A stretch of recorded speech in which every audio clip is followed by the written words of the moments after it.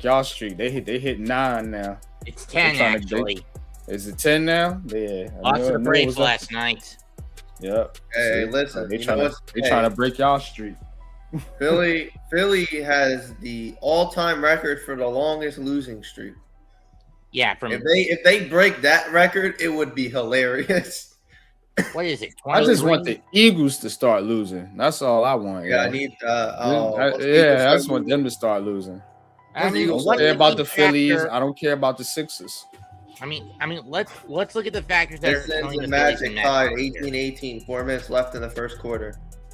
I mean, look at the factors that killed the Phillies and Mets this year. For the Phillies, it's an aging core. For the Mets, it's a depleted core because you have a jerk as a GM and a halfwit as a manager.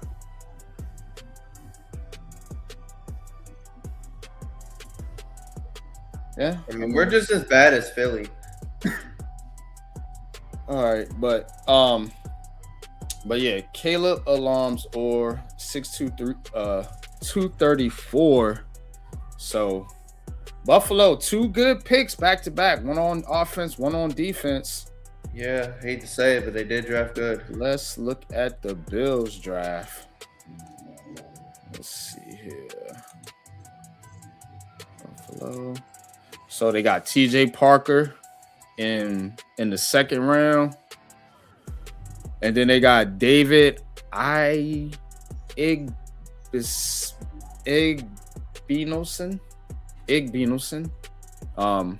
Drew Browry, Skylar Bell, and then Caleb Alums also. So they had a pretty good draft too. Getting some talent over there in Buffalo, especially on defense, because you know what's on offense. You know what they're gonna do over there. Yeah, I know. They got Cook. Got to play them 2 times a year. They got Allen, and whatever receivers is out there. So Allen, whoever he throws to. Yeah, whoever's out there. Skylar Bell. Yeah, whoever. It could be a traffic cone. Dawson Knox. Yeah. 15-yard reception. Carver Williams. Defensive tackle, Washington to San Francisco. Carver Willis. Carver Willis. Okay. Not bad.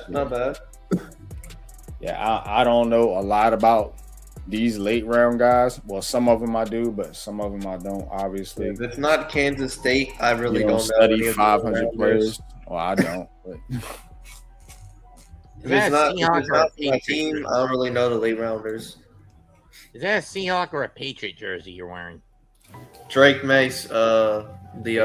He's a jersey. His name's Boston X. This is his Boston. Yeah, the released.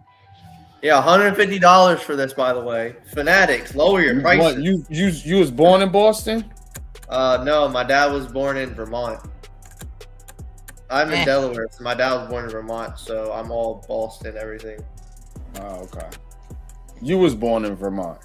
No, I was born in Delaware. He was born in Vermont. Oh, okay. Bengals. So you just grew up in grew up as a Patriots fan. Boston, yeah. Everything. Which I'm glad because I do not want to be any Philly fan. Can agree with that. My family fan base is still dysfunctional. It's crazy. Okay. Connor Lew, center from Auburn to the Bengals. Okay. My mom's a Cowboys fan, which that doesn't make sense. My stepbrother and stepsisters are Eagles fans. My other stepbrother's a Cowboys fan. My sister's a Washington fan. Panthers do not trade back on this one. It's crazy. They all over the place, yeah. My sister's favorite player is RG3. That's why she loves Washington. He would have been great, not for the injuries. I bought her beanie. The same thing for Jay. Made the playoffs. I bought her. We don't know that yet. Washington logo. The original one, the Washington football team. Yeah, Connor Lew, center though. The Bengals do need the help on the offensive line. Not a bad pick. Yeah, they need it. So far, Carolina's gotten a pair of tackles, one for each side, and a wideout. And if I was everyone underneath that stage, I'd cram towards it as soon as possible. It's probably raining right now in Pittsburgh. Yeah, the Jets have had a hell of a draft, Jay. Yeah, I ain't gonna lie to you. The Jets have had I'm gonna do a video on the Jets draft. Y'all look out for that on Unpopular Opinion Sports. But yeah, the Jets draft has been pretty good. They might have had the best draft like in the entire league, honestly. Yeah, I wouldn't give them that much credit. Okay, it's the Jets. True. Draft wise, though, I mean they now on the Draft field. wise, it has been good. On the field, I'm not gonna give them no credit. On the field, I'm hating. I'm hating forever. But in the draft, they how cute! Pretty good. They did draft a underrated quarterback. With pick 129, the Carolina Panthers defense. select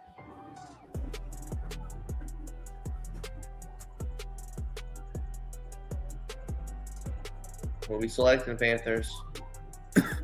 Let's see. Will Lee III, cornerback, Texas A&M. Yeah. He was on my list. Good corner. Tall. 6'2", 189. You know, you gotta match up. The Panthers going big. The Panthers are getting big physical players. You see, they drafted Caleb Douglas, big tall receiver out of Tennessee. No, not Tennessee. Was it? Did Did Caleb Douglas go to Carolina, or was it Brazil? It was Brazil, wasn't it? Brazil that went to It was Carolina. Brazil, yeah. Yup. Caleb Douglas from. That's a good pick for Carolina. Second pick. I wanted the Giants to get him.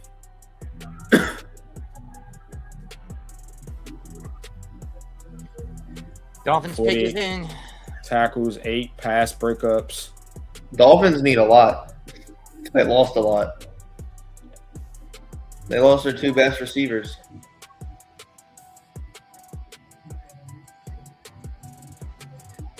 Yeah, Tyreek Hill to injury. Jaylen Waddle to a trade to the Broncos. Which I did not expect ever.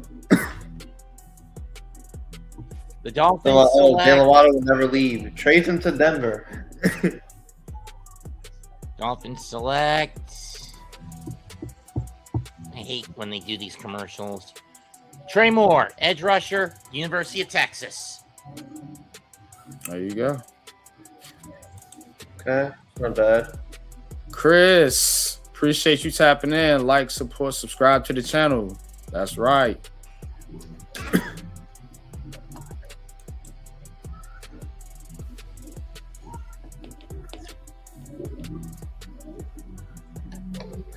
Good pickup for Miami. They need a good edge rusher. 47 tackles, 3 sacks, 5 tackles a loss, 20 pressures last year for the Longhorns. We're almost at the 5th round, aka my 1 pick. My 1 pick in the 5th round.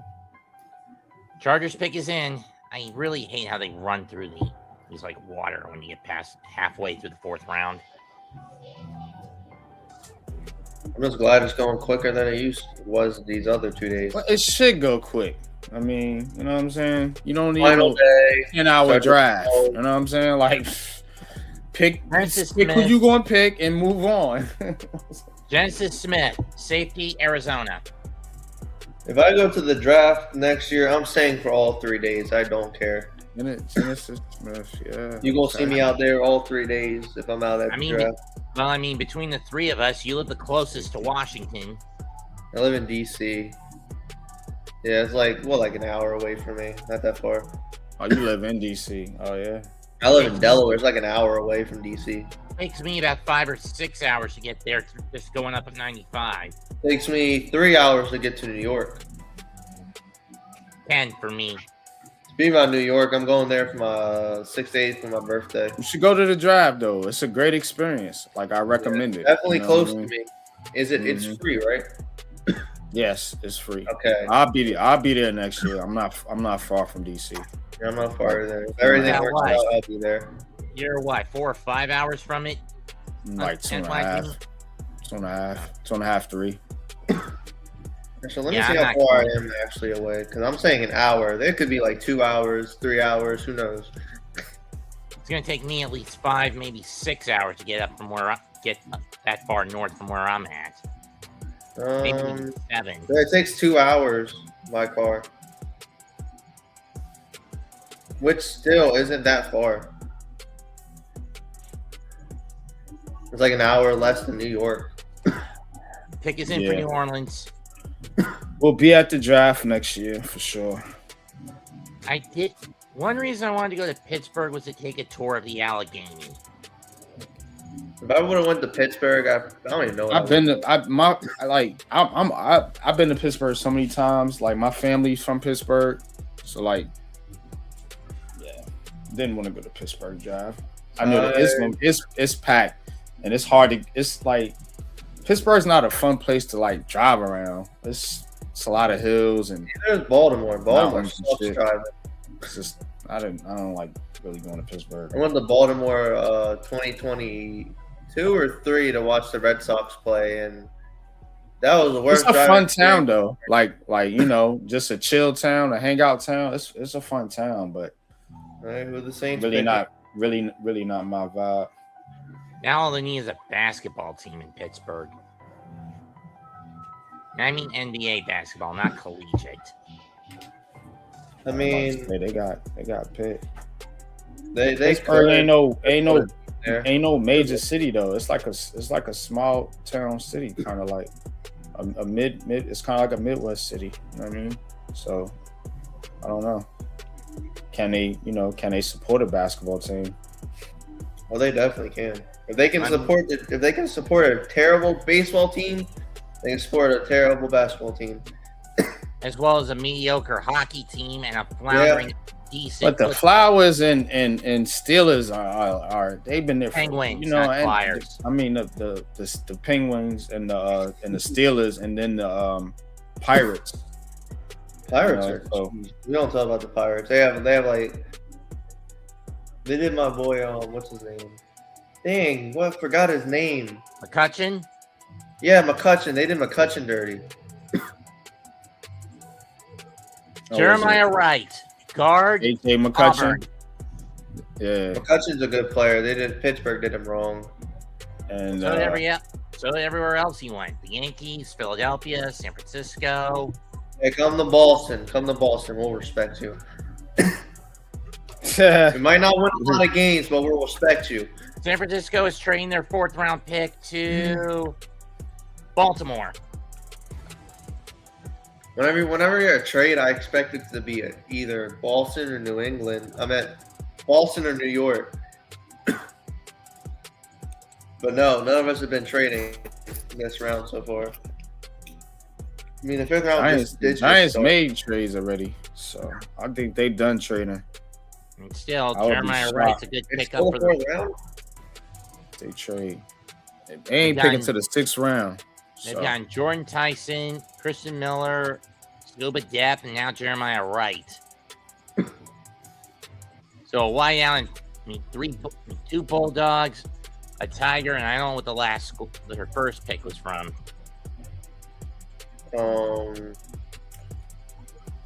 right, let's see. So yep, Ravens are on the clock. Oh, 8 picks on day 3 for the Ravens. Sheesh. Well, they just traded probably a couple of them.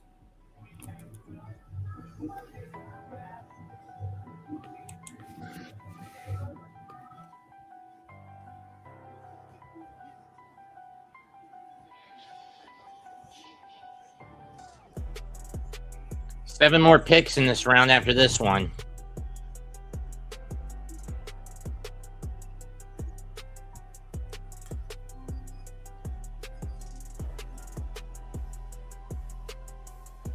And of course, a Raven fan getting booed out of out of the damn building.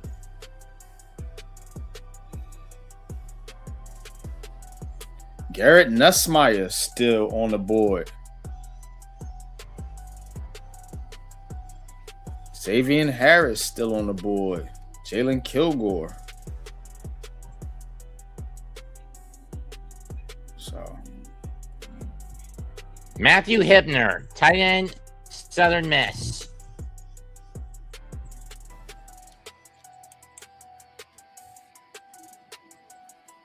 huh? 6'4", 251 out of SMU. Or is it Southern Missouri? SMU. That's what it says right there. Matthew Hibner from SMU.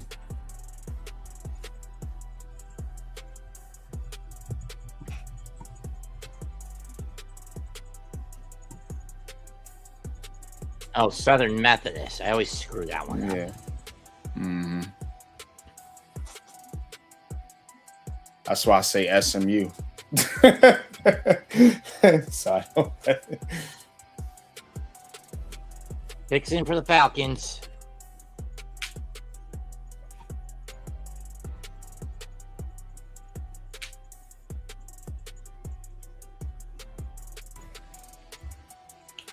Giants' next Nice pick is inline type.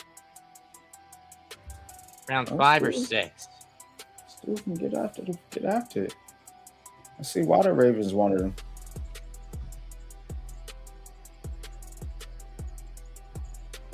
It's a good pick. Our last 3 picks aren't until round 6. 6 year. So you got a whole nother round. They said the Giants are gonna pick to about 4 o'clock.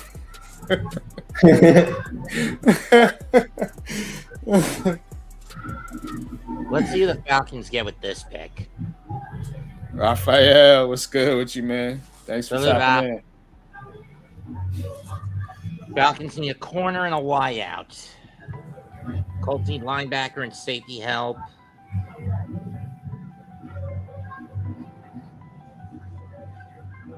Will be Demetrius Crownover, Keith Abney, Xavier Harris, Jalen Kilgore, or Sam Heck that gets picked by Atlanta. I don't know. What do they? Oh, they need what? Wide receiver, And a cornerback. cornerback. Let's see. Say go Abney. Keith Abney.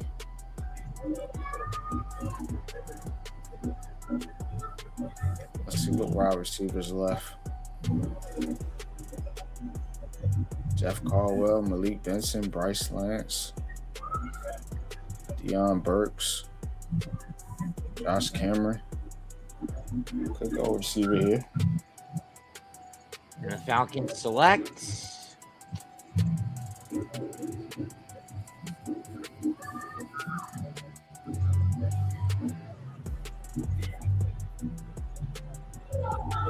Kendall Daniels, linebacker, Oklahoma. Oh, okay, so they went linebacker.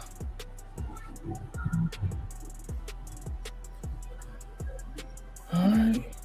Tally Rand, what's good? Yeah, Giants have 3 picks in the 6th round, 5th, 11th, and 12th.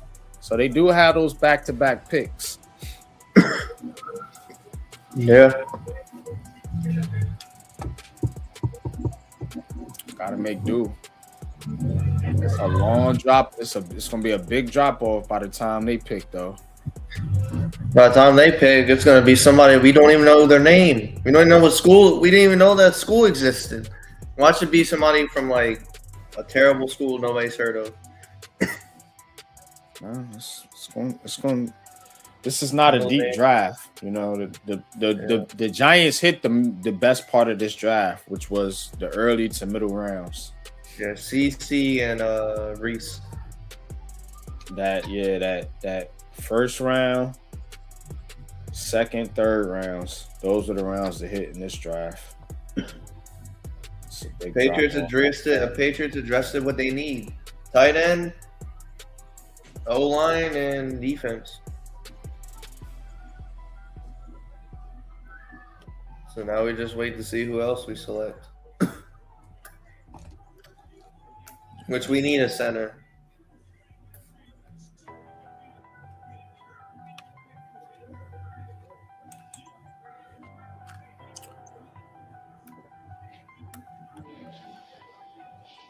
So some linebackers, Cal Lewis, Harold Perkins Parker's Jr. still there.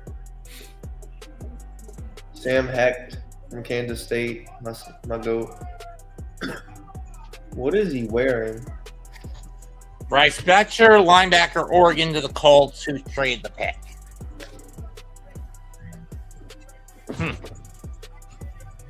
Say what? They picked and traded it? No, whoever had the pick originally traded to the Colts, and they got Bechter. Oh.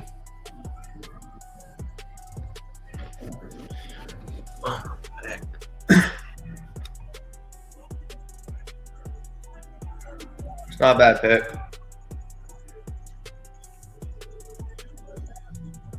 I want to know who's going to be Mr. Irrelevant.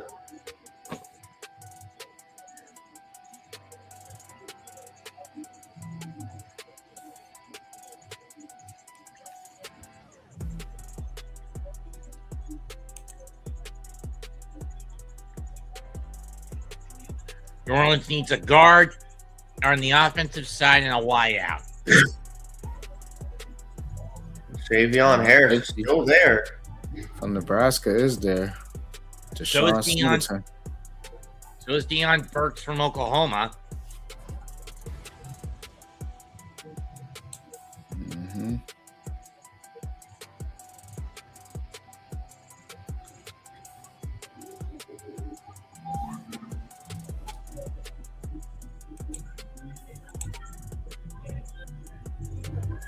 Wait, do I think I have a cavity?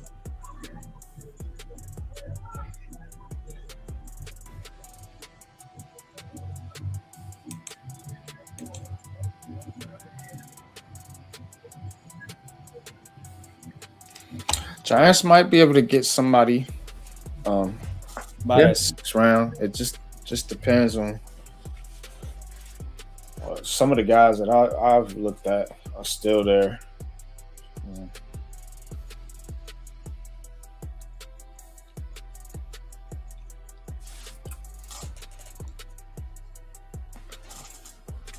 Day 3 NFL draft. Appreciate y'all for tapping in.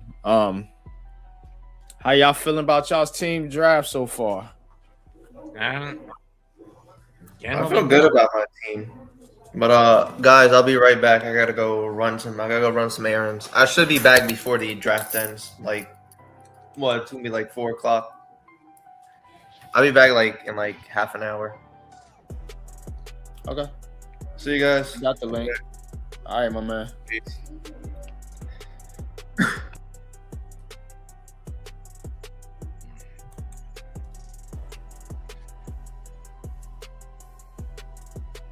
Yeah, still some pretty decent players out there, so we'll see.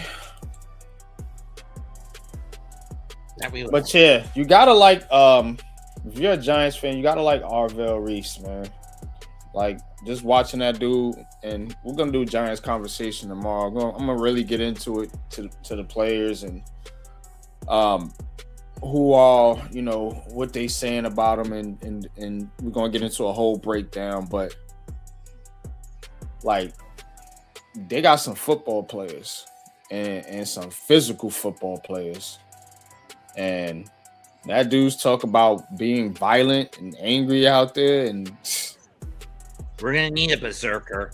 Yeah, he is one. So I mean, you put that dude anywhere, he gonna get after it, and he could stop the run. So gotta like that pick.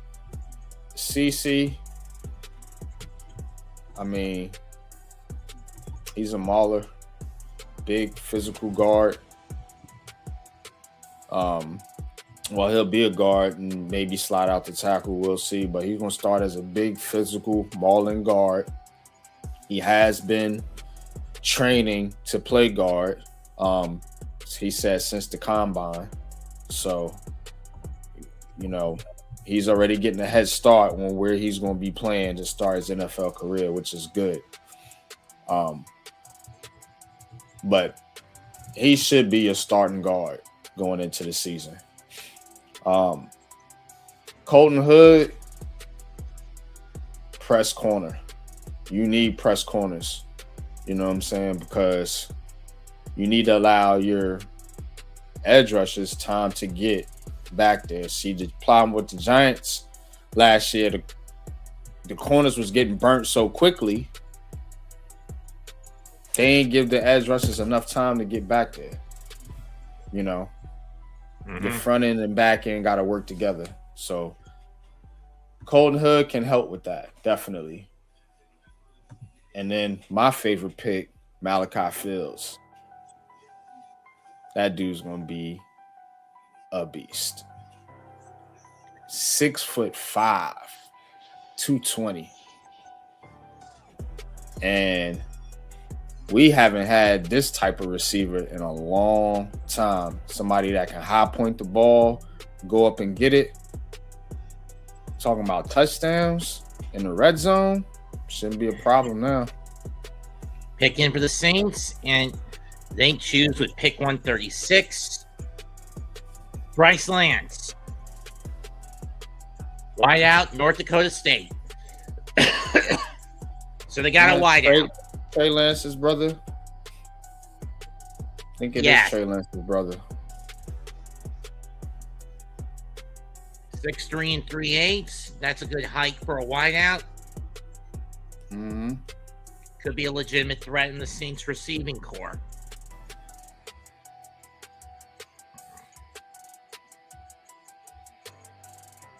But he got look who's up next, the Cowboys.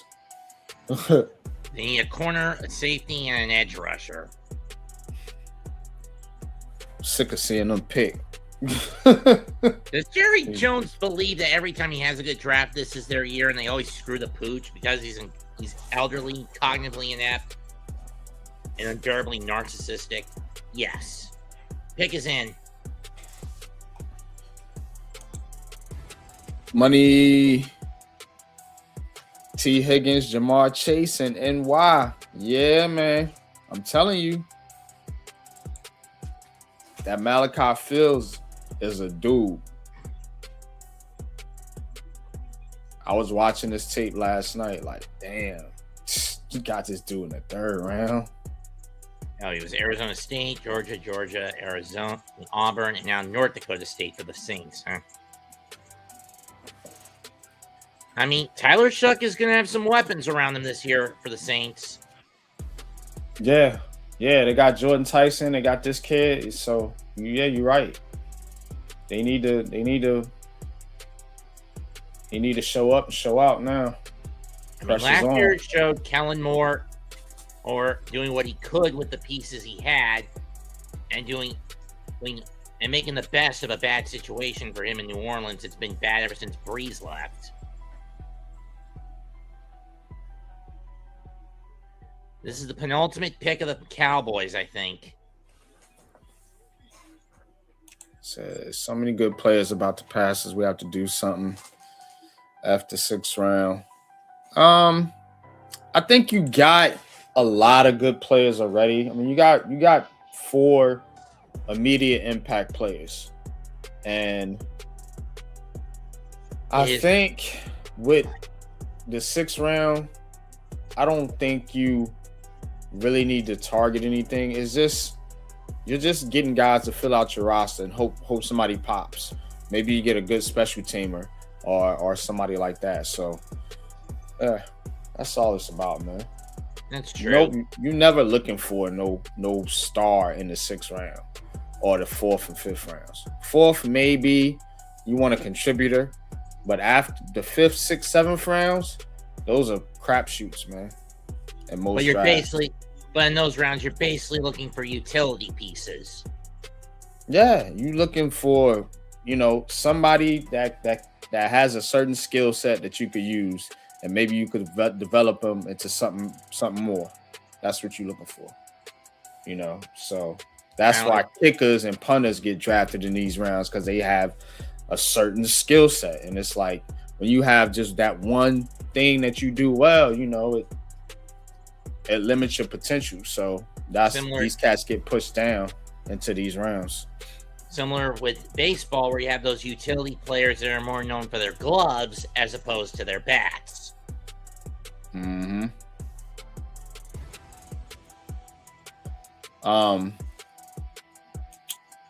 I mean, yeah, his competition right now, that is Malachi Fields. His competition right now is Darius Slayton and Darnell Mooney. So,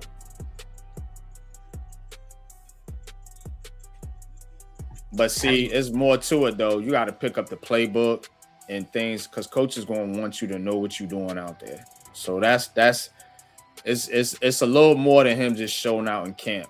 Like, he's got to be ready to go out there and face NFL caliber cornerbacks. In my view, it's less so. His competition is less so Mooney and more so Slayton, since Mooney gets hurt a lot.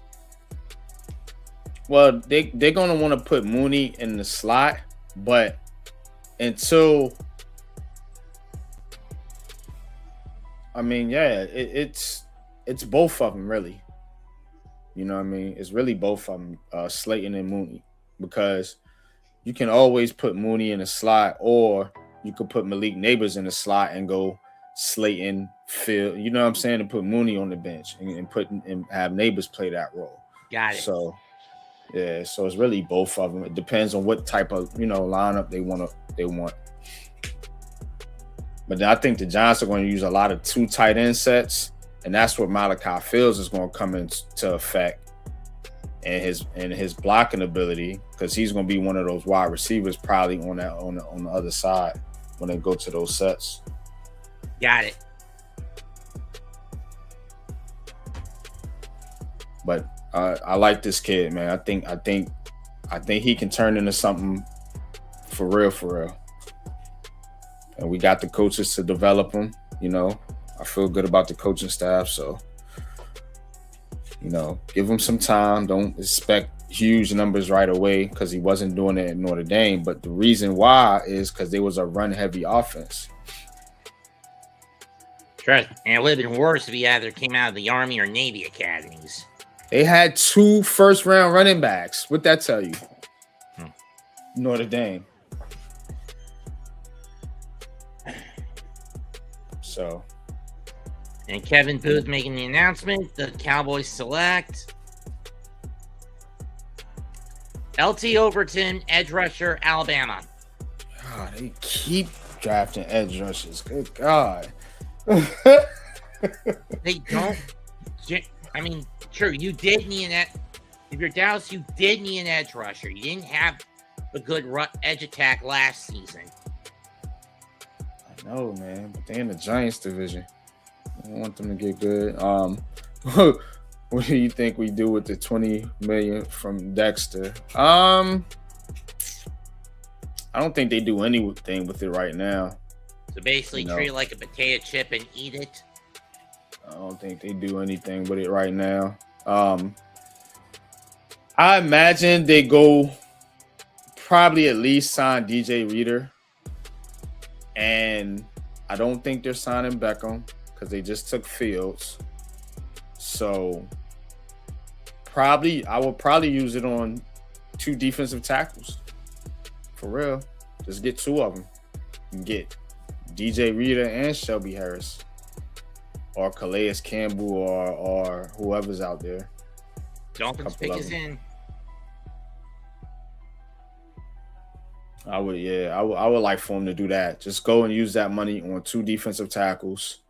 You know, sign your free agent, your draft class, and go out and get 2 veterans to play on a defensive line to help out. Because you got the linebackers now. You ain't got to worry about that position now. It's covered. You just look for D linemen, D tackles. And the Dolphins select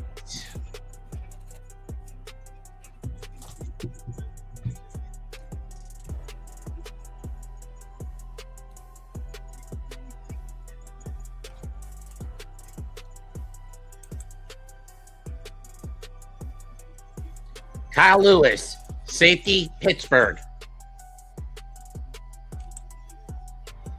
Good pick. Good pick.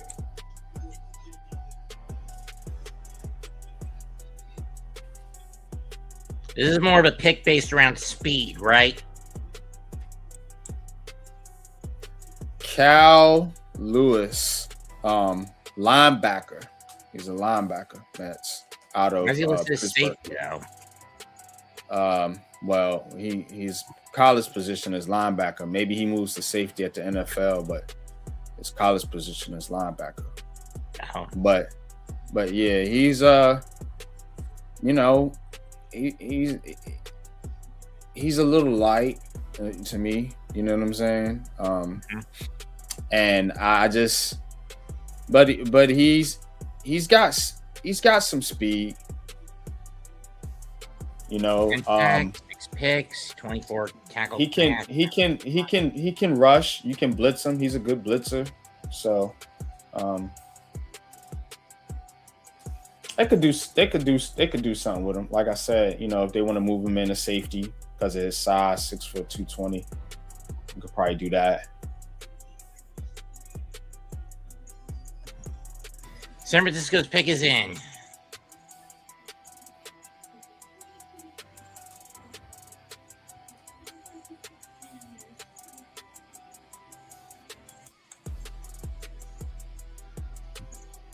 Ephesians Price, cornerback, Washington. Big physical corner. Yeah, I like it. 6'3", 196. I did look at his film. Yup, San Francisco, man. They've been loading up too.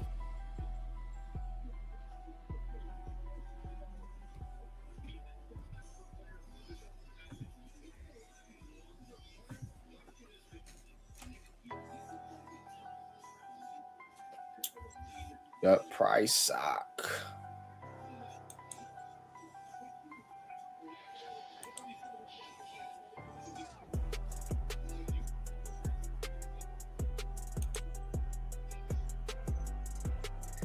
Cincinnati's next pick is in.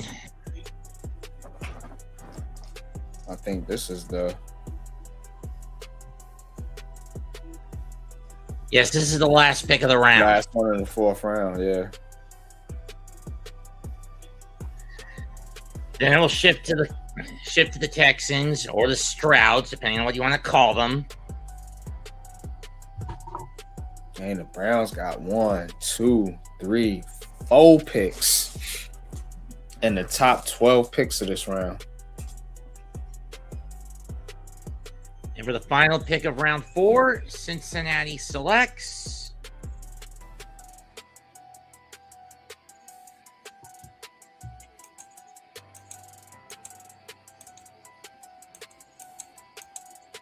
You know what I'll find incredibly stupid is if Goodell actually has a regular season game played in Tokyo. I am not getting up to do a live call of that. Shit. Or staying up until 2 in the morning to watch it. They choose Kobe Young, wideout, Georgia. Kobe Young, wide out Georgia, 6'5", 218.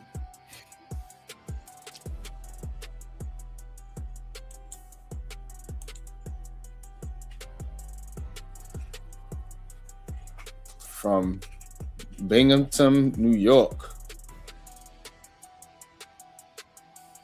That's about what? 30 miles south of Buffalo?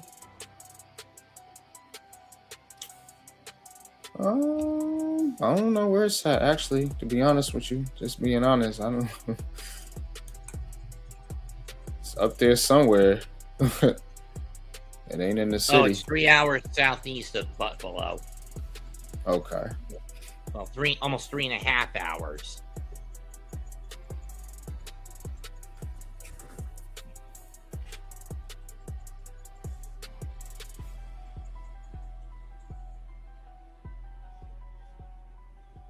Yeah, this kid's a bit of a project.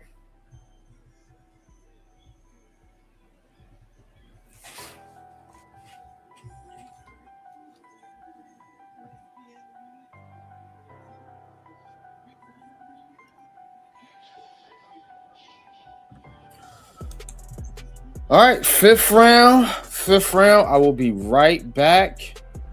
Y'all, with anyone? Let's see.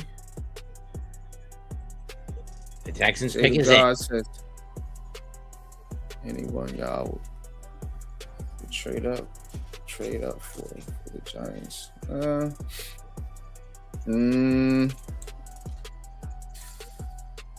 Let's see. Best available. I mean, if they want a defensive tackle, if they really want a defensive tackle, the best on the board right now is probably Xavier Harris, the 6'8", 320 dude out of Ole Miss. Huge dude. And he's going to get some attention. You know what I mean? You got to develop him, but you know, he did line up at multiple spots on Ole Miss's front. So that's somebody to look at right there. That would probably be the one guy if you know, if he drops and you think you can get him, maybe you make a trade and get a young piece in the middle, get another young piece on your D line and sign DJ Reader. So if they want to do that, that would be cool. But there's other defensive tackles they can target too. So they may not want to trade up for them. They may just want to, you know, just stick and pick, as they say. Texans select Kamari Ramsey, linebacker, USC. Kamari Ramsey's a safety. Oh, safety, excuse me. But that's who I would go after. Jada God. I would just go after a guy like Xavier Harris, because that size is, you see what I'm saying? That's rare. That's something that you can't teach. True. So if you can get that on your team and you believe in your coaches that can develop that type of physical human being, then you got yourself a gem. So, but do you want to trade more picks to get somebody like that, a developmental project? I don't know. Fernando Carmona of Arkansas to the Titans.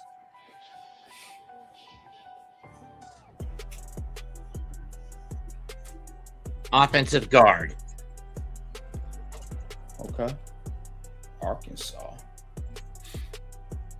Yeah, he's a monster, Jada God. Yeah. I'm surprised he's still here. Look at this is ESPN. Now, me and Pat, we did our own rankings, but even ESPN has him 5th, position ranked 5th. Overall, he's the 63rd prospect, and we're at pick. What pick is this, Mets? 5th round, 3rd pick, 143. We're at pick 143. So picks in for Arizona. You see what I'm saying? So I don't know why he's still here, but something's going on. Maybe someone spotted an injury issue of his. I don't know. Injury, could be legal stuff. You know how that go. I don't know.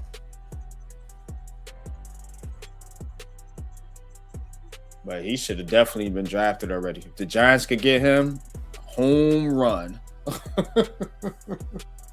In the 6th, home run. Jets are already out of picks, right? Who? The Jets? Nah, the Jets been cooking, boy. Who the Jets? Let me see. The Jets still got. Well, they got the 18th pick 199, round 6. Yeah, they got 3 more picks, 6 and 2 7ths.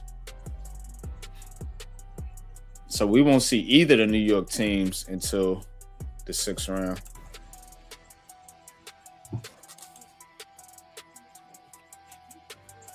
Yeah.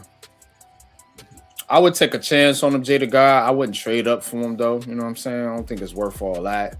But if he's there, maybe like a small trade up, say he gets like 3 or 4 picks ahead of you and you want to just take one of them other 6 and do it, or maybe give up a 7th next year, something small, maybe. But honestly, I wouldn't do it. And there's other cats that you could target at D tackle. You got Demonte Capehart. I think he's still out there. Dante Coleon. I think he's still out there. Who else? Nick Barnett, Tim Keenan. Yeah, got a couple cats out there still left.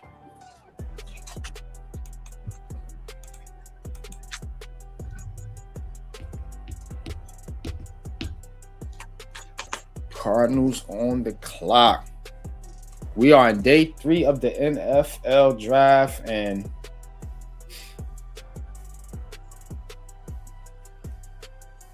you know, Pittsburgh said it was record breaking out there in Pittsburgh, man. So I would recommend if you are a real sports fan and you really love sports, go check out one of these NFL drafts. It's fun. It's a hell of an experience.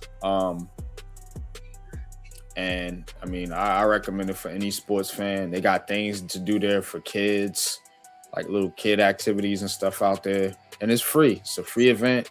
And they travel every year. They go to a different city every year. So if it comes near your city, why not take a ride and check it out? I've been to 2. Going to my 3rd one next year in DC. Which 2 did you go to? Went to Kansas City and Detroit.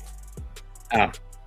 Missed Green Bay and Pittsburgh, which those are 2 cold ass cities anyway. Especially Green Bay. I'm hoping the 28 one comes to Charlotte. It'll come down to Charlotte sooner or later. I mean, it came in. I'll be at that one too, because that ain't far from me. It's a 3-hour ride, 4-hour ride.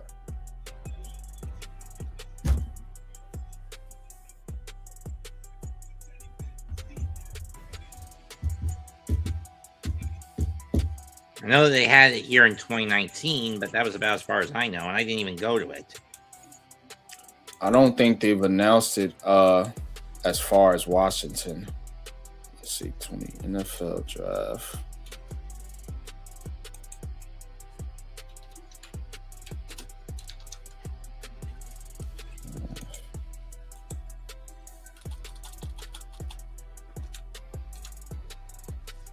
Which locations? Yeah, they don't have anything as far as DC for 27.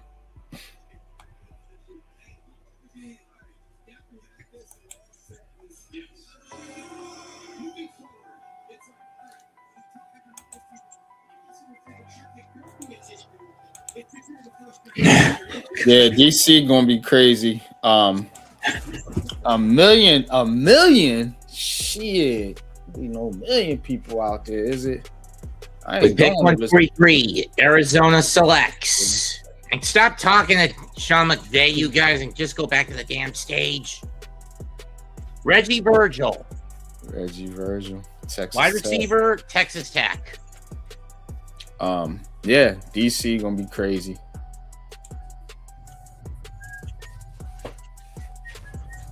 But shit, I can go to DC for real, and go back home. I ain't even got to stay up there if I don't want to.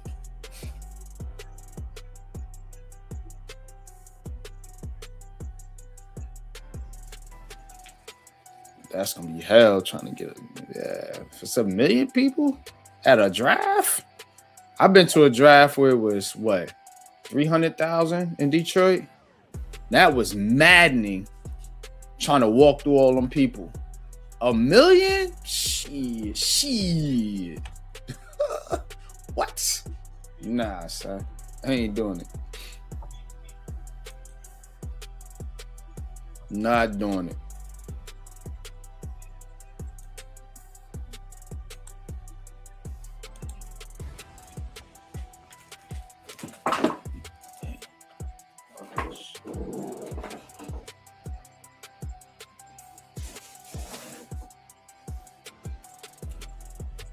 Pick is in for Carolina. Let's see what we got, boys. Let's see if it's one that'll let them keep pounding. I'll be right back.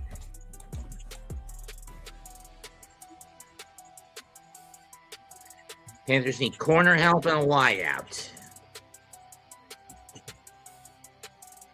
And with pick 144, the defending NFC South Division champion Carolina Panthers select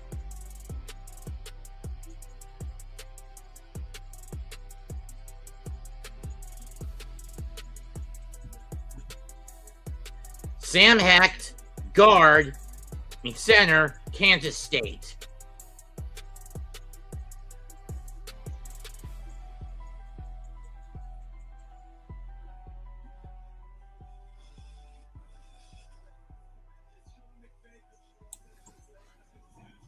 Interesting.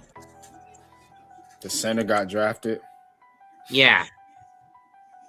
Carolina's got him. No penalty, which I find odd when you consider that the center position was fairly squeaky clean for Carolina last year. No penalties. Why not add to it? Why not get somebody, you see what I'm saying? Developmental. You got to keep adding. You can't just be settled and say, all right, we good here. We don't need nobody else. Chargers pick is in. This is pick 145.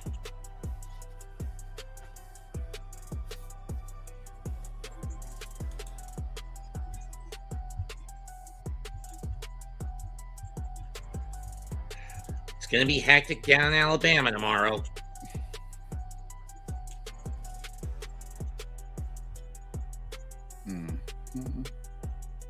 NASCAR race.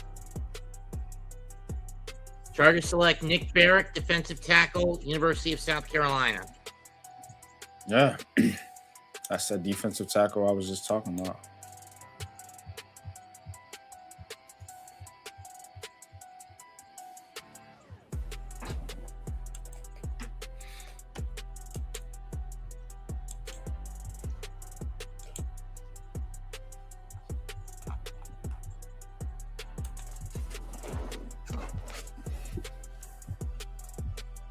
Oh, they shocked because Garrett Nussmeier ain't been drafted yet.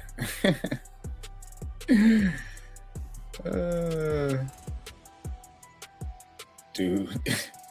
Deion Burks, Zeke Wheatley, Xavier Harris, Keith Abbey, Jay Kilgore, the best available options that still haven't been drafted yet.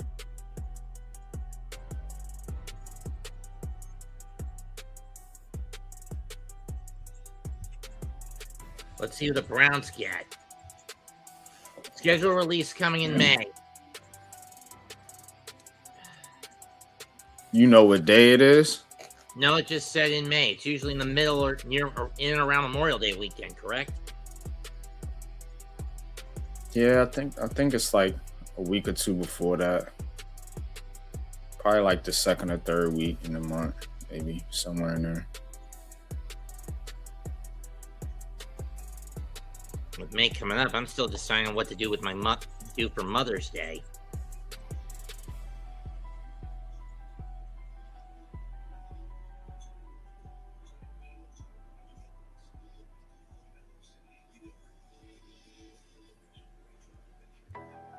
I paid for my mom's birthday dinner last month. Say what, Mets? Trying to decide what to do for Mother's Day with my mother. No, better do something nice for her. I mean, for her birthday, I paid for a birthday meal at a Greek restaurant not far from the house. Okay, that's nice.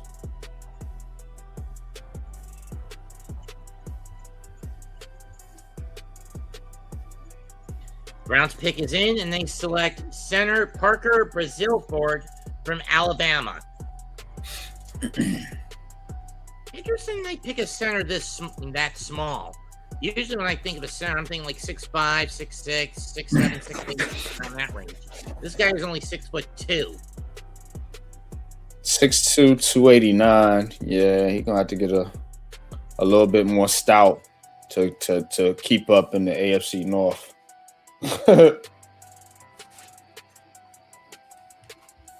I want to sit in at least over 3 and some change. You know what I'm saying? Commanders need a wideout. Pat, what's good? Yep, Pat. Xavier Harris is still on the board. So it's Somehow. Jalen Singer, Kilgore. I don't know if he got a something going on with him, an injury or some legal trouble or something. I don't know. I don't know why he's still there. He's the 5th rated prospect. He was the 5th rated prospect on our board in our rankings as far as defensive tackles is concerned. You know, as far as, you know, getting him as a late round, you know, mid round, but still here. The Giants might get him. Never know. Got a long way to go, though. Got a long way to go. I never heard of Baby Bell hot dip. But yeah, Harris is still there. Capehart is still there. Nick Barrett just got drafted. Tim Keenan is still there. Dante Corleone is still there. So, but the pool is drying out. Pick is in 147.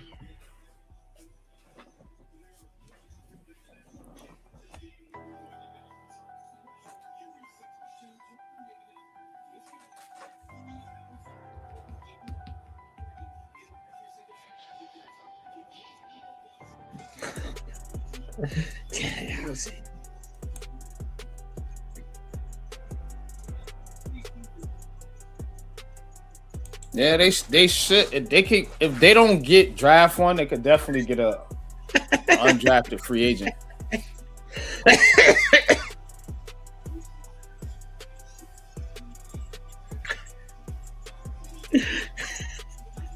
It's a run on centers.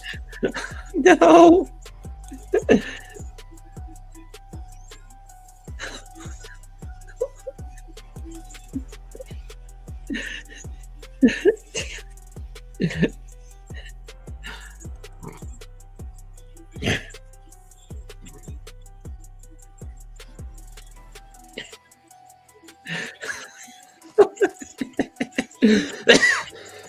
Oh no. Okay, so Washington selects. got a trade here to report. The Saints are trading for Raiders pass rusher Tyree Wilson. It says they explored the trade with the Giants for Kayvon Thibodeau. That fell through. They pivoted to Tyree Wilson of the Raiders. Interesting. So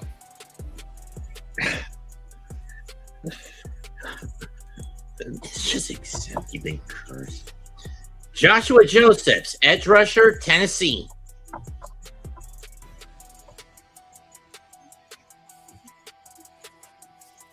Needed the Commanders. So they traded him for a 5th. So the Raiders get a 5th, and they send Tyree Wilson and a 7th to the Saints. So I guess that's what they were willing to pay for Kayvon Thibodeau. I don't know. And that's the penultimate pick. Like, nah. And that would be the penultimate pick of the round going to the Raiders. Yeah, that threw me off too. Never heard him laugh. What, me laughing? Yeah, you.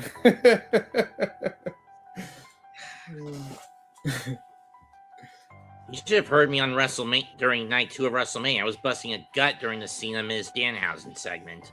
Oh my god. Yeah. Yeah, Pat. The Giants wasn't going to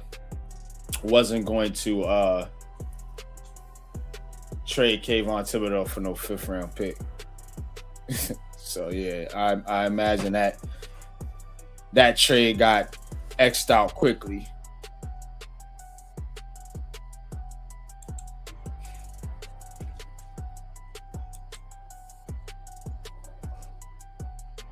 So Seahawks are on the clock. Pick is in.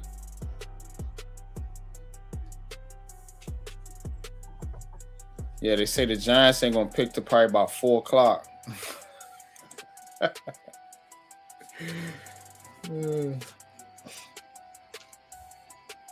Yeah, and it wasn't nobody shopping, wasn't nobody offering no second. We thought all they could get was some people thought all they could get was a second for Dexter Lawrence. So imagine teams was offering them for Kayvon Thibodeau. Well, 4th, 5th. Giants was like, nah, we'll keep him. Yeah, I'm gonna keep him too. Giving you a 10-sack pass rusher for no goddamn 5th round pick. Crazy as hell.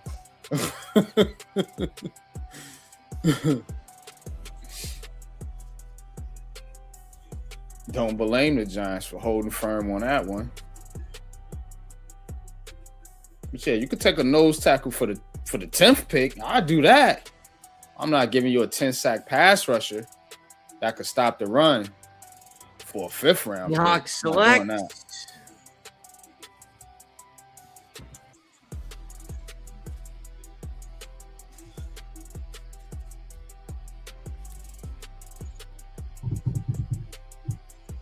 Yeah, they thought it was the old Giants. You're right. They thought they could hoodoo. Hey, Mr. Gettleman. This isn't Gettleman. Oh, sorry, Joe Shane. Sorry, John.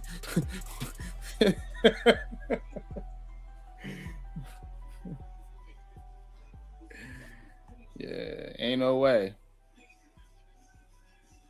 Giants driving a hard bargain these days.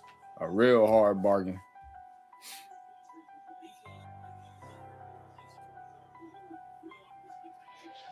Yeah, he went for a 5th. Yeah. Right. That's why the Giants was like, Bo Stevens, guard, Iowa. Ooh, good pick for the Seahawks. That's a good stash pick. They can develop on the offensive line. Was on the list of fits for the Giants. Go watch the video. Popular Opinion Sports top 5 offensive guard fits. Did offensive guards, wide receivers, and defensive tackles. And they tried to get one of the defensive tackles, but they got, which was our number 1 rated defensive tackle, Cade McDonald, who got took by the Texans. Yeah, they can actually develop him, that Bo Stevens kid. And, you know, you go into a championship organization,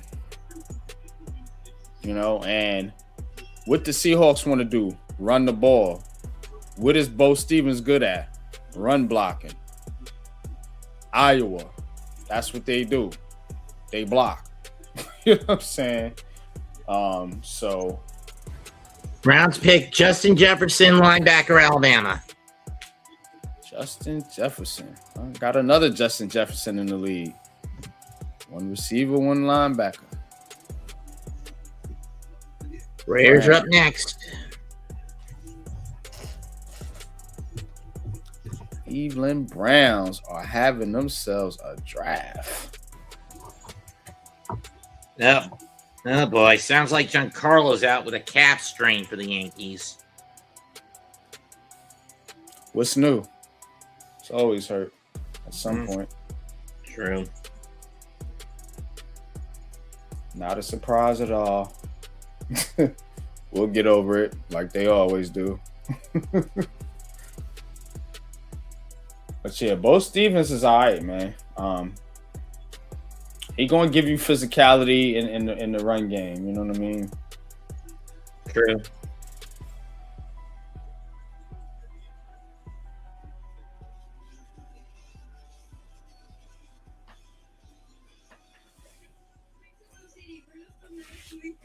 Raiders pick is in.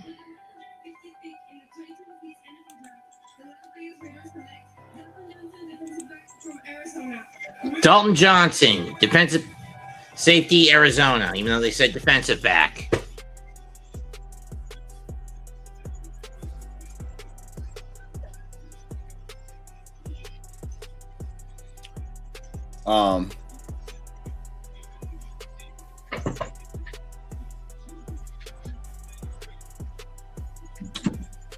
There's still some players out there, man. The Giants has got a long wait. So I'm gonna show y'all the best available.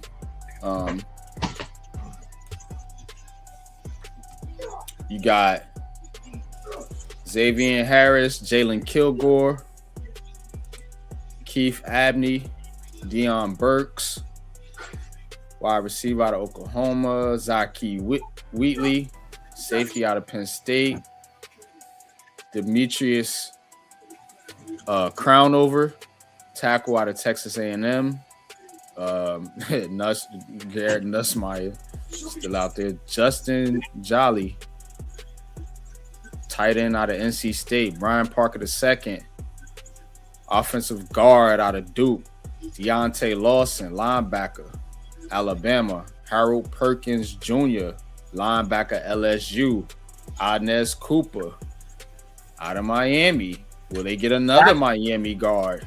Zaki Wheatley, Penn State to the Panthers. Oh, there he's off the board. So take him off of there, the safety.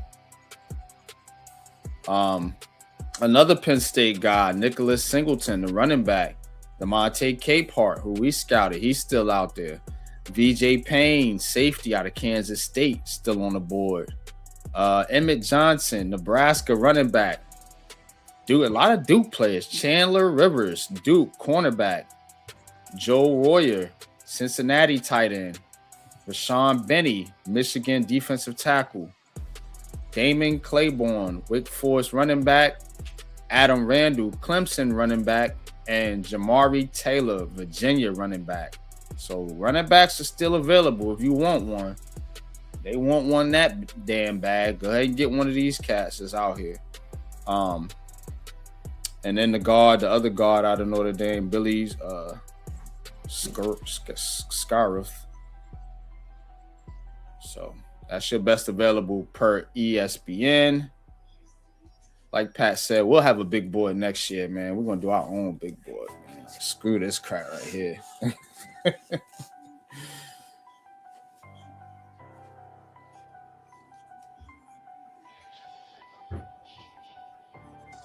Yeah, Harold Perkins. Perkins is still out there. Yeah, he was a name, you know, that I was hearing about too. Y'all right on point. Jada God, Pat. And he's dropped. He has dropped. Broncos choose Justin Jolly, tight end, North Carolina State.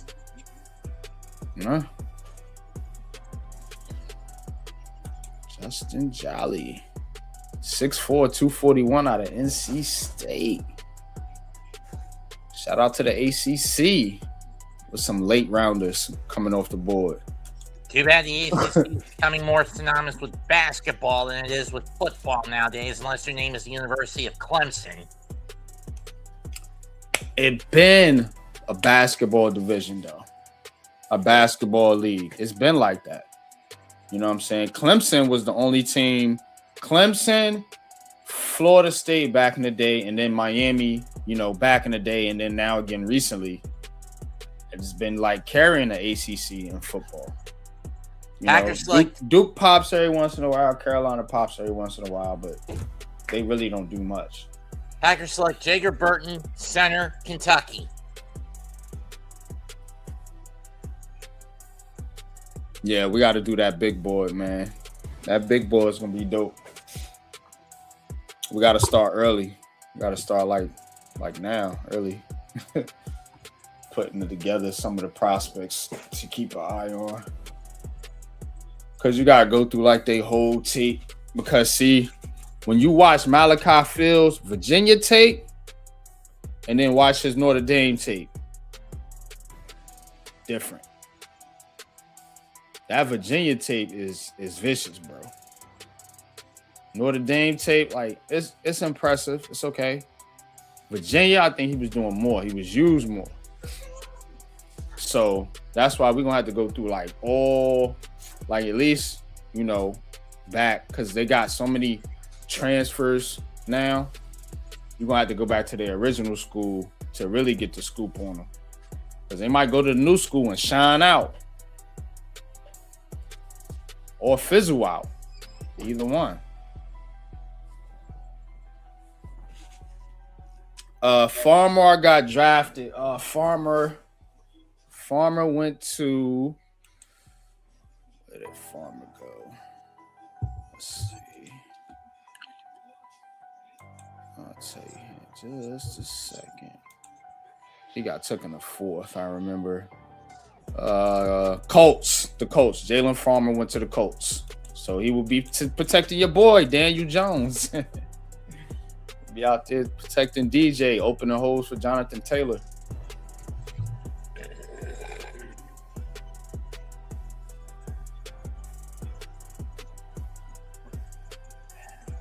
I mean, Carolina getting Wheatley is a good option. Carolina's having a good draft, too. I like what Carolina's doing down there. There was my sleeper pick last year. To win the South, to win the South last year? As a team to be most improved. I didn't have them winning the South. I didn't go that bold, but I did have them like being a much better team. I think I had them like 7, 8 wins, maybe. Well, you got it right with 8. Mm-hmm. You just didn't expect them to win the division. Nah, not at all. I expect them to be a playoff team.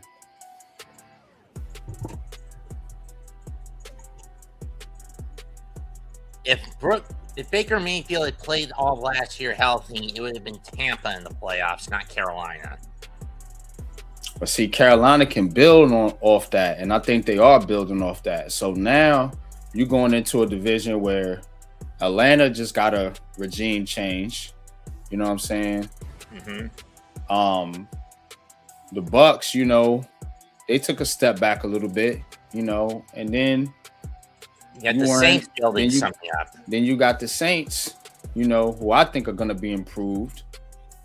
So, again, but you should be on par with the Saints because y'all kind of at the same tier, almost. So, I think Carolina can definitely compete in that division this year as far as winning it. They got talent over there now. 49ers select Jane Duggar, linebacker, Louisiana. Someone from the Sun Belt. Sun Belt. Oh, Jaden Duggar. Yeah, 6'5", 239, linebacker. Yeah, 49ers will know what to do with him.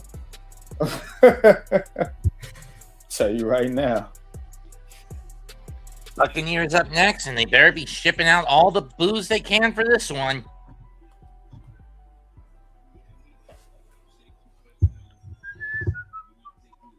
Oh, that's LaFleur, Cardinals coach. I hate the Cardinals drive. And the Buccaneers choose DeMonte Capehart, defensive tackle. Oh, man. Damn. Why the Bucks taking all the dang on defense tackles, man? Damn, Tampa.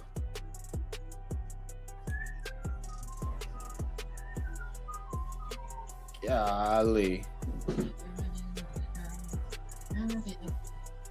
That's one off the board. 6'5", 313. Cape Hart, yeah. Hey, he should have went earlier. Like second or third round. Yeah, that's what I was thinking. Colts pick is in.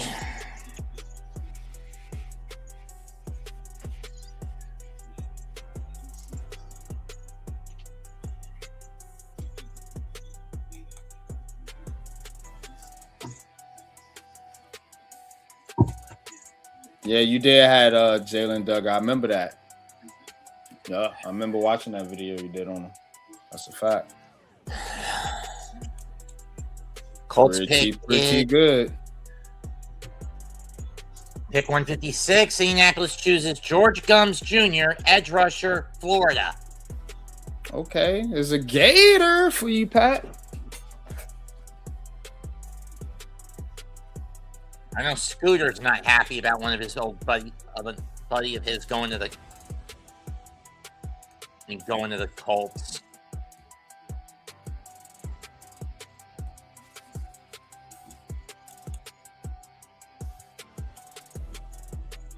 Yeah, that defensive tackle pool, I don't think it's going to be many left by the time the Giants come back around, bro. Like,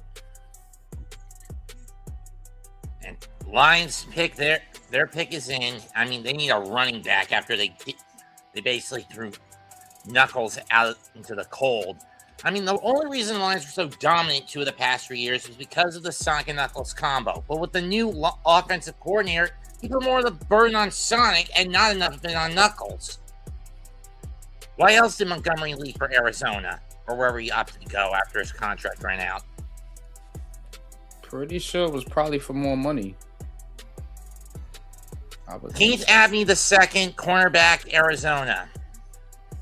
To the Lions. Because if you're Detroit, you going to pay 2 running backs? Nah. You're going to pay Gibbs, the one you took in the first round.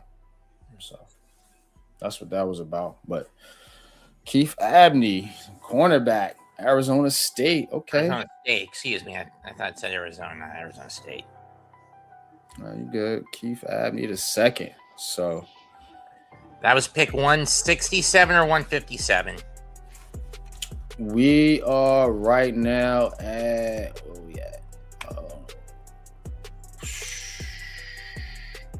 158 now. With the Dolphins. And they're that picking was 157. Yeah.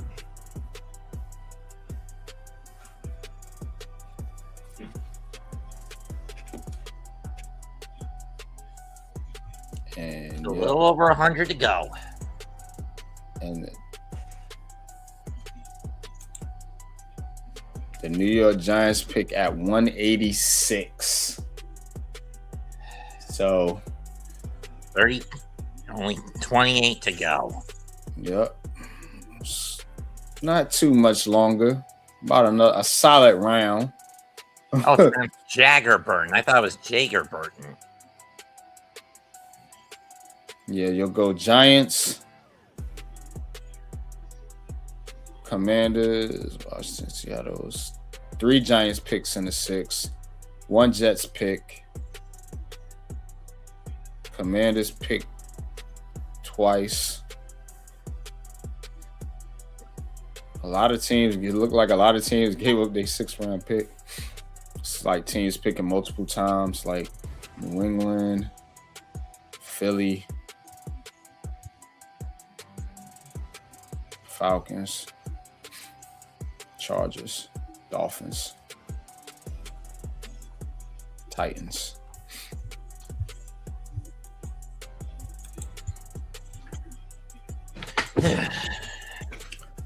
Man, I hope they go with the dang on defensive tackle, man. Alfred, man, I really do, man. I hope they finally address that position. At least get some depth there. You know what I mean? I ain't looking for nobody to replace Dexter Lawrence. I'm just looking for good depth. That's it.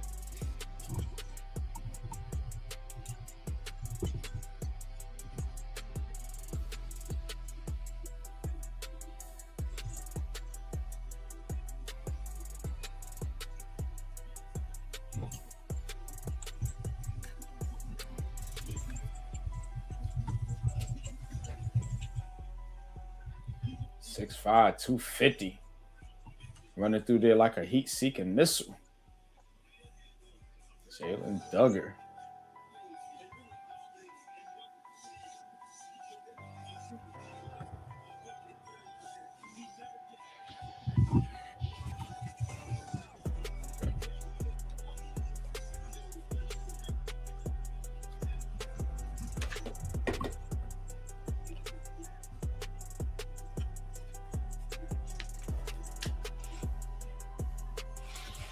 There's K-Parts highlights. That's what I'm trying to tell you, bro. Another Clemson guy. You want a defensive tackle? Go to Clemson.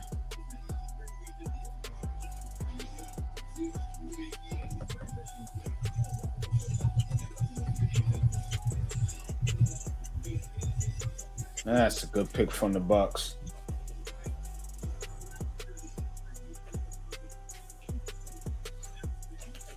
Vikings on the clock.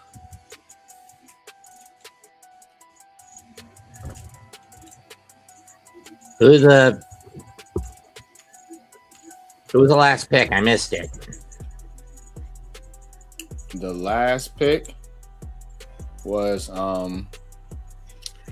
Michael Toffee, safety out of Texas. Okay. This was one of the picks Minnesota got from Carolina.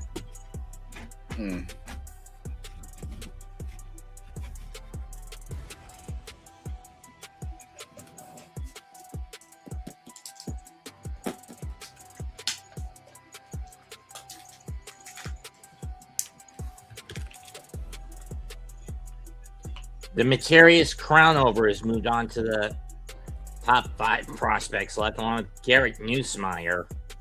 Yeah, that's my no. Yeah, good for him.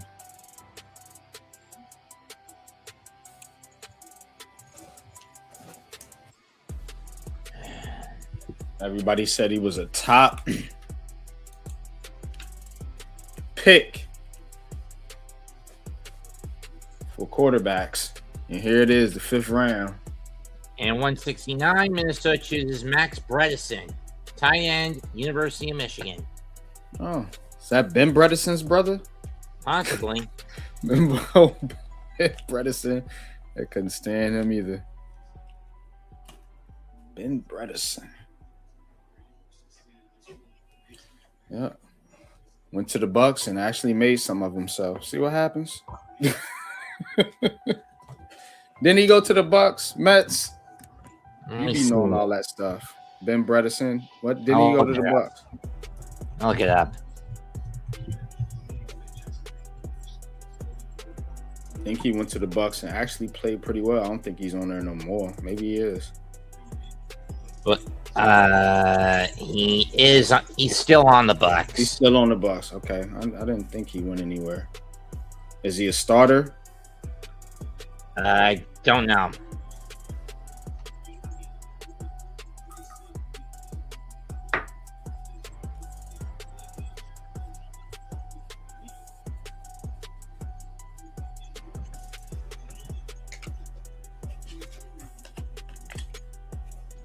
Yeah, I went back and watched a little bit more of Colton Hood, and I think he is going to be a tone setter, because like these other guys haven't bought into Harbaugh's program. They're still, working through things.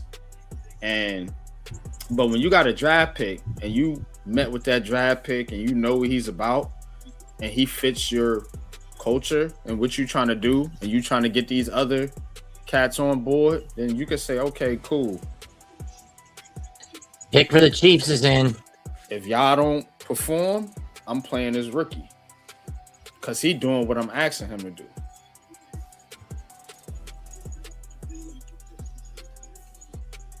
What do you think of how Kansas City is drafted so far? Pittsburgh trades pick to the Chiefs. Let's see the Chiefs picks. Kansas City. All right. So, Minnesota Lane. They got Peter Woods, Mason Thomas, a good edge rusher, and Jaden Kennedy. Yeah, I like it. Because they're addressing their defense heavily. So that's telling me Kansas City about to change their identity. They're going to be more a heavy defensive team in the future. Yeah, because they put too much heavy emphasis on the offense during their little dynasty run. Right. And now that offense is getting old, the people getting hurt, about to retire. So you need to start being more of a defensive team. It's smart. I like their draft. Heavyweight champ. Woo! What's good with you, man? Thanks for tapping in.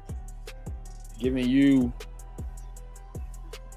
the boring part of the draft, the 4th through 7th rounds, man. But it's been some pretty good prospects coming out on the board. Giants fans, the Giants have not had a pick yet. So when they do, we will announce it. We will talk about it. Same is true for you Jet fans. Got y'all. Pick 160 I got the New York teams today. Was Billy Sacruth, guard, Notre Dame. Sacruth. Okay, there he is. Yeah, big old guard. He got some stuff to work on, but he's a big guy, big powerful guy. I'm guessing hand control is probably one of his biggest weaknesses. Yeah. Hand placement, definitely.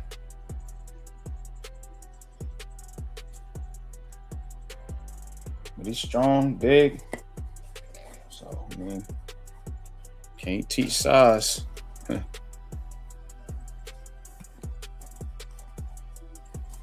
Chiefs missed the playoffs for the first time last year since 2014 and was their most losses since 2012 when they finished 2-14.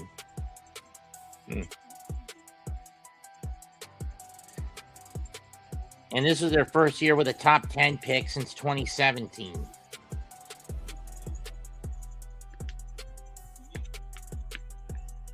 Being an edge, a wideout, a tight end, offensive lineman, a defensive tackle, and a cornerback. There are a lot of needs for this Chiefs squad this year. And with what happened last year, Andy Reid knows full well he's once again under the gun. Shit, Andy Reid under no gun. That man that won how many Super Bowls for the Chiefs? Boston. Yo, yeah, he's not under the gun. The problem with the Chiefs is like I said, they've been relying too much on that offense, and that, you know what I mean. You gotta be more of a balanced team. So they also need to be more of a running team. That's why I don't think they're going crazy. Everybody talking about Chiefs going to get wide receivers. That's the old Chiefs. This Chiefs team, I guarantee you, they're going to run the ball more. And they're going to play defense and try to keep Mahomes on the field and extend his career. Because if he keep running around getting knocked upside his head like that, because they want to play this high-flying offensive style, then he ain't going to be around for long. So they know that. That's why they're going to run the ball and play good defense. So who did the Chiefs get with pick 161? Or unless they the Patriots have not selected yet, so I did not miss anything. Or did they trade to Buffalo? I don't know. Oh, I'm at pace. Let me get a refresh.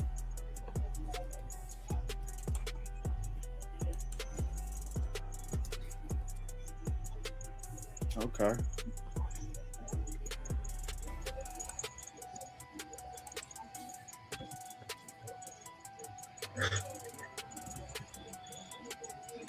Chiefs select.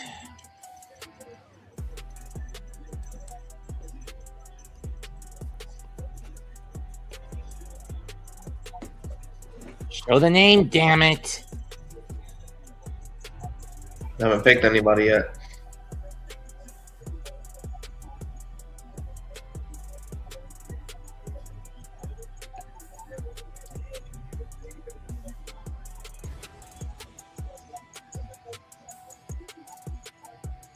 Emmett Johnson, running back, Nebraska. What I tell you, they're gonna play good defense and run the football.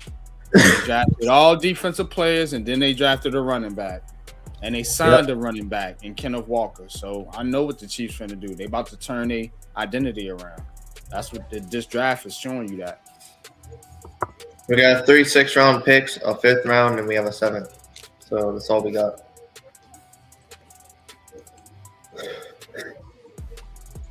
I think Baltimore's up next, or is it Dallas? Baltimore. Yeah, Baltimore. You got the Vikings. You got the Jags, Titans, Bears, and then Buffalo twice. Then you got the Steelers, the Browns, and then the Patriots. Yay. 171. So. And that hence round 5, or does Seattle get the last pick? No, the round keeps going. It's the last pick is 181 with the Lions. Okay.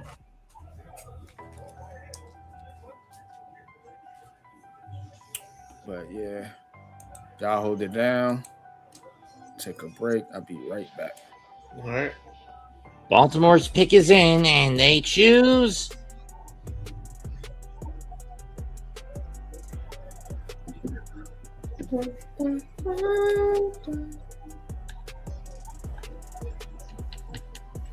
Chandler Rivers, cornerback, Duke. Okay. Good pick.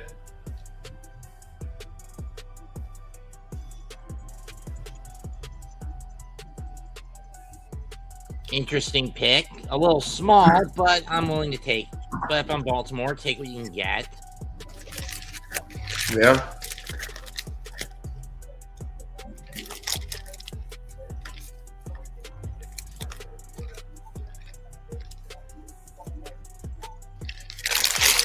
All right. Minnesota's up.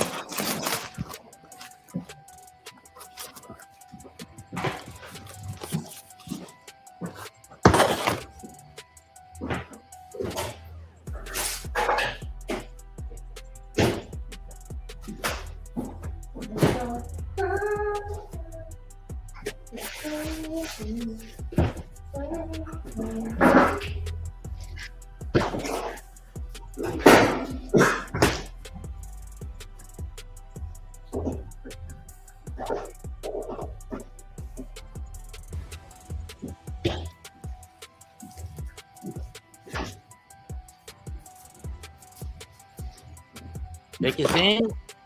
Charles Demings, cornerback, Stephen F. Austin University. I do not know that school. No idea about him and no idea about that school. It's in Texas. Nacogdoches, I believe it's called. The town is called.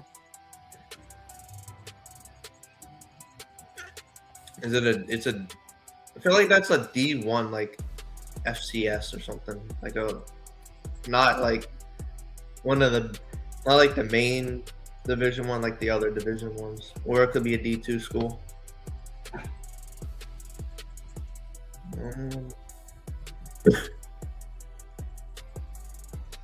Seems like a D2, but they would probably be D1. They joined the WAC a while back.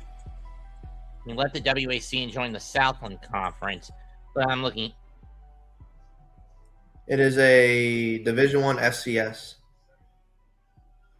Most of its athletic programs in the WAC. Yeah. They are a D1 school, but they are the FCS, not like the FBS. They're in the division Delaware used to be in. And the thing, they have 3 sports outside of the WAC alignment. They have beach volleyball, which is a women's only sport in the Sun Belt. Bowling in Conference USA, another women's sport. Oh, that's crazy.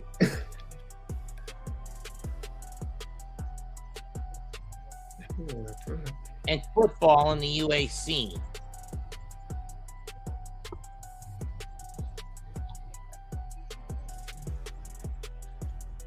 Jacksonville on the clock. Pick is in.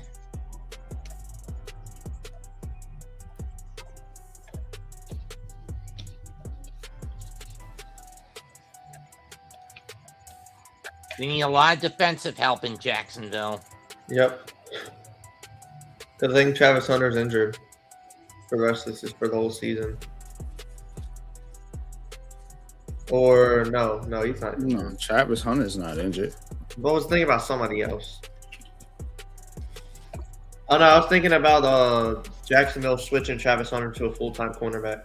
Cornerback, yeah. He's Full-time cornerback. He's on the corner now. Yeah. Yeah, his wideout days didn't really do well.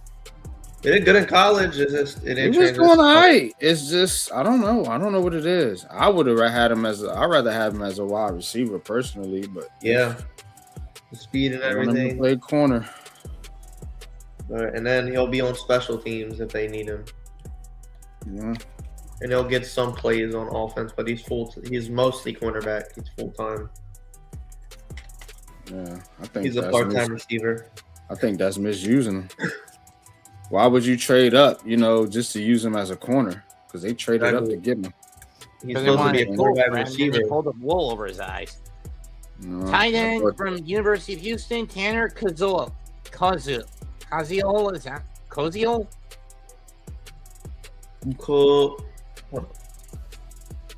Koziol, or however you pronounce it. I don't know. Dude's 6'7", 247 though. Damn. Big for a tight end. Yeah, that is. Nah, get him on the line. Yo, Jacksonville doing some work over there too. I'm telling you that. Hey, Jacksonville, put him on the line. Here go the Titans. Here go Brian Dable on them. 6'7", 247. Put him on the line. Right. Yeah. Well, you're going to use him strictly as a blocking tight end. Oh, did y'all see that old lineman who switched to tight end? He went to, I forgot what school it was, but he went there as an O lineman, and now he's a 300-something pound tight end. 300-something. Yeah, don't throw to him. I am not tackling him. I'm good. Damn. You know, 300-pound tight end. He went there as a lineman, and then he switched to tight end, so he's the biggest tight end in history. It's 300-pound tight end. Wait, what kind of routes is he running? Flat routes? Put him at fullback. Yeah, he's a blocking tight end. He dancing and doing too much route running, I don't think. At that size. Who you getting away from? Shoot, I'm running away. You ain't tackle. I ain't gonna tackle you. You gonna tackle me.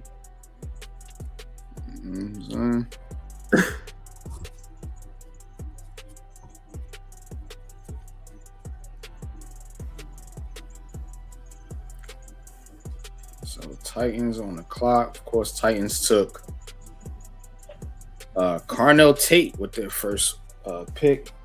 Then traded up for Keldrick Falk at pick 31. Then at pick 60, they went Anthony Hill Jr. And then they finally went with a protection in the late rounds with the guard Anthony. And pick 165, the Titans select. They get here. Nicholas Singleton, running back, Penn State. Oh, Nick Singleton finally gets taken. There he is. He fell this late. Given the controversies at Penn State, that's not surprising. Building it just like a Brian Dable team. I'm telling you, boy. Just building it just how he was. Look, no one offensive lineman in the whole draft for Tennessee. And you don't want me to pull up Tennessee's offensive line. And isn't it supposed to be Salah's team, not Dable's? You see what I'm saying? Dude, gonna get Rob Saleh fired. Yep. That dude is He's shit. like, gosh almighty. Oh, did y'all see Florida's tight end 6'7", 313? Bears.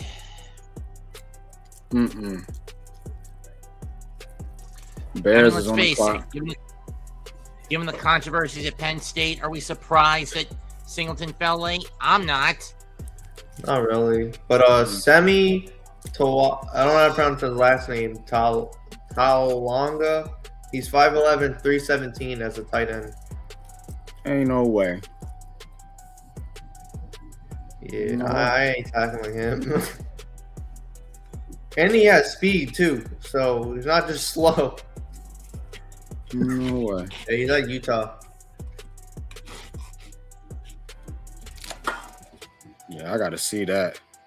Yeah, he's small too, so just imagine him running at you. You better protect your knees. Protect your ankles. They worry about protecting your head, not Oh, protecting Charles your knees. Demmons got picked. Dang, I didn't even see that. Charles Demmons. That was somebody Pat was looking at, you know, that we talked about. Another big corner. His dude out of Stephen F. Austin. Oh yeah, that dude. Yeah, he did well at the combine. So Yeah, I never heard of his name. he goes to the And Vikings. I never heard of the school. Yeah, it's one of them smaller schools, but he's pretty Yeah, good. located in Texas. I looked it up. Bears select Keyshawn Elliott, linebacker, Arizona State. Okay. This isn't Jumbo's kid, is it? Don't know. I don't know. Dang, I'm mad the Panthers drafted Sam Hecht. I really wanted him. Panthers been doing work though. Kansas State only had one prospect in the draft, and that was Sam.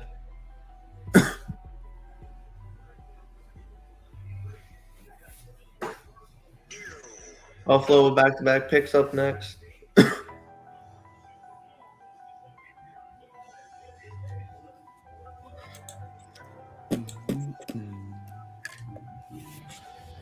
Jalen Kilgore still there. Jalen Kilgore. Yeah, Xavier Harris is still available. That's a Garrett great. Nosemeyer still there. A lot of good people are still there.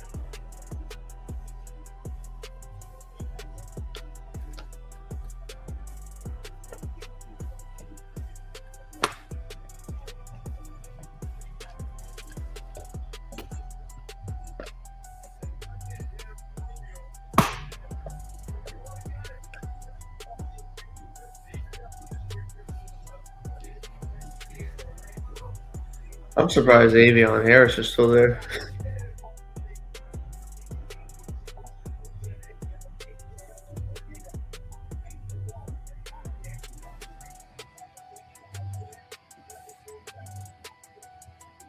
Bill's pick is in.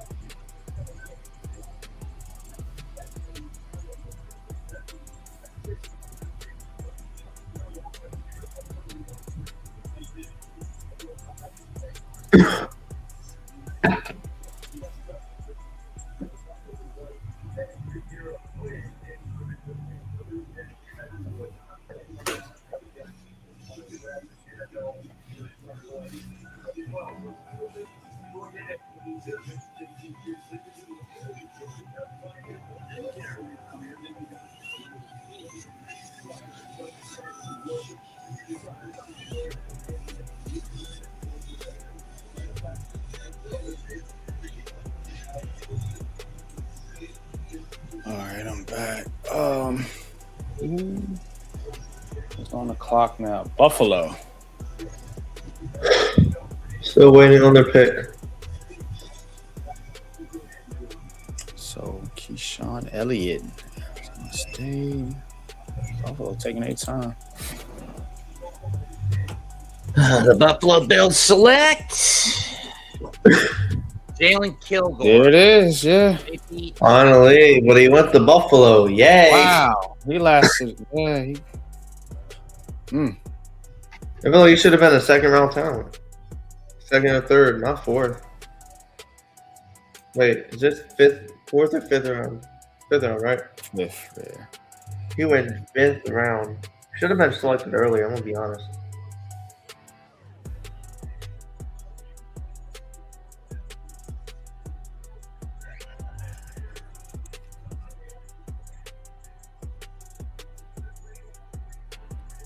Oh, the Bills traded. Or they already picked him.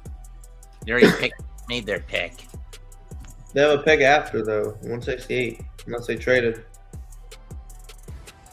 To the Lions.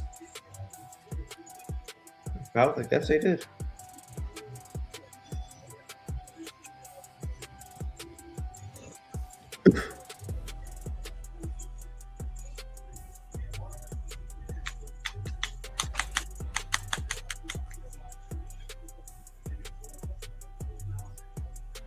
Yep. There's the lines.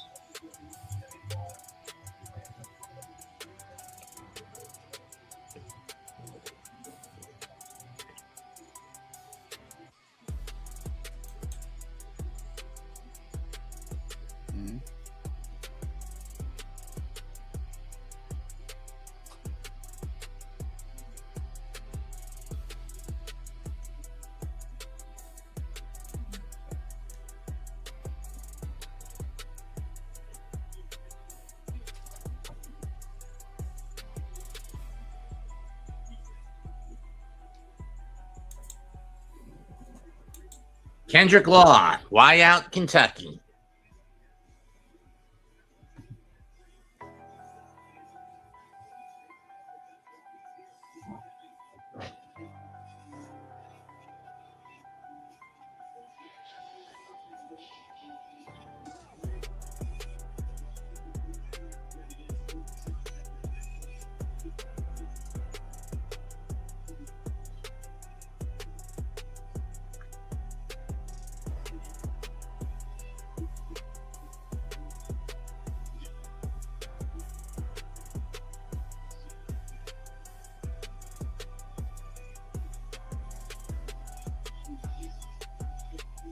Yeah, I don't know what happened with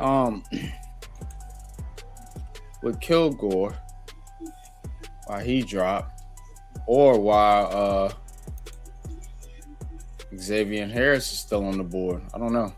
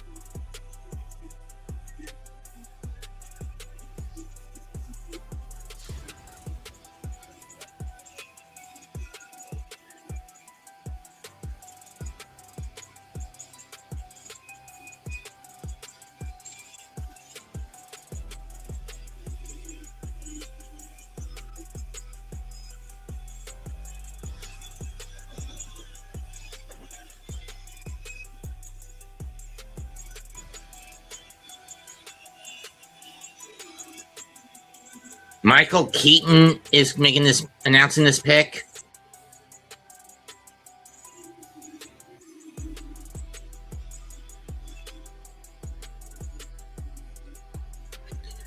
Riley Nowakowski, tight end, Indiana.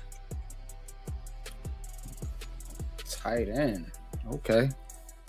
6'2", 250. Riley Nowakowski. Okay. So Steelers doing some things.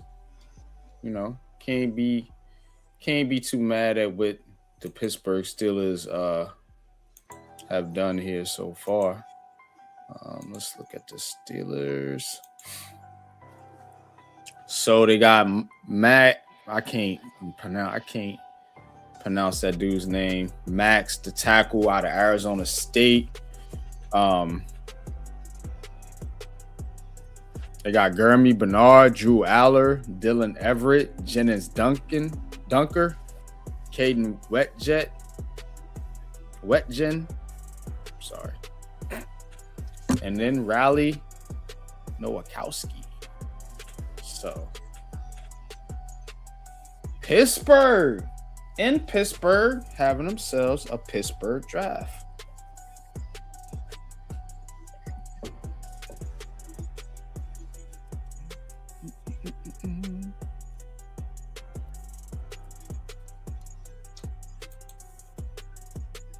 If you are tapped in, please hit that like button. Please hit that subscribe button for the Aboriginal Sports Network, the Hardcore Sports Network, Unpopular Opinion Sports, as well as Big Pat Sports Talk.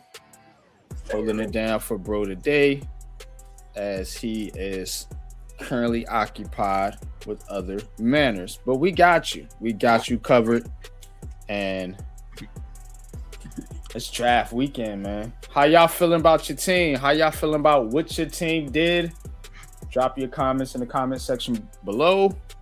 We'll pull them up. Any questions you got, and I'll read them out and do my best to answer them. Pick is in for the Browns. And they choose Joe Roy, your tight end, Cincinnati. Joe, man, these tight ends are going off the board. Glad we got 3 of them.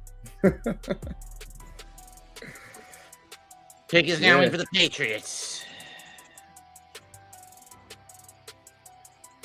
Tight ends are flying off the board here in the 4th, 5th rounds. In the 5th round, really. Draft is in Washington next year, New. Most definitely. And there's still around, 100 picks left to go in this one? Yeah, don't remind me. This has been a marathon weekend for me, and I still got another show to do tomorrow, but it's all good. This is why most people sit through the NBA draft. It's only 2 rounds, 1 day, and you get out of there quick. Oh, yeah, I'm doing that NBA draft. That's going to be a wham, bam, thank you, man. But this right here is a marathon. This is a straight marathon. Still never understand why MLB has their draft in the middle of the season, not at the end of it. Baseball, right? That is weird. Why do they do that? Got me. That's all right. I'm gonna have to do some research on that. Why? Yeah. Why y'all opposite? Because everybody else do it at the end, right? Hockey do it at the end, and football and basketball do too. Pick is in for the Patriots.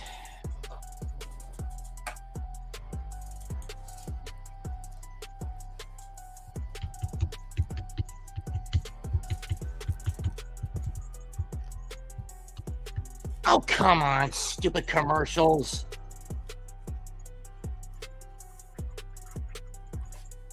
Karen Prunty, cornerback, Wake Forest.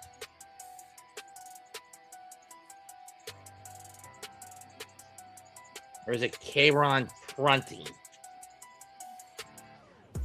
Who? The Patriots selection, Karen Prunty.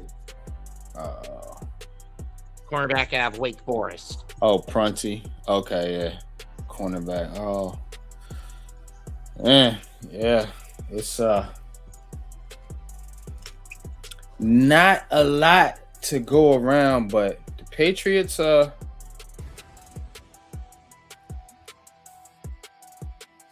Patriots got some work. Where'd he go? Where'd Boston X go? He dipped out on a damn Patriots pick. Son of a gun. Son of a bitch.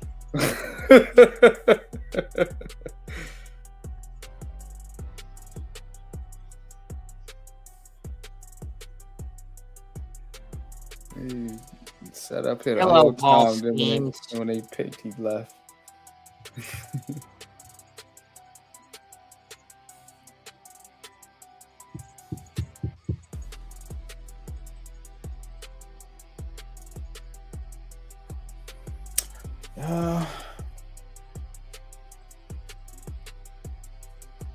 See if the old New York Knickerbockers win tonight. Have two world championships. Pittsburgh's got 6. Penguins. How many cups do the Penguins have? Shit, hell if I know. You got me on that one. I can't tell you a historical stat in 5. They've got 5. Yeah. They got 5. Mm-hmm.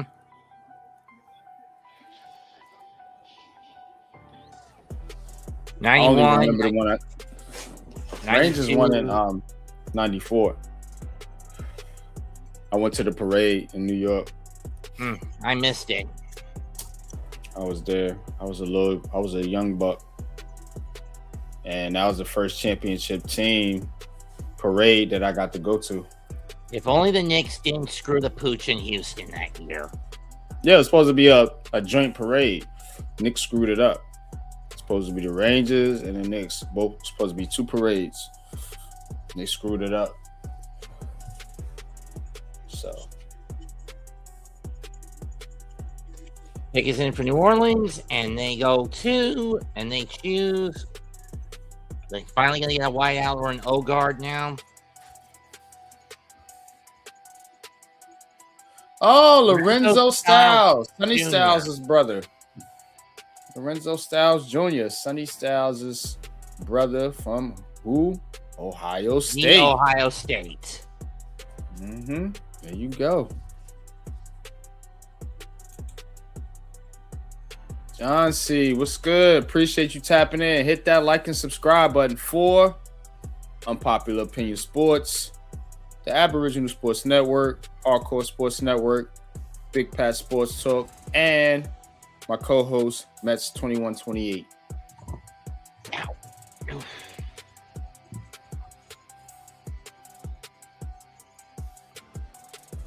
Ravens pick is in. This is pick 173. So Lorenzo Styles' little brother went to the Saints. And Big Bro is in, well, I don't know who's the bigger of the little bro in that situation, but both of them got drafted.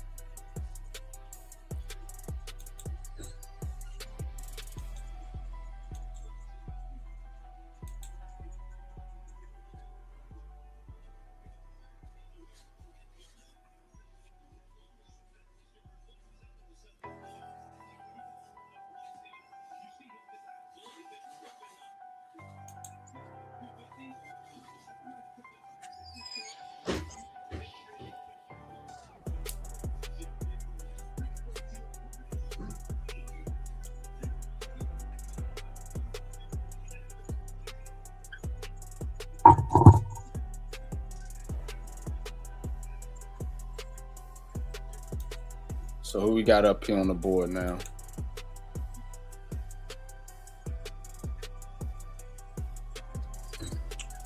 Baltimore Ravens.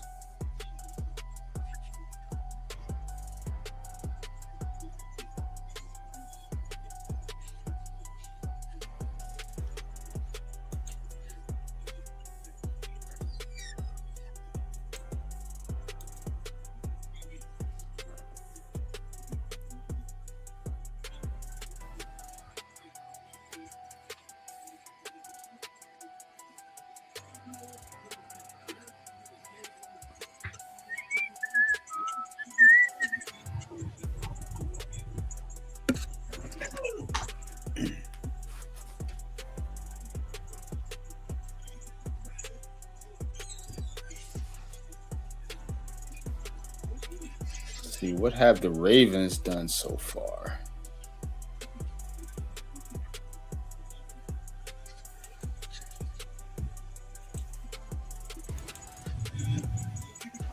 Ravens got Vega Yawone, Zion Young, Jacoby Lane, Elijah Surratt, Matthew Hibner, and Chandler Rivers. So they got Lamar Jackson some help, a lot of help. They got him a guard, they got him 2 wide receivers and a tight end. And when you consider how many holes Jesse Minter tried to fill, that's a good thing. Baltimore selects. Who they go here? Let's see what they do. They take Josh Cuevas, tight end. Another tight end. Oh my God. So yeah, they lost And Isaiah Likely. Remember that. And to get the next pick at 174. So they get back-to-back picks. Yeah. Okay. Which sucks. Let's see what they do here.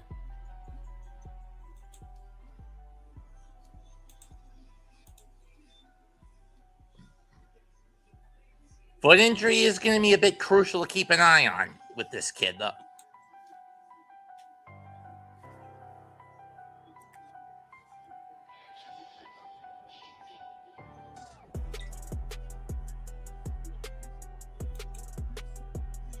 Oh, Lorenzo's actually the older brother of Sonny. Oh, okay. He's the older brother. Okay. Okay. So big bro is down south.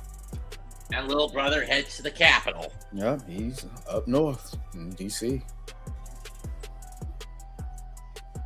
Even though one can argue by all accounts, DC is still more or less south since it's on the southern tip side of the Mason-Dixon. DC is not south. It's nothing south about DC. I go there all the time. Yeah. Okay, never mind. It's a northern city.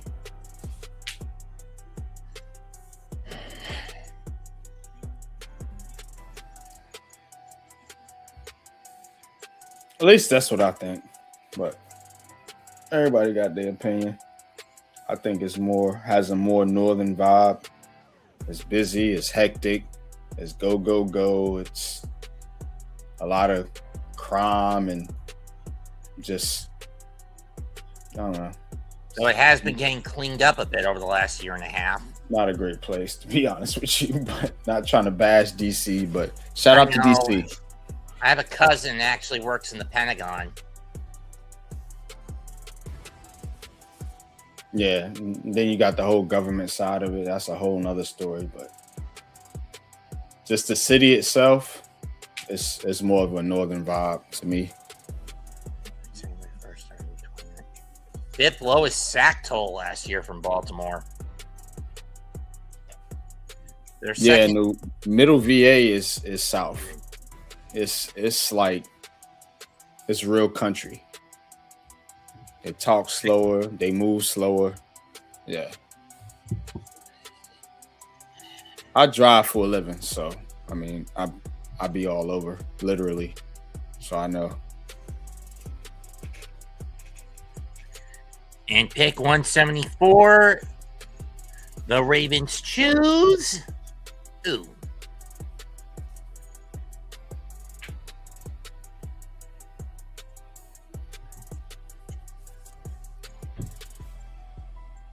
Yeah, nah, I disagree. I think Virginia and Maryland are northern states.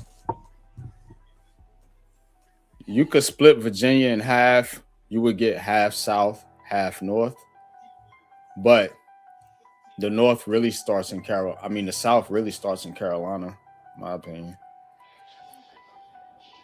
Because things change when you get to North Carolina. Mm.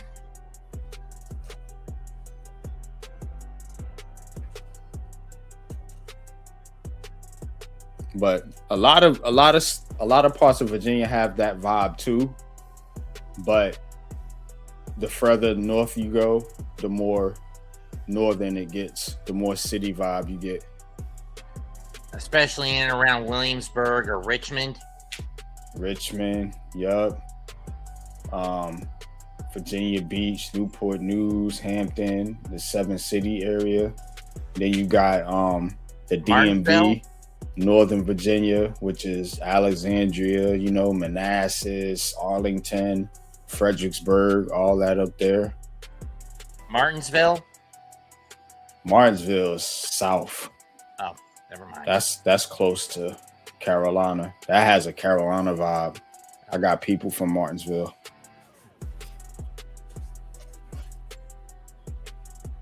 Definitely southern vibe down there. Adam Randall, running back, Clemson to Baltimore. Interesting choice for the Ravens. Okay. But then again, King Henry's not getting any younger. They get more help for Lamar Jackson. They ain't trying to give Lamar Jackson no excuses. That's what they doing. They made one defensive pick. One. I mean, at this point, Baltimore, Jackson's not just holding Jesse Minter under the gun in this draft. He's holding the whole organization under the gun for the screw-ups the past decade he's been there. Get what I'm saying? Yeah, no doubt. Yep, true. It does get more southern after you leave Richmond. But I mean, it's just like you said, the middle of it is more country, middle and towards Western Virginia. The 81 side is like a southern vibe. Yeah, everyone's more Harrisonburg, Roanoke, Lynchburg, Charlottesville, going on down to Martinsville, Danville, South Hill. Raiders pick is in. Let's see what they roll on this set of dice.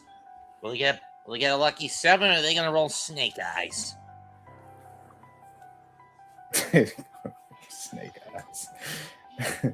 Come on. Ever since moving to Vegas, with the exception of maybe the 21 season, it's been nothing but snake eyes for the Raiders. You know that. I know. This is funny. You gonna roll snake eyes. Damn, your luck bad as hell. You in Vegas. You supposed to have the best luck. You roll snake eyes. And the only team that tends to have the best luck in Vegas are the Golden Knights. The Golden Knights did real well. But these Raiders. But then again, the Golden Knights were a team specifically designed for Vegas.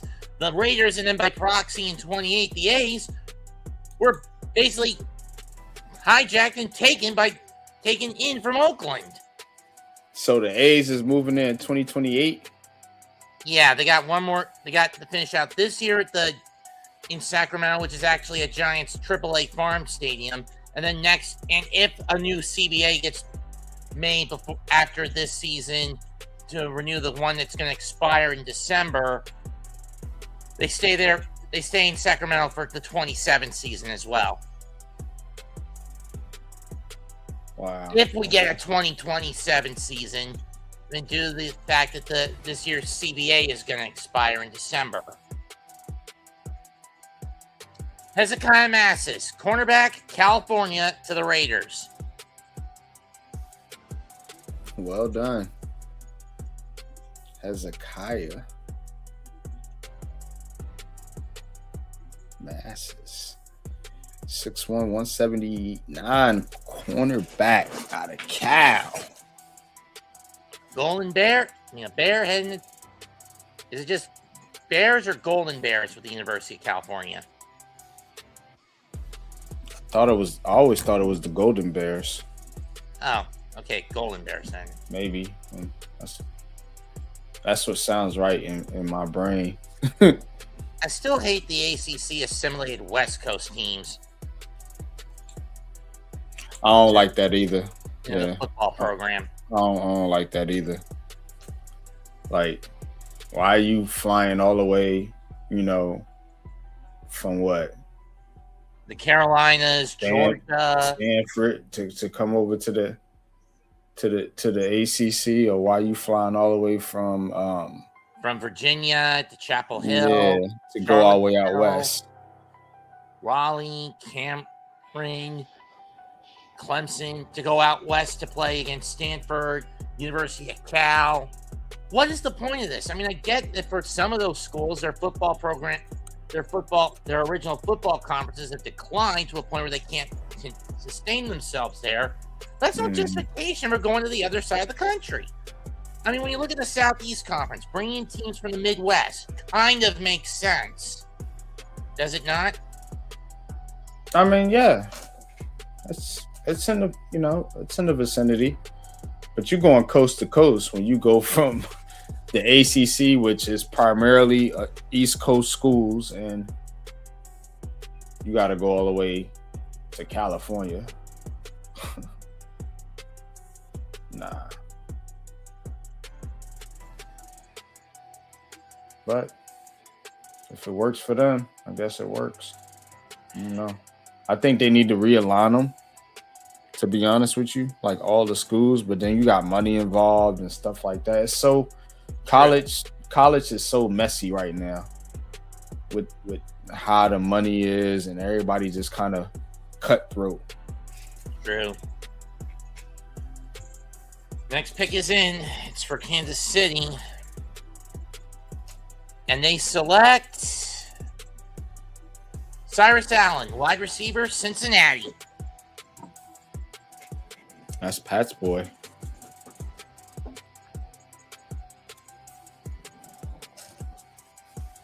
It's a good pick. It's a slot guy. And it'll get defenders off Travis Kelce a lot more easily.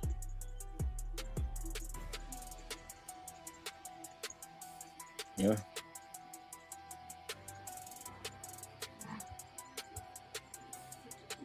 Run those little quick routes with him. You know what I'm saying? Get him in space. Kansas City, Andy Reid likes to do that with those receivers. Move them around, get them on the run, get them in space, do little, trick plays and stuff like that.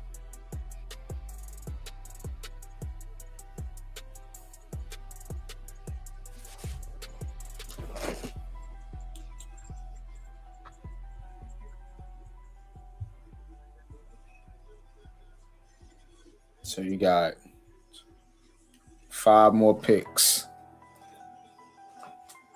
in the 5th. And then they're just going to shoot through them like hotcakes throughout round 6 and 7. I hope they shoot through them like hotcakes.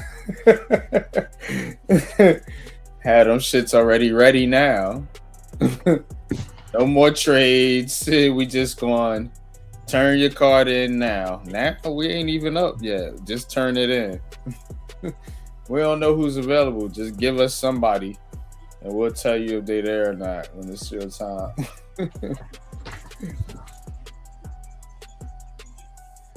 Like, yeah, get this shit rolling. This draft is long. They could shorten it.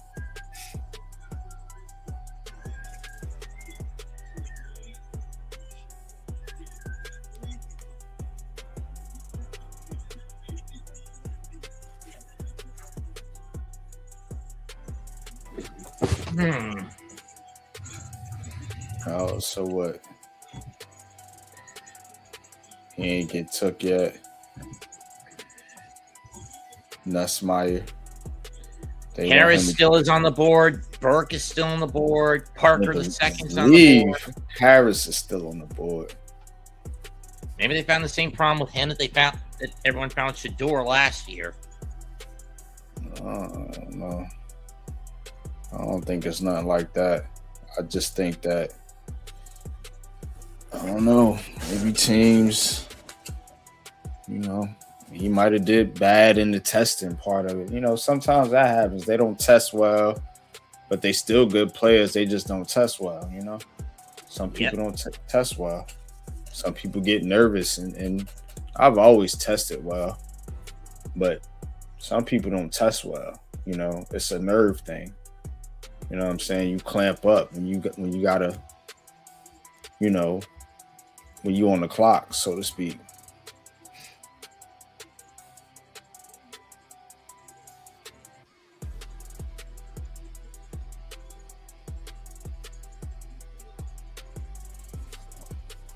Okay. Yeah, new. That's how you shorten it. You make round 1 and 2 day 1. Biggest in for the Dolphins. Then you go. They choose Kevin Coleman Jr., wide receiver, Missouri. Then you go 3, 4, 5 day 2, and then 6, 7 day 3, and just day 3 would just be a short day.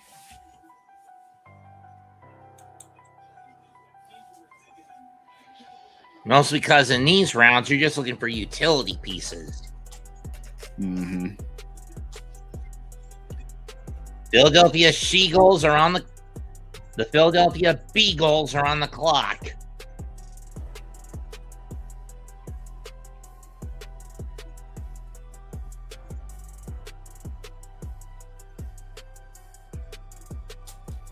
But yeah, I think that's what they should do. Or they could do like round 1, 2, day 1, then you do 3, 4, day 2, then 5, 6, 7, day 3. Instead of having 4 rounds on day 3. Because it takes forever to get through 4 rounds on one day. Right. You only have to get through 3.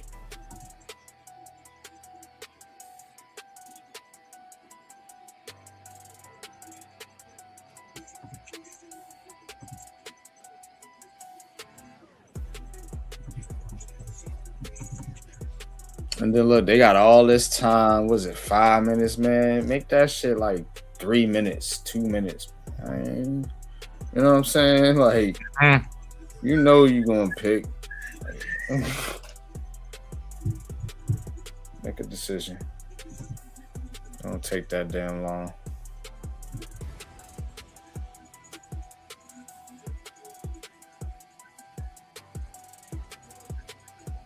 Giving them way too much time.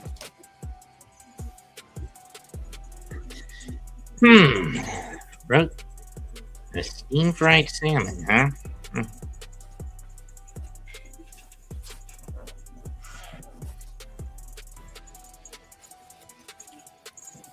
This is the Eagles' 4th pick in this draft, so they didn't have a lot of picks either. They got 3 picks remaining.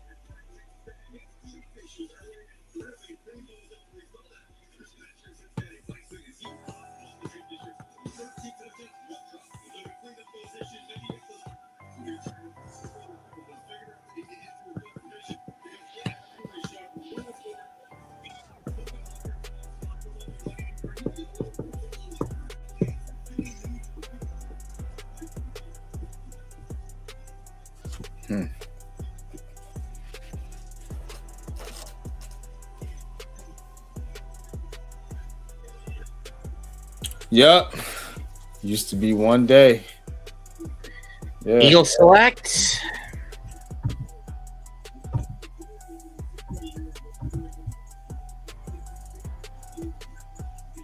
Joey was on the whole day.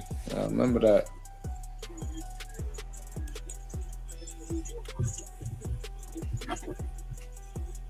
Cole Payton, quarterback, North Dakota State. I mean, they could use a backup. Okay. They could use a backup. They took a quarterback. I mean, look at the crap they have behind Jalen Hurts in the quarterback position without this kid, or have had over the years. Who is their backup quarterback? I mean, I know one year was Kenny. Take a gander. Another one, the year they won the Super Bowl was Kenny Pickett. That ain't Kenny Pickett. And now if Bryce Young goes down, Pickett becomes can fodder, and then I do the South Park joke. Oh no, they got the red rifle, Andy Dalton. All right, that was part of a trick. And they got Tanner McKee. Remember Tanner McKee? Was he not part of the Super Bowl team a couple of years ago? Started against the Giants in garbage time in the finale. Yeah, Tanner McKee. Yep.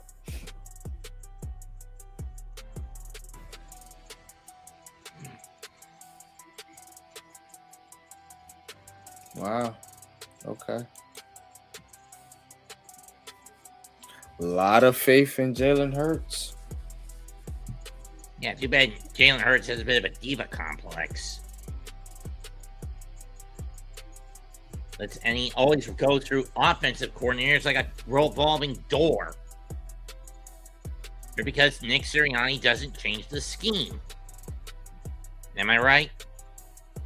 Yeah, Nick's scheme is trash, bro. It's vanilla.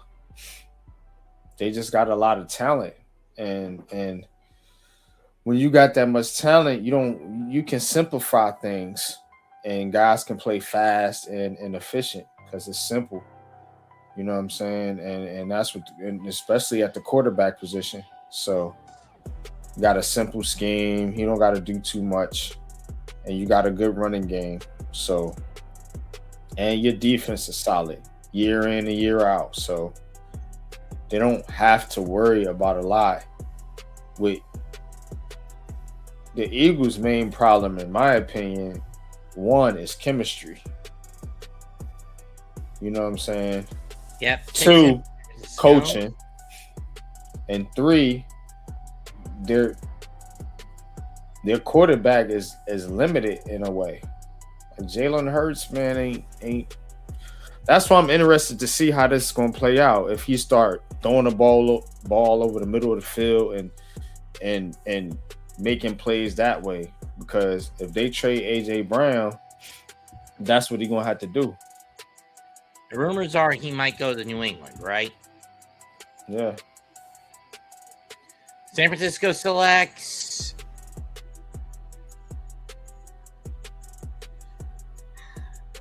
we need to get on with it, command, and be a stream elements on this thing. Enrique Cruz Jr., defensive tackle, University of Kansas, or is that offensive tackle? Offensive tackle. Okay, offensive tackle. 6'6", 313.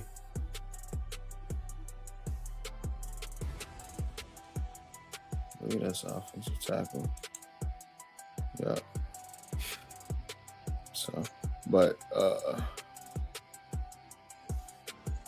yeah, these are late round picks, gems. You know, trying to just get somebody here that's, you know, might work out.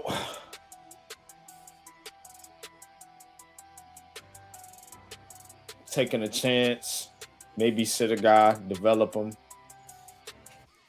Maybe the Eagles develop Cole Payton. He takes Jalen Hurts' job. Wouldn't that be something?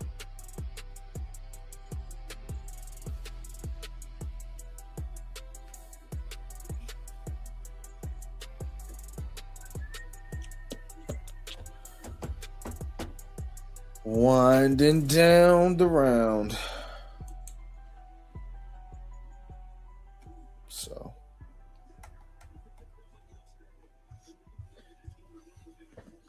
Pick in for the Dolphins. Let's see who they get at pick 180.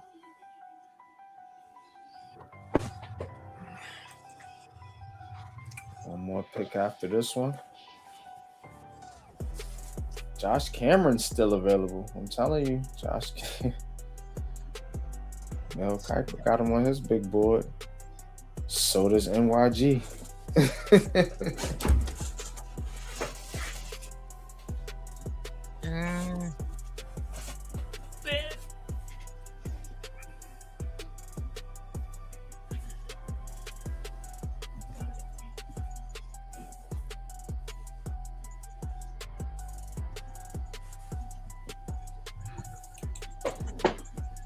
I'm still ticked that they basically skipped over the Tom Grassi pick at last year's draft on the ABC broadcast. Skipped over it. What you mean? They never showed it on the ESPN ABC broadcast. You'd only see him come up when it was on the NFL Network broadcast.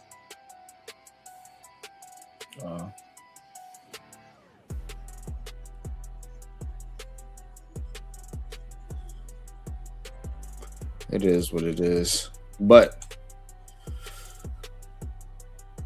yeah, this is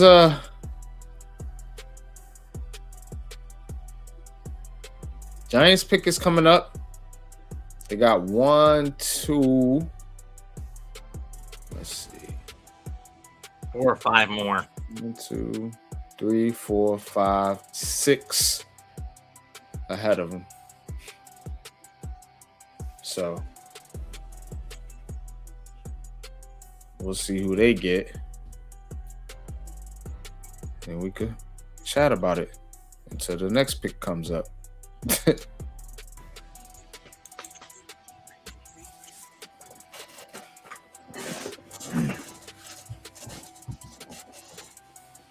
But yeah, these drafts are way too long. I was at them, so I felt like that, man. Like we was like tired as hell, like out there walking around that joint, like all day long. It's like, damn, this shit is forever.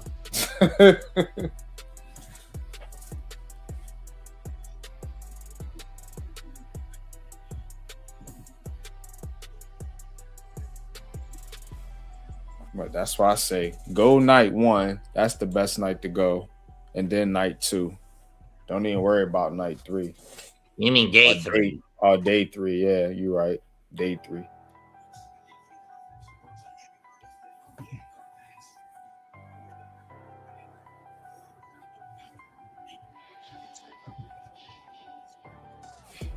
Yeah, they're going to put a lot on his plate.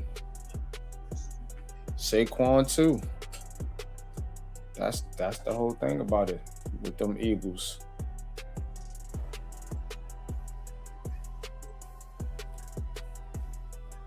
You got the Super Bowl. We gave you $20 million, the highest paid running back. All right. Go to work. Get these carries, son. Because our quarterback, their quarterback can't hit it over the middle of the field consistently like that. I don't think so. That's why they need A.J. Brown. And Mekhi Lemon ain't A.J. Brown. Nowhere near. Not even close. But the Giants might have got a little baby A.J. Brown in the making with Markel Fields. 6'5". You kidding me? Yeah, they do got the 2 back-to-back picks. Yep, but they got one ahead of that one. That is 186. And then they got 192 and 193. And the Giants draft is done. And then I think I'm going to be done after that. This shit is a fucking marathon here. Already 3 hours in. And we still in round 5.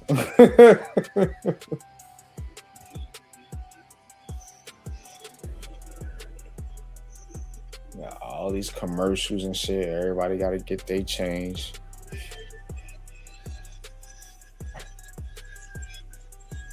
Like, just make the picks. That's why the picks is taking so long. Because they got to get the commercials in first. They can't have them just keep picking. It'll go too quick. And they can't get the commercials in. Them picks probably been in. They just delaying them. Pick is in.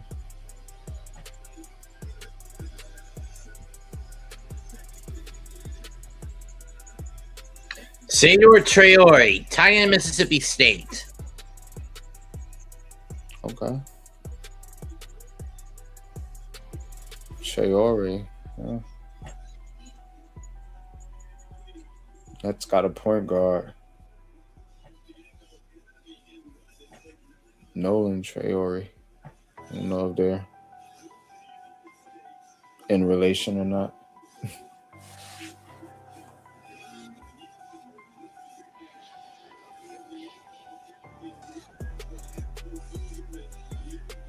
If AJ Brown was a free agent, do you think the Giants sign him? They better damn well try. I think 31 teams would be trying to sign that dude. 32 of them. If he was a free agent, because it's hard to teach that size with AJ Brown and that physicality. And also, he's a pretty good route runner, for his size. And he's a matchup nightmare. You can't cover him one-on-one. So, yeah. The Giants should definitely be trying to sign him if he was a free agent. But the Eagles going to trade him. They ain't going to let him become a free agent. Their GM is too smart, unfortunately. I can't stand him. The kid's a Brit. Interesting. Okay. Transferred from Mississippi State to Mississippi State from Arkansas State. So Dolphins get another tight end over there with Darren Waller. Let's see if this one lives up to this team name of a bulldog.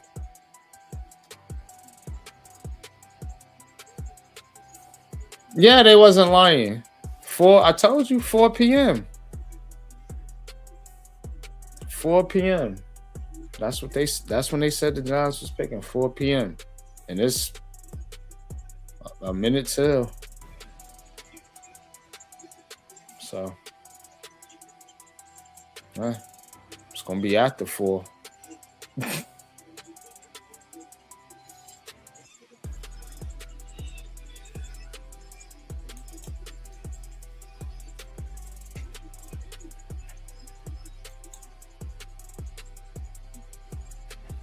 Buffalo pick is in.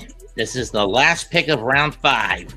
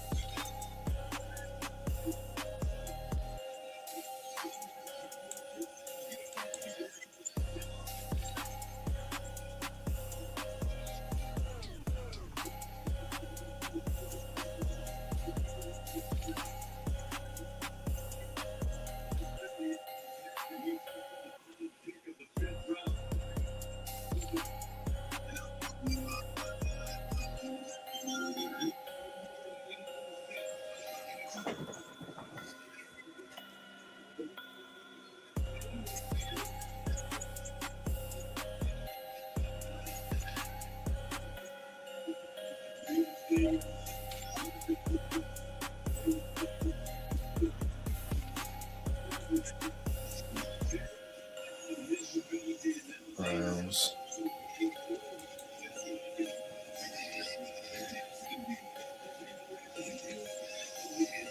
Zane Durant, defensive tackle, Penn State.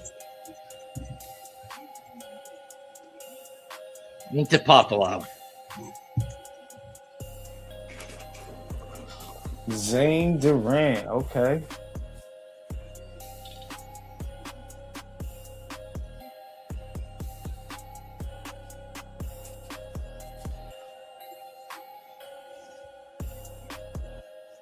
6'1", 290 out of Penn State. Penn State getting a lot of drafted players too.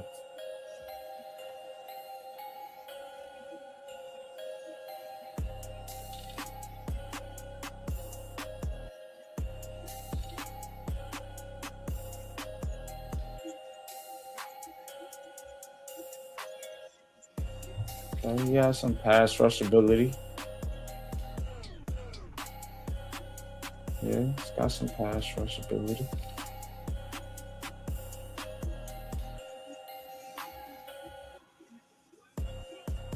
Okay, Buffalo. Browns on the clock. Round 6. Giants And with the pick first coming pick of the 6th round, who does Cleveland get?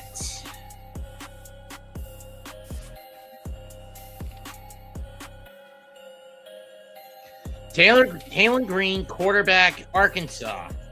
Oh my God! Seriously, He you already drafted have another quarterback. Seriously, you dumbasses have a platoon of quarterbacks in Cleveland. Get something else, damn it. Oh wow! I mean, honestly, you got Watson, Marrow, or Gabriel, Shador, and now you're bringing this kid in. This is stupid.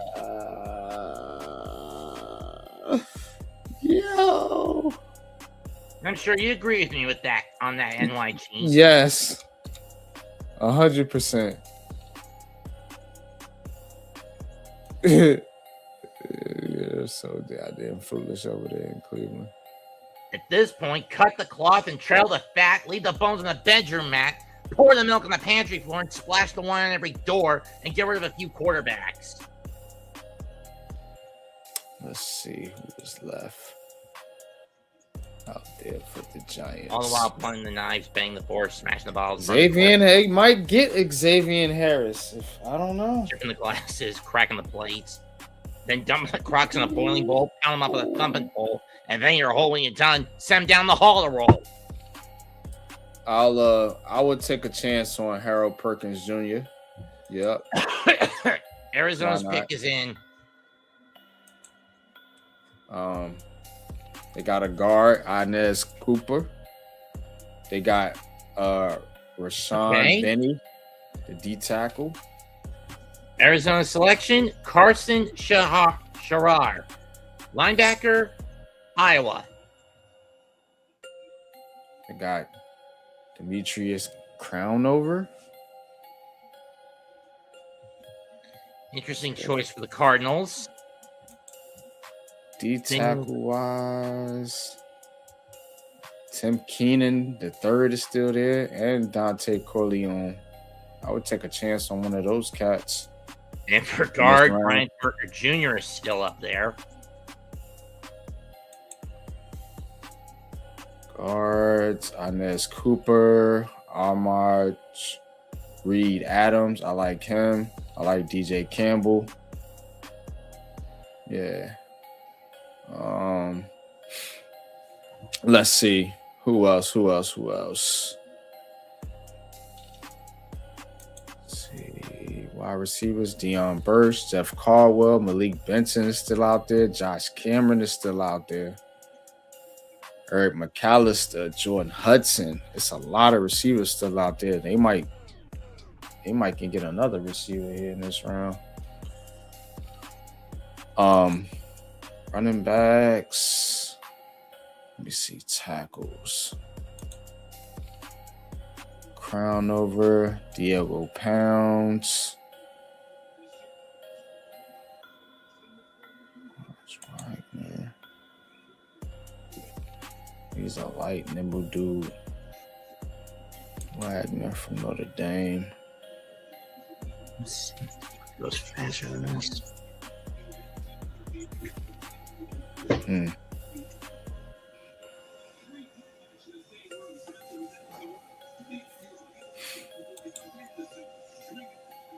So Titans is on the clock. Yeah, Browns is crazy with them quarterbacks, bro. Like, word up. I don't know. I don't know what they doing over there.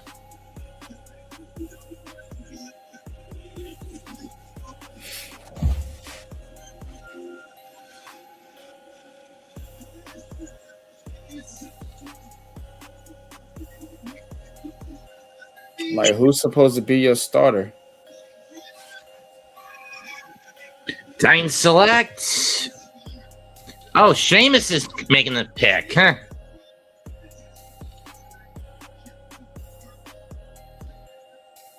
Jackie Marshall, defensive tackle from Baylor. Fella!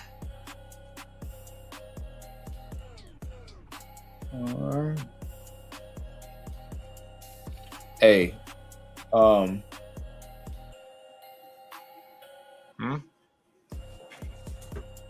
What?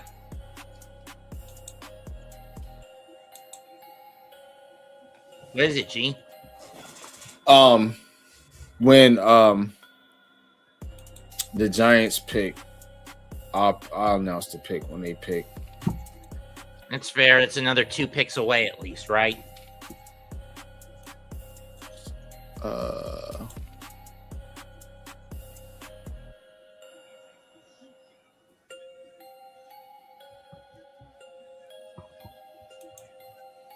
Well, 1 pick away now.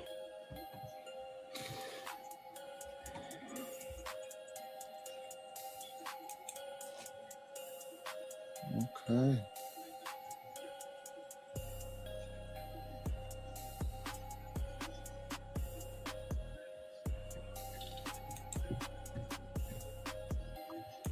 Ruck's pick is in.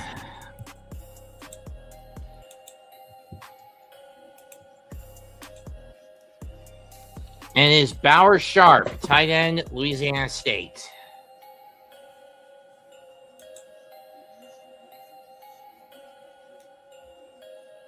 Interesting choice. Transferred to LSU from Oklahoma prior to last season.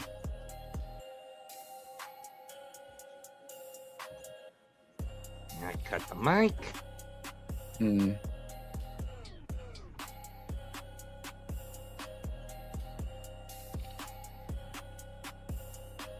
You're up. I got you. Giants pick is in. And let's see where they go.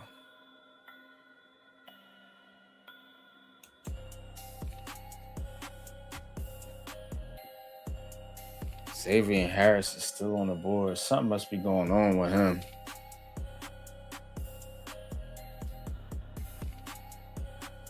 Something's got to be going on with Harris.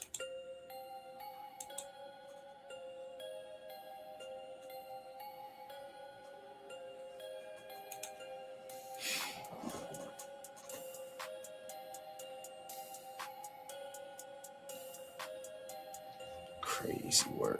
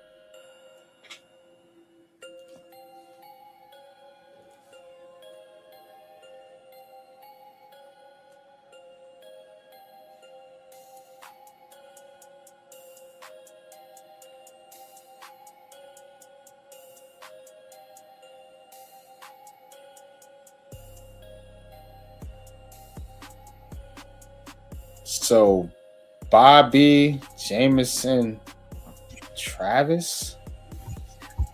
That's an odd pick. Bobby, Jameson, Travis. Okay, so D tackle out of Auburn.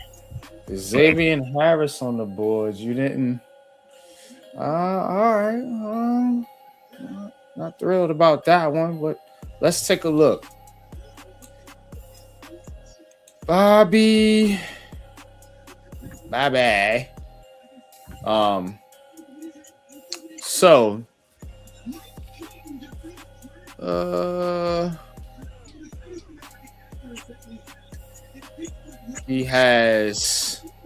he's 6'3", 328, 34 and 1/4 inch arms, so that's pretty good. He's a quick first step off the snap, consistently beats centers into the neutral zone before they can set. Run defense is the anchor of his game, and his best tape is against SEC rushing attack. So run defense is the anchor of his game, and his best tape is against SEC rushing attacks. Gets hands on his chest plates with accurate, repeatable placement on contact. Transfers hit power into his punch effectively when squared up and engaged.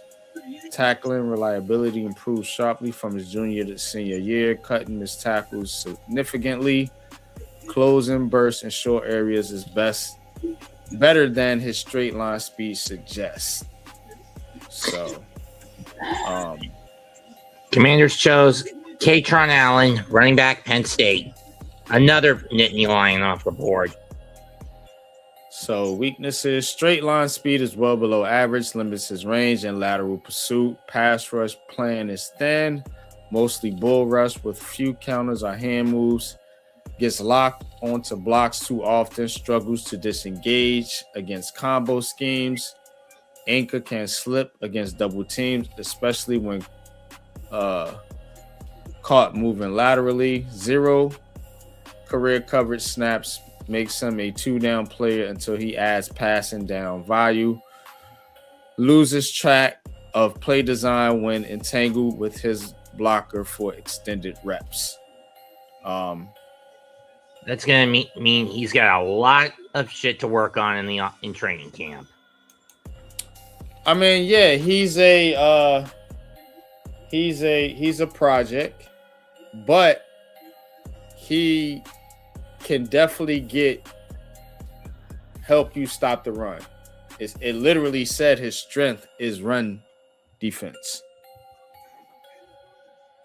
But his biggest weakness, run defense. And if his biggest weakness is pass rush, then you just take him off the field on 3rd down and bring in your pass rushers. You got plenty of them. Shit. Got plenty of them.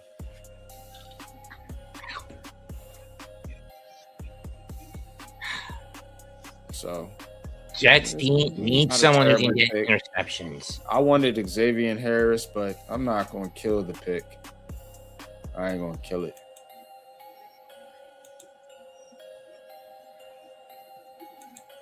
The Jets need a cornerback with good hands. Last year, they couldn't pick a pass off to save their damn lives. Oh, Jets is on the clock now. Okay. We'll see what the Jets get. See what they do here. This is a year where Aaron Glenn is more under the gun than ever. Man, everybody under the gun with you, bro. under the gun. Everybody under the gun. Dang, why everybody gotta be under the gun, man? Let that man work. I think the Jets are having a phenomenal draft, man. I'm just saying that because I'm a massive telephobe, all right? Under the gun. Oh no. So I'm a massive telephobe. Don't put me under the gun, bro. I'm not. I'm just massive. I'm these sorts of things. I'm a massive. I can handle being under the gun though. They don't bother me, man. But I'm just saying. Everybody don't need to be under. I'm just saying. I'm a massive ass telephobe. I don't even know what that is. It's someone who's terrified of imperfections. Never heard of that one. Dion Berg, he says, please. Oh, man. Oh, man. Let's see. And when you look at the Jets last year, that defense was the epitome of imperfection.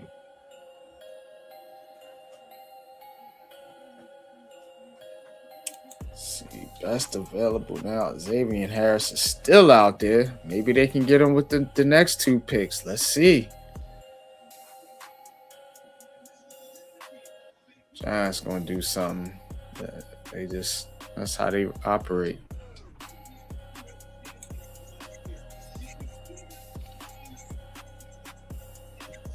But when it works out, you can't knock it. You know what I'm saying? If it works out.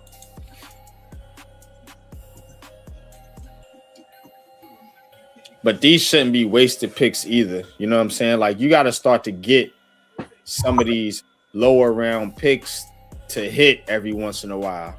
You do. You got to. Can't have just all of them bust out except the first and second round picks. And half the time they bust out too.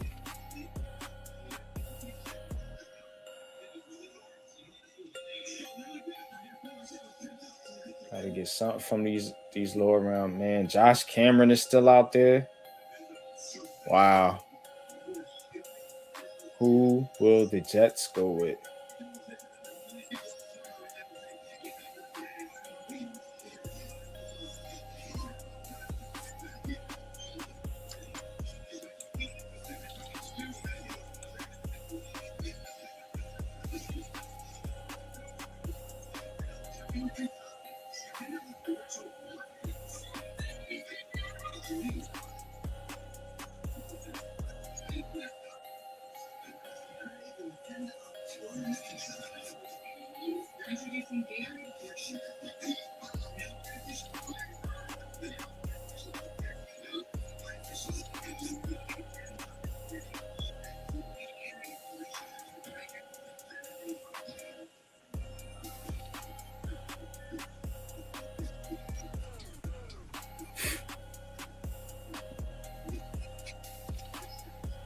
Inez Cooper, the guard out of Miami, going to the Jets. So, Bengals.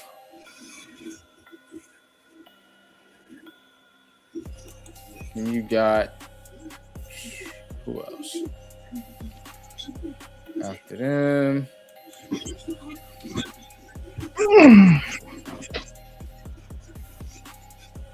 Got Bengals, Saints, Jaguars, and the Giants again back to back.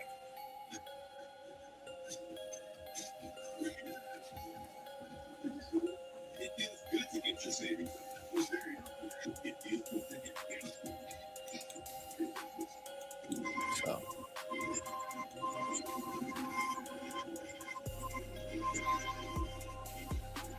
The Giants could possibly get another defensive tackle here. Xavier Harris is still. What did he do? Like, I have to look this up, man. This is crazy. It's definitely not.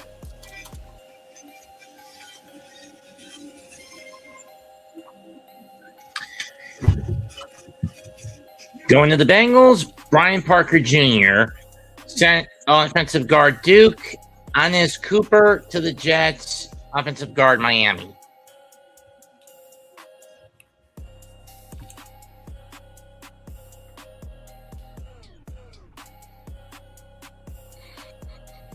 This is crazy.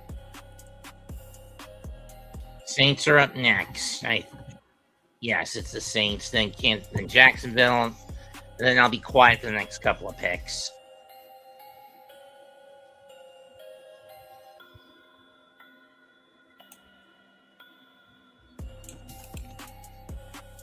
Now Deontay Lawson of Alabama is now on the top 5, yet to be picked up.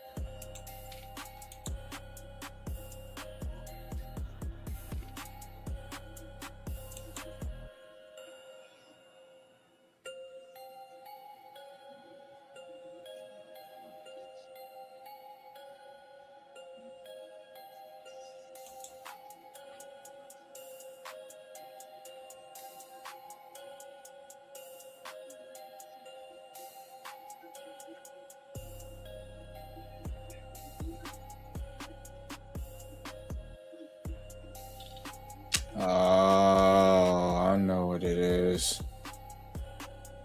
Possibly.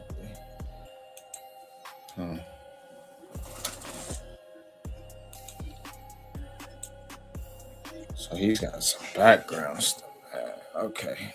Yeah, I don't. He might go undrafted.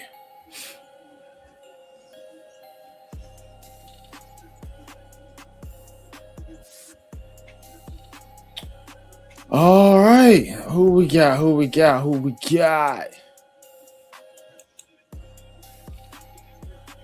So Saints go Barian Brown, wide receiver out of LSU. Jags are on the clock. Pick is in. And the Jaguars selection is Josh Cameron. Damn, they got on one pick before the Giants could get their hands on Josh Cameron. And the Saints picked Barlon Brown, Barion Brown, wideout, LSU. God damn it. They got him one pick ahead of the Giants. Ain't that a yeah. Snurf. All right. Who will the Giants go with?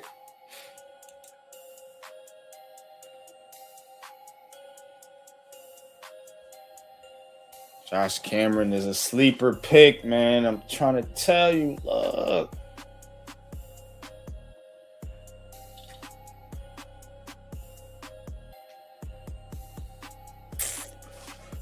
All right, what the Giants going to do? Giants select J.C. Davis, offensive tackle out of Illinois, 6'4", 322. So they went back inside with the trenches. Giants being Giants again, 6'4", 322, offensive tackle out of Illinois, J.C. Davis.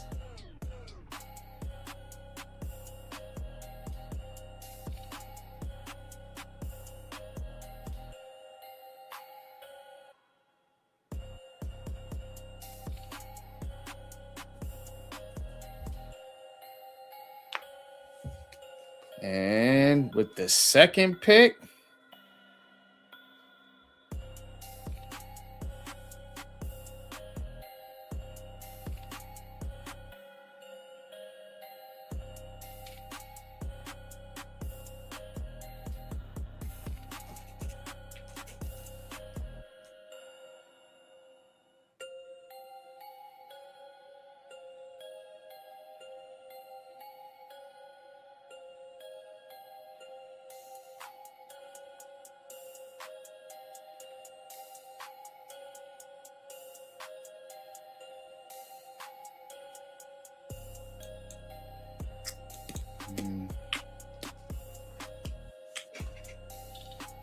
J.C. Davis, 6'4", 322.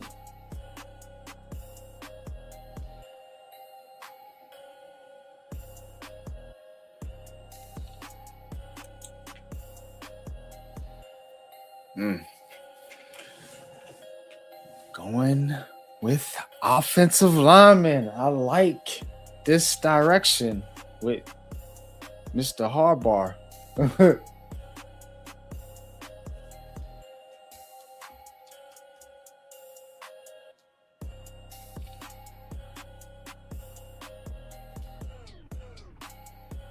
J.C. Davis. See what they get here.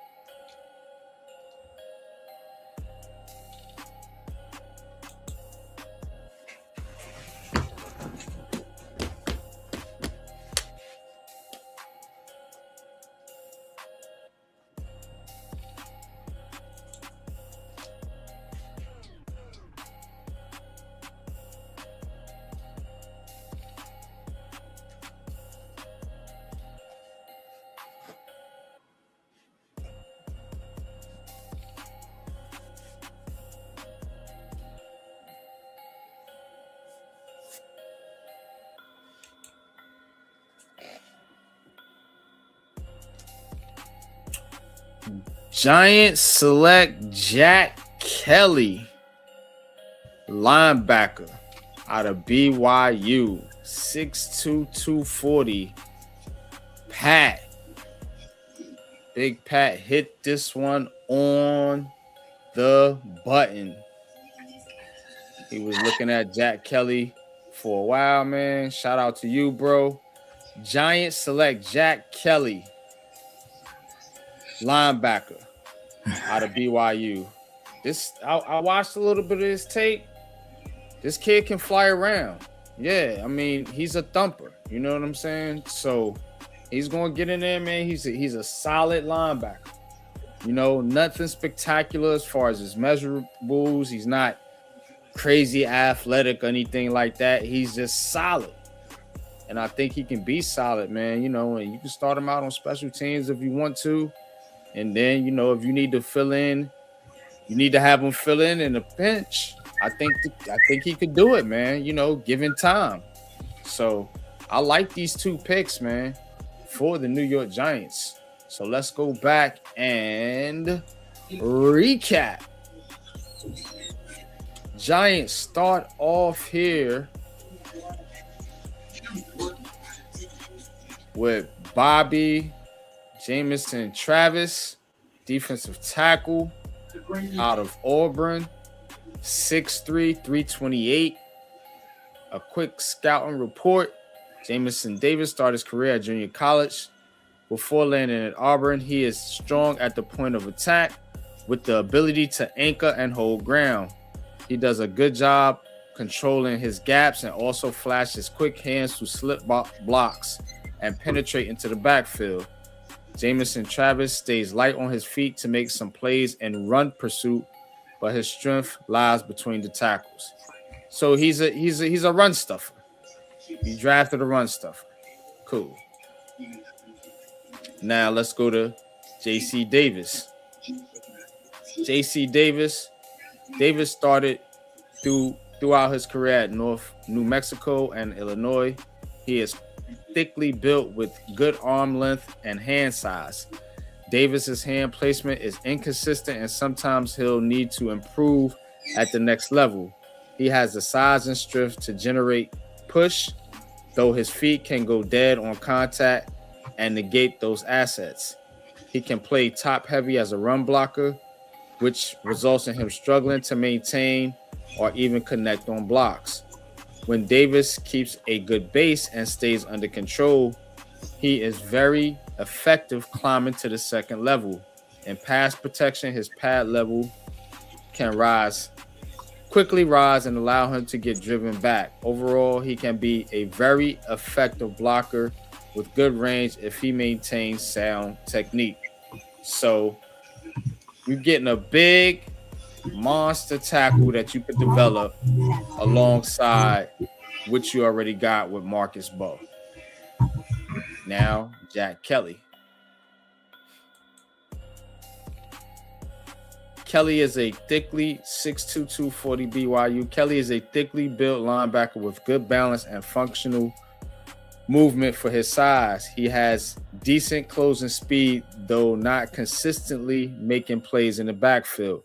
Kelly does a good job diagnosing plays, but he can take some poor angles and struggles decelerating in pursuit versus the pass. Kelly displays good awareness in zone coverage. However, he can improve his positioning to be more effective. Overall, Kelly does not have any off-the-chart traits, but offers steady linebacker play. So that right there, like I said, a steady line. What did I tell you? A steady. He's going to be solid. True. Nothing spectacular. In any case, Raiders selected Malik Benson, wide out from Oregon. Yeah. I missed who the Titans got, but it was a wide out. Pat Coogan. Yeah. Center. Indiana. Good pick. Indiana. And let's see who New England's got.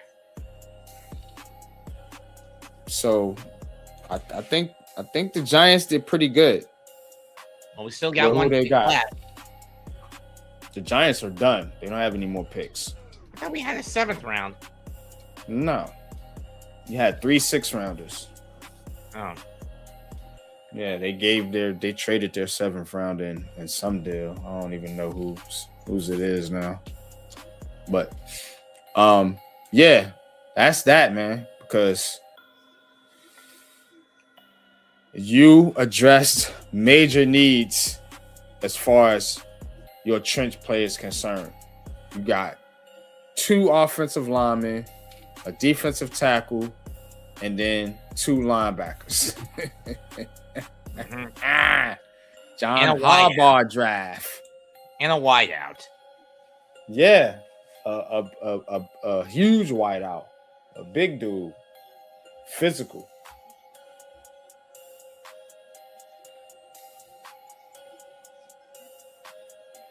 Nasty draft. They cooked with that one. Yeah. The Jets still have a pick left, right? Or 2 left? Jack Kelly, right? Yeah, man. I told you, bro.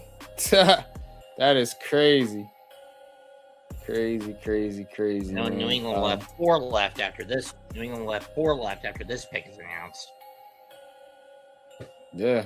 Solid, man. This is a solid draft, yo. Jack Kelly, JC Davis. Yeah, I like this, man. I like this direction. It may be solid on paper, but it's going to be execution where this one counts. Well, yeah. Do you trust the coach? So that's it. If you trust the coach and you believe in his program, a proven program that worked for years consistently in Baltimore, consistently. There wasn't no flash in the pan shit like the Giants had with 2022 or 2016.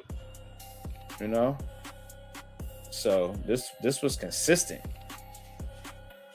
what they did in Baltimore. So yeah, I trust it. I trust it even more after this draft. Fuck yeah, went trenches, linebacker, and then you got a big, huge receiver and a physical corner.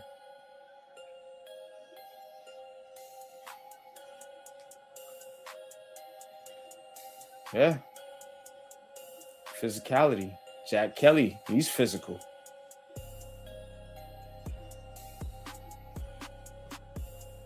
JC Davis. Physical. Yeah, King Jers, they're going to get grimy. They're going to be so grimy. That's a good way to put it. Beating up on people.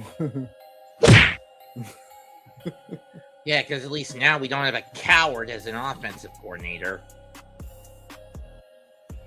Like, yeah.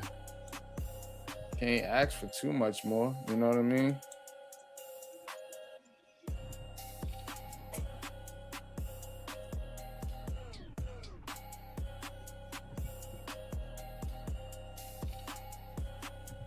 So the Giants and the Jets, man, they both had pretty doing pretty good work here so far. I think the Jets got one more pick. Let's see here.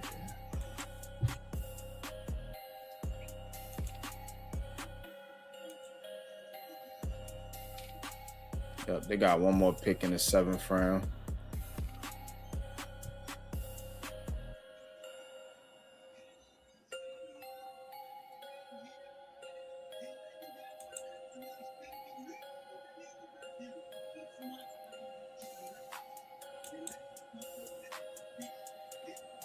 And the New England Patriots choose for their pick.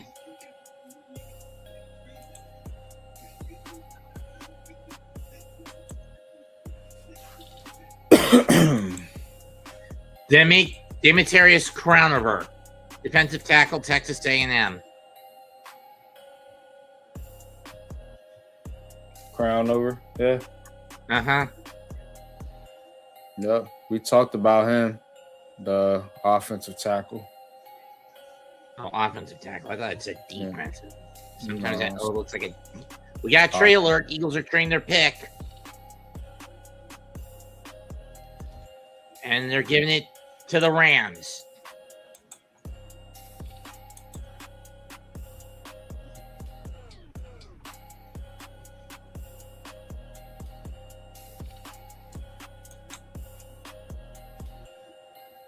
Best I can do for you right there, buddy. You think the Rams go tackle, wide, tight end, or another quarter? Tackle or a tight end? Well, I think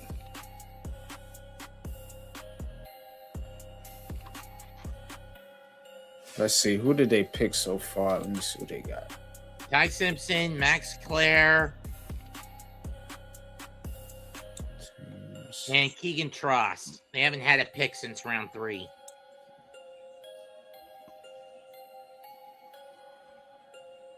Yeah, they're gonna need to go defense.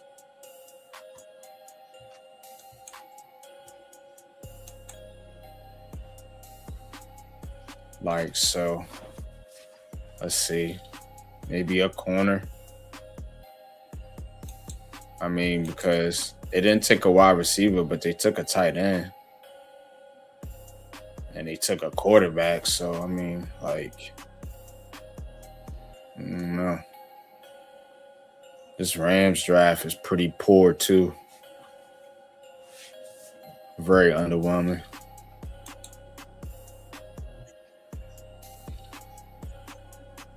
And they finally take a wide receiver, C.J. Daniels.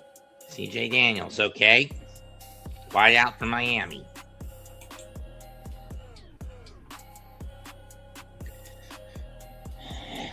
Give Stafford more weapons, and if he goes down, give him the Simpson. Yeah, they're going to have to do. They invested the 13th overall pick in that cat.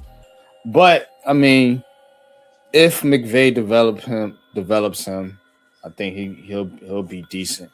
He will at worst be like Brock Purdy. You know what I'm saying? Like on that level is what I'm saying. You know, I don't think he could be any worse if developed. That's kind of like his ceiling-ish, kind of to me. Just a smart, steady, solid quarterback that can, not going to wow you with his physical traits, not going to run all over the field, be athletic, do these sidearm throws, anything like that. He's not a gunslinger. He's not going to throw these bomb deep passes. Just going to be solid, steady in the middle of the field. Somebody that can read defenses, read coverages, and run your offense. But they got to develop them because he's not close to that yet. But he does have the traits to do it.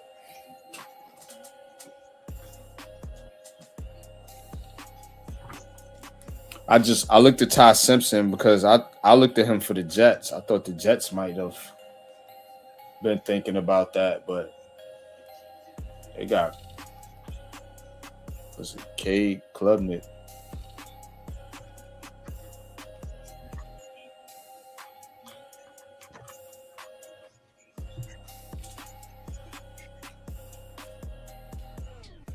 All right. Damon Claiborne, running back, went to the Vikings. So the Vikings get another running back.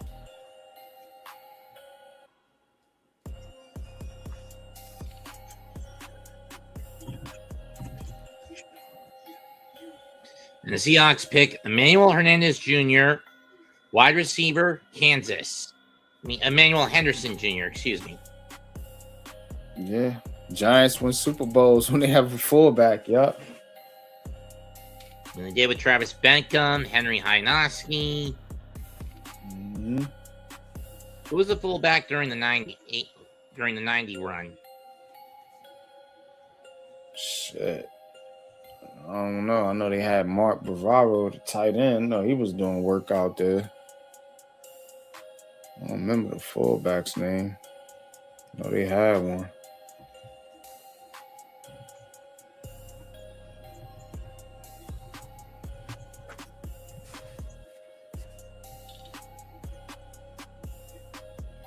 Maurice Carthan in 86.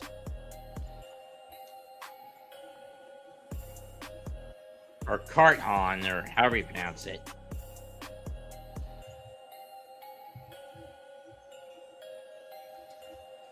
And he was also there again in 90. It was Maurice Carthen. Maurice Carthen. Yeah. See, I wouldn't have known that. That was a little bit beyond my football knowledge. I just know the tight end. I know he was out there doing work. Bavaro.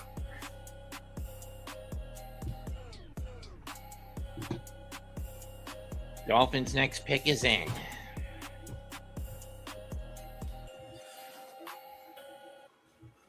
All right, I'll be right back.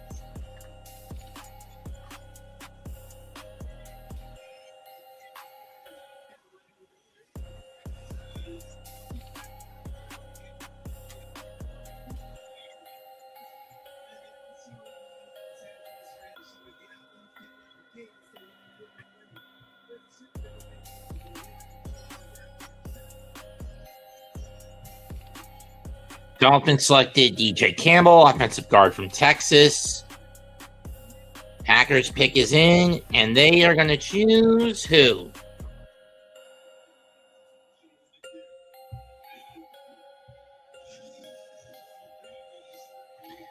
Damani Jackson, cornerback, Alabama. Okay, that sounds like an interesting pick.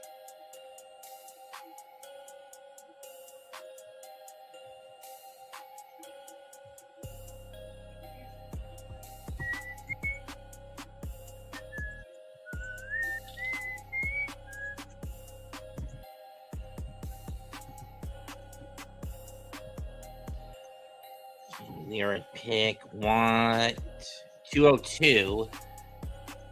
Los Angeles on the clock.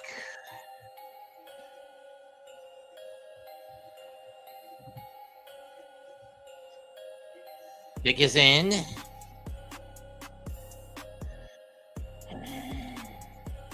What's in the 7th round? How many are left after this?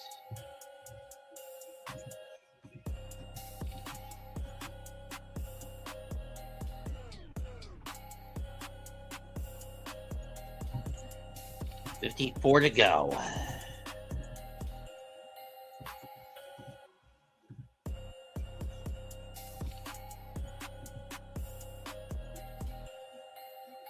They've gone edge rusher, center, wide out, offensive tackle, or is it defensive tackle with Travis Burke? Safety, defensive tackle.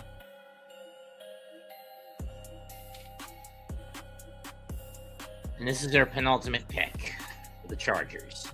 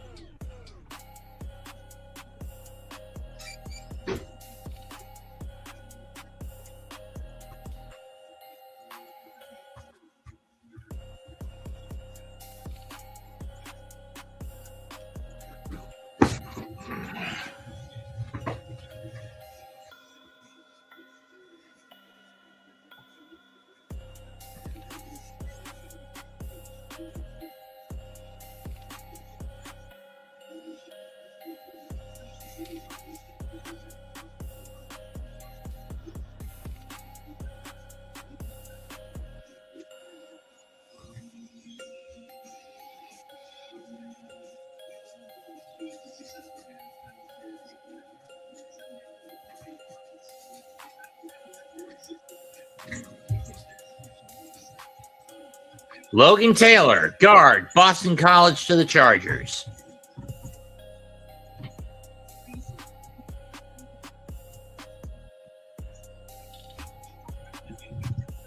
Pick in for Jacksonville. This is pick 22 of round 6.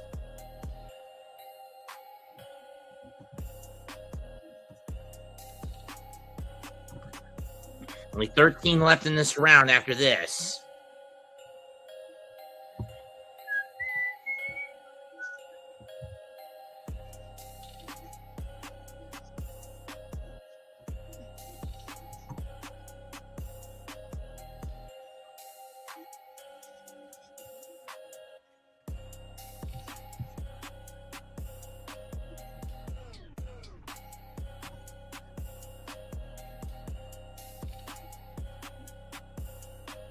I honestly don't know, King Jairus, how the Giants will use Fidone as a tight end, if they use him at all as a tight end.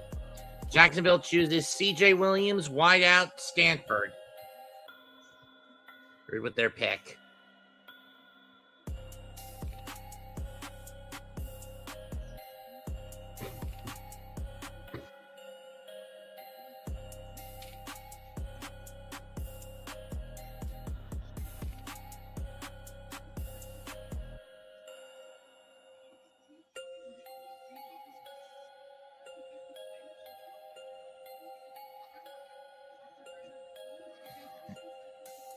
Stir frying things from morning.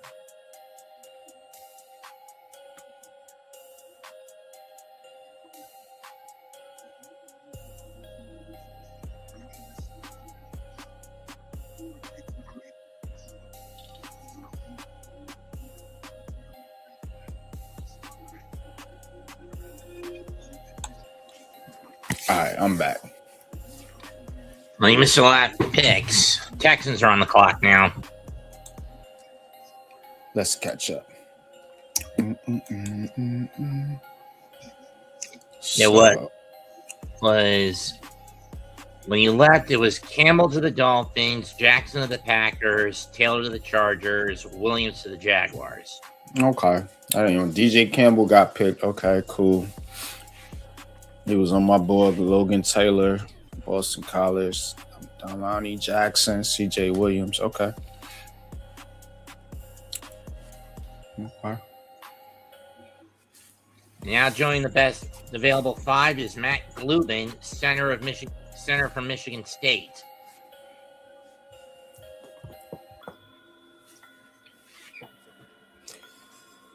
Or Gilbin.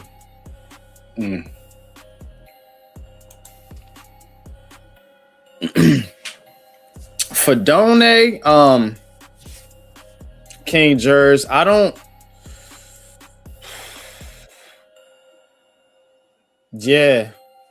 think, well, they still got Manhurst too, so he's going to be your blocking tight end. I think Fidone can rotate in with Likely and, if he's ready. I don't know where he's at in his development, but I know he has the tools to do it. You know what I'm saying? I've seen it. Like, I've talked to the dude. You know what I mean? Like, so I've seen his size and presence in person. So, like, he definitely has the skill set and, the physical makeup to do it. So, I don't know. I always thought he probably needed to bulk up a little bit more. You know what I'm saying? And probably learn, the scheme or whatever.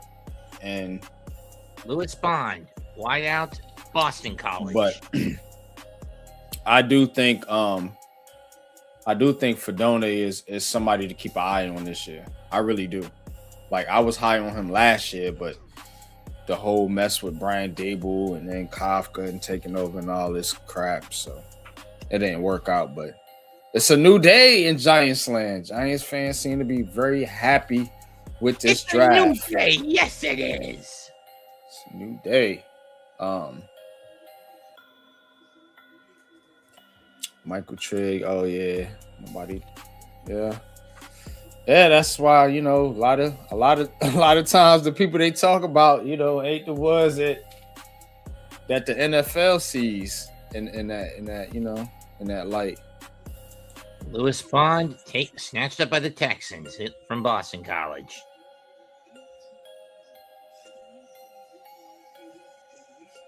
Yeah, Giants do very well in this draft. Yep. Let's hope it can translate into the field. Lions pick is in, and they choose with the 24th pick of the 6th round. I like our draft too. I really do, man. This is dope. New York Giants. Skylar Gill Howard, defensive tackle, Texas Tech. I don't know about this one. He's a little small for a tackle.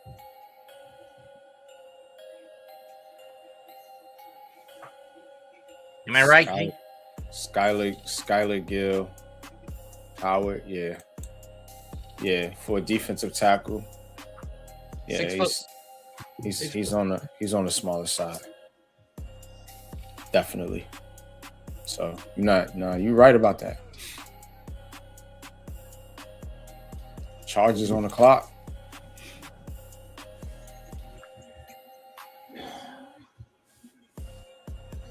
Transferred to South Carolina from NIU the prior to the 25 season. And then he transferred to Texas Tech.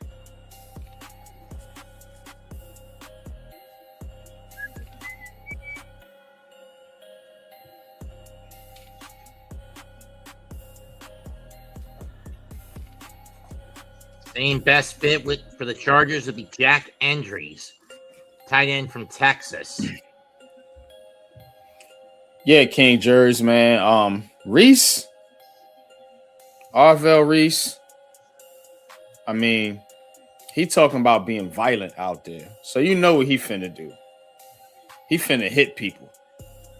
I mean, hit. So that's what I'm thinking, man. I'm thinking that defense is going to be physical, attacking, that kind of defense that everybody wanted and then they gave it to you with Wink, and then they fired Wink and took it away from you and gave you the bullshit defense with Shane Bowen. That defense. Who was an idiot, constantly relying on stupid ass prevent coverage. So, not familiar with Malik. Hold on. Not familiar with Malachi Fields. I want to tell Hurst. Do you know how those two compare to each other? Yes, I do. Malachi Fields is way more physical, more of a guy that's like, I think he has good speed, but the knock on him was like he's not really a burner type.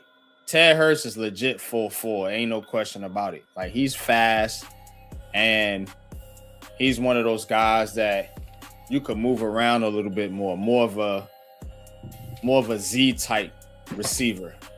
Malachi Fields is an X, in my opinion. Like, you could move Ted Hurst in the slot, do different things with him, but that's how I think those two compare. And Ted Hurst is way lighter. He has a smaller frame than Malachi Fields. When you look at him, so true. On tape or whatever. I think this is the Chargers' last pick, or do they have one more in the 7th round? I don't know. You could look it up. Oh, I'm on it. But yeah, that's how I see Malachi Fields and Ted Hurst. I like Ted Hurst too, but he's a different type of receiver. He's not somebody that's going to beat press and be able to go down there and do what Malachi Fields can do. He can do some things for you, and he is tall, and he has the athletic ability, but yeah. But Ted Hurst has speed, though. I think Malachi Fields has speed too. He might be a tick slower, just a tick, maybe, than a guy like Ted Hurst or even Caleb Douglas. Their final pick. Jalen Hyatt needs to be cut. I've been saying he needs to go. True. I ain't really got nothing for him, especially with this guy on the roster now. So true. I ain't got nothing for him. And with their final pick, Los Angeles chooses Alex Harkey, guard, Oregon. Yeah, I ain't got nothing for Jalen Hyatt. Jalen Hyatt. Joe Shane gonna have to eat that one. I know he keeping him around because he don't want to admit that he blew that pick, but I don't know what you're doing with Jalen Hyatt. I guess you let him go in there and compete and see where his head's at, but I don't think he got the skill set to really be that much. He's just like a one-trick pony to me.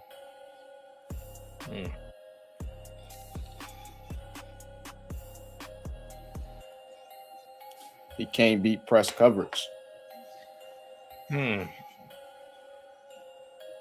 That's why they got a physical receiver like Malachi Fields. Got to be able to get off press coverage. Everybody ain't going to sit back and zone so you can run these little curl routes and shit like that. Many mock draft things are saying that the worst pick the Giants made was Francis Maligoa.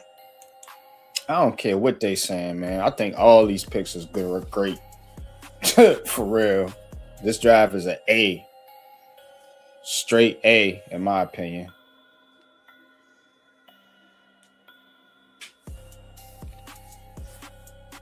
But we're going to break it down tomorrow in Giants Conversation. So I don't want to say too much. I don't want to give it all away. Because I'm going to have a lot for y'all tomorrow. Me and Big Pat.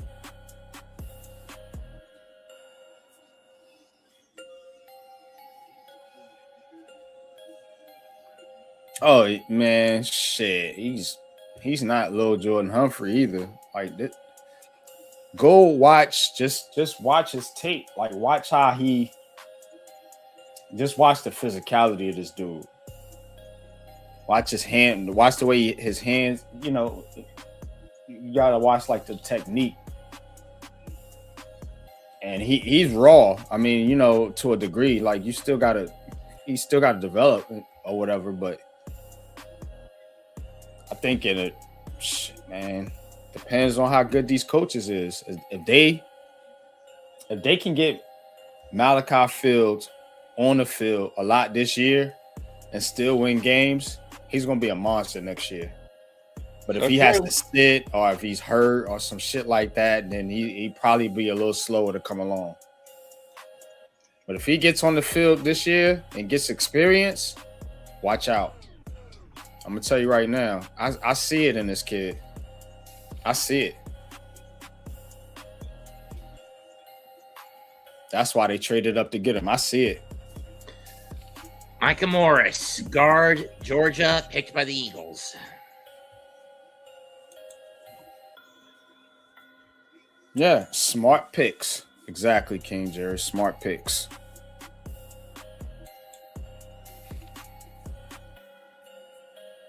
Yeah, that's what they're... You got to be thrilled. If you hating on this draft, then you just a hater. I mean, because they got arguably the best defensive player in this draft, probably the second best overall player, or maybe even first overall player in a lot of people's eyes, in Arvell Reese. From a talent standpoint, you got the best offensive lineman on almost everybody's board in CC. And then you had a top 15 pick in a lot of people's eyes, probably the third best cornerback. Well, really the second or third best, depending on, because of what happened with Jamal McCoy, the injury thing. Because he would have went ahead of, but you get him in the second round. And then you get a monster of a receiver in Malachi Fields. Go watch Malachi Fields Virginia tape. Shout out to Deception. Deception, if you listening, shout out to you. Shout out to Deception. He put that out on Twitter. Retweeted it. If y'all follow me on Twitter. His Virginia tape. Malachi Fields Virginia tape.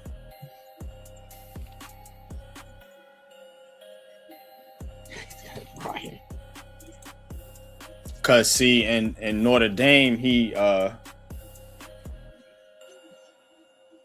didn't get because they were so run heavy. He didn't really get to show a lot. When he did show what he showed, you know, people seen it, and then they seen him at the Senior Bowl, you know, cooking these third and fourth round cornerbacks that's coming out in his draft. He's out there cooking them in the Senior Bowl. That's why the Senior Bowl is important.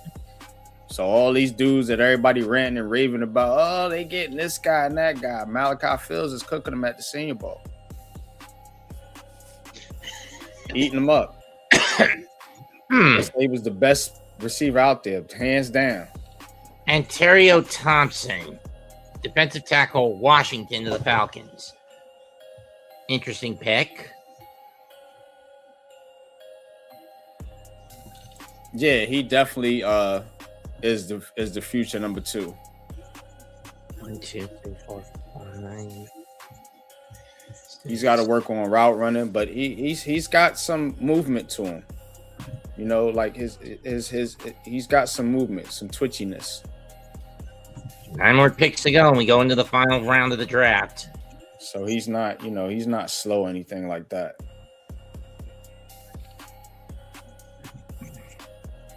Just got to learn the NFL game. That's it.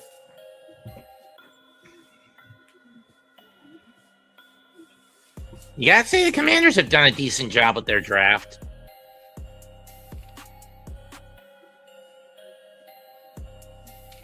Oh yeah, who else did they get? I don't even know who they got.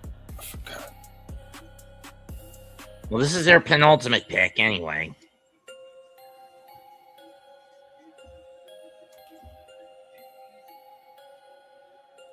But yeah, I do think Malachi Fields, and then Colton Hood, man, that dude's a physical corner, man. He can tackle. So, I mean, he's not the taller cornerback that I would have targeted. You know, the taller, more physical cornerback that I would have targeted because, let's see, what was he? Hood, I think he's 5'10", and 5'11", 193. But he plays strong. He plays solid. You know what I mean?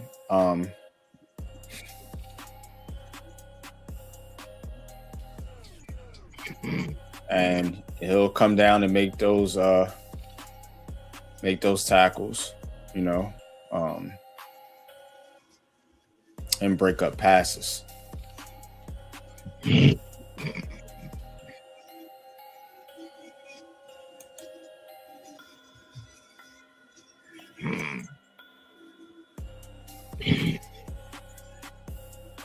And let's see.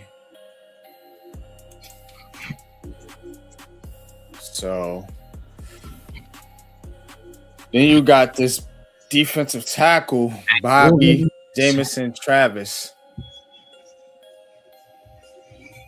I gotta look at his. I ain't gonna lie, I don't know a lot about him, but he's a big dude, 6'3", 328. So he's got the right framework to go in there and stop the run. And then his tackle, J.C. Davis, he's going to be a stash pick. And then Jack Kelly, man. Jack Kelly could come in and contribute on special teams, you know, and fill in, you know, as a backup linebacker. So Pretty good draft for what they had. You know what I'm saying?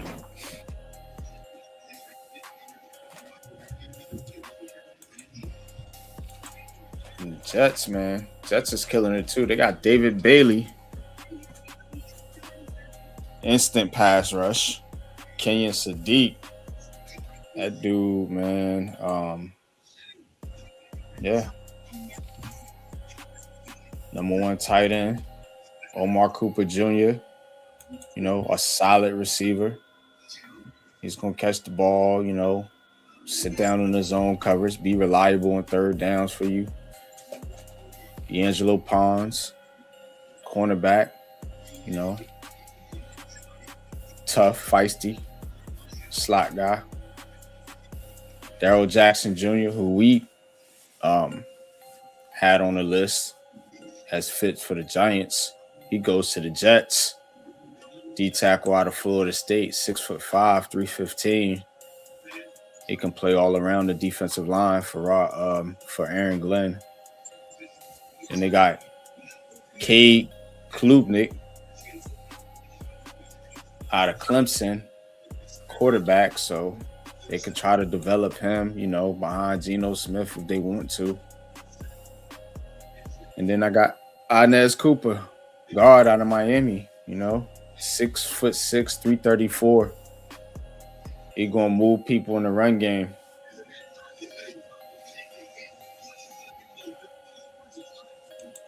Not a bad draft. Pretty good. So I think New York won in this draft.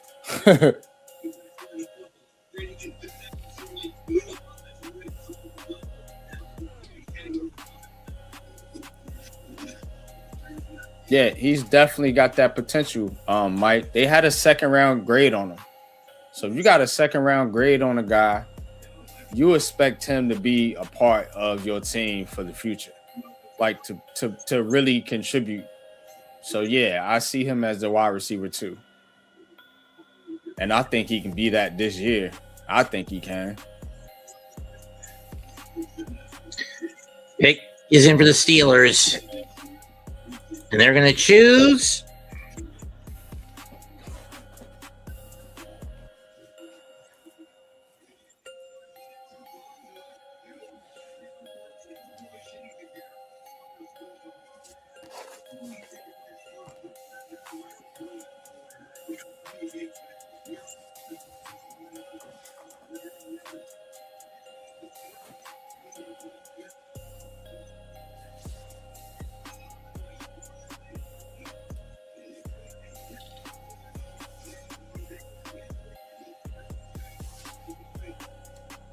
Gabriel Rubio, defensive tackle from Notre Dame. Man, Notre Dame getting a lot of players picked too.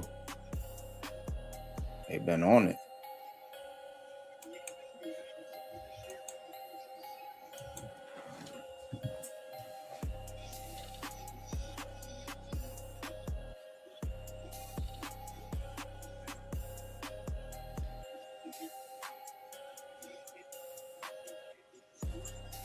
Yeah, that dude Xavier Harris is going undrafted.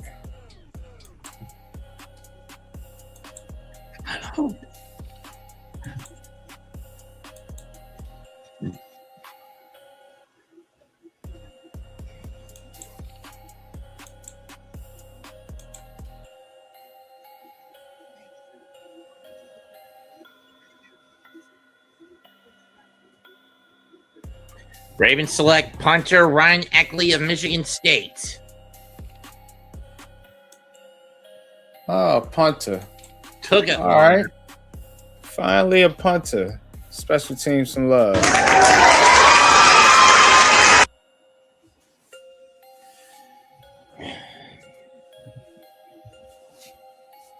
One, two, three, four, five. 5 more, and we go to the 7th round. Yeah, this shit over with. Which is a whopping 41 picks. Most of them compensation picks. Yeah, the time is too long. I had that shit at 3 minutes. When they get to these rounds, 3 minutes. 3 minutes. No, I say for the 7th round, they should make it to 90 seconds. Damn. Nice. A speed round. What, you ever done convention speed dating? Nah, I haven't done that before. Think of making the 7th round basically like that. You find the guy, pick him, and take him. Namdi Obiazor, linebacker, TCU, picked up by New England. Not sure if I pronounced that right. I don't know.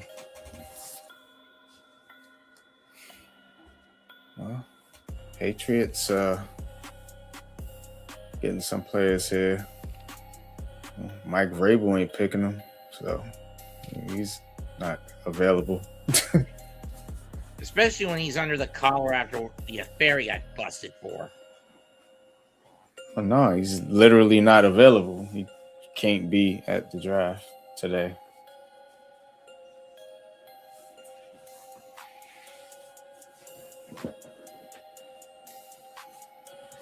Yep. But the Bears. What have the Bears done? Let's take a look at the Bears draft. Trying to run through most of every team's drafts for you guys that's listening. So please hit that like and subscribe button for the Aboriginal Sports Network, Unpopular Opinion Sports, Xavier Thomas, Big Pat Sports Talk, as well as the Hardcore Sports Network and Mets 2128. Snarf. All right. This is Chicago's last pick. Bears get Dylan Thieneman, safety out of Oregon. That was a good pick. Got him in the first round. They got Logan Jones, center out of Iowa. Pretty good. Sam Roche, tight end out of Stanford. Xavier Thomas, wide receiver out of LSU. Malik Muhammad, cornerback out of Texas. And Kashawn Elliott, linebacker out of Arizona State. So the Bears did pretty good. Solid. They didn't need a whole lot, so just needed some tune-ups. They was in the playoffs last year, so all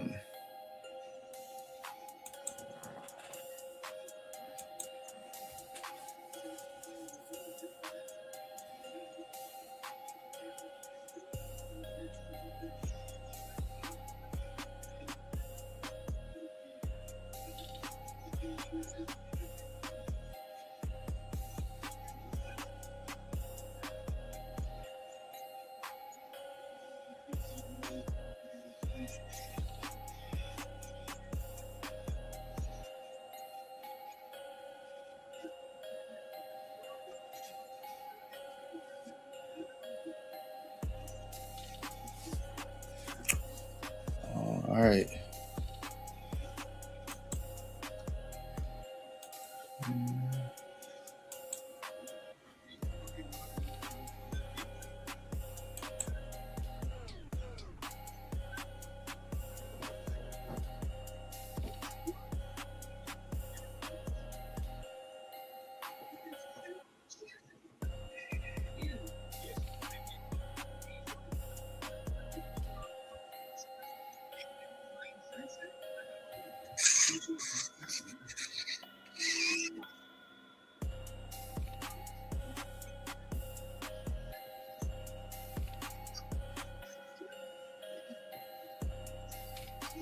Bears select Jordan Vanderberg, defensive tackle, Georgia Tech.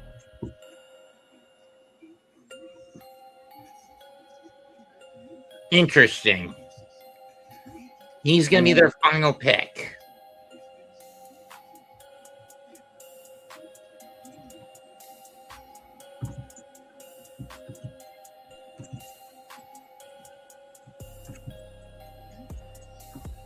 Yeah. Colts are up next. This is their compensation pick from Pittsburgh.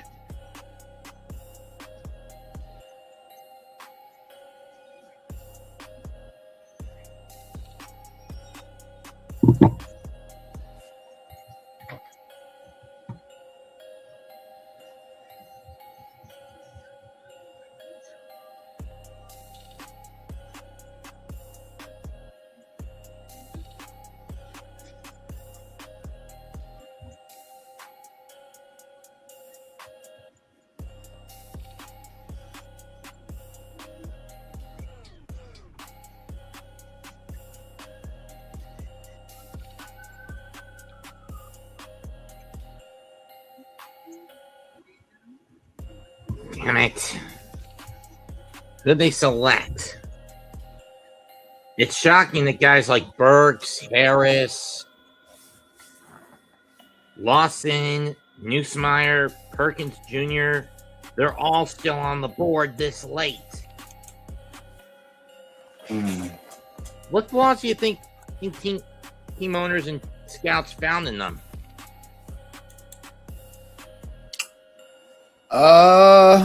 Let's see who. I don't know, man. Well, with Harris, I think he's got some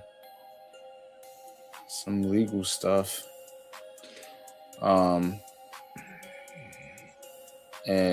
I don't know what's going on with Harold Perkins Jr. or Garrett Nussmeier. What about Deion Burks? Yeah, I don't know about him either.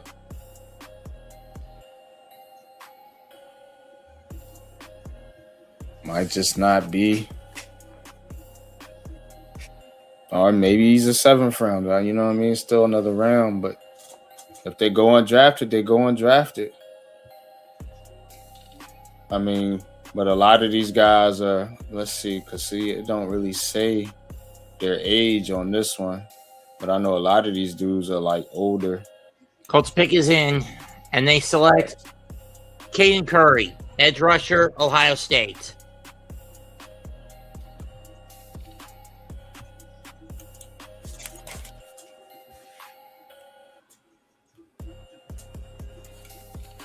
.6'3", 257. Top 20 in his position. And that was the Colts' penultimate pick. They've got one left. Atlanta's up next. That's a bit of a steal to get Curry in the penultimate round for the Colts.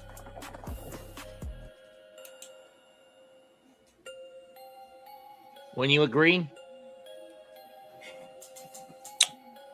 Yeah, I mean, the Colts are good, man. They just need to get protection for Daniel Jones. Yeah, they gotta make sure they can get through a season with a healthy quarterback. That'd be their problem. The quarterback's always getting hurt. True. I mean, they've always called Indianapolis the glue factory. Every quarterback they've had got hurt, from Peyton Manning to Andrew Luck to Daniel Jones to whoever they throw out there. Nick Foles. Whoever they put out there, they get hurt. Because that damn O-line is old and can't protect it, or young and inexperienced and can't protect them. They don't even be the O-line. They be having good O-lines, and the quarterbacks be getting hurt. It's something on that, with that franchise. I don't know. Because they O-lines don't be bad. They had a good O-line, man. Look at man, they was tearing it up at the beginning of the league. Select. Yeah.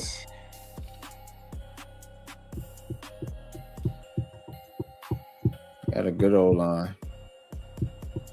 I don't think it's the O-line.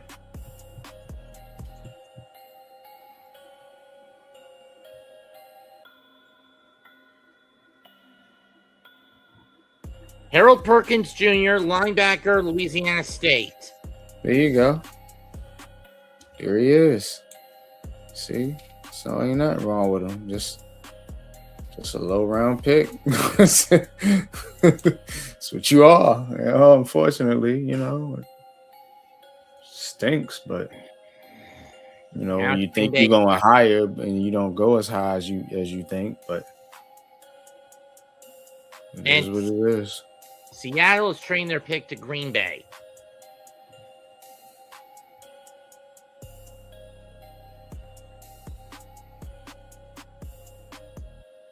And it's 2.5 minutes per pick at this point. Pick is in.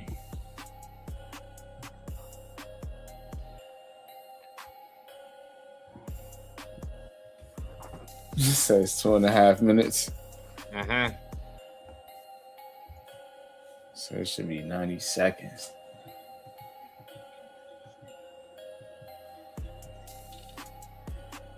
Only teams are going to have picks in the final round. Arizona, Dallas, New Orleans, Buffalo, Cincinnati, Detroit, Washington, Pittsburgh, Tennessee, Cleveland, Carolina, Jets, Raiders, Falcons. The Packers select Trey Smack, place kicker, Florida. I told you that's where all these kickers and punters start coming off the board. New England, Minnesota, Special teams. Seattle, Indianapolis. So basically, Green Bay traded the 236 for the 216. They moved up. Miami, Buffalo, Philadelphia, Kansas City.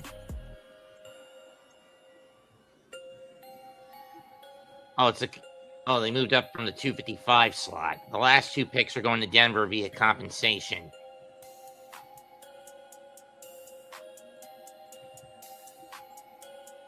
Arizona, you're the first pick of the final round. Let's get it going. And the pick is in almost instantly.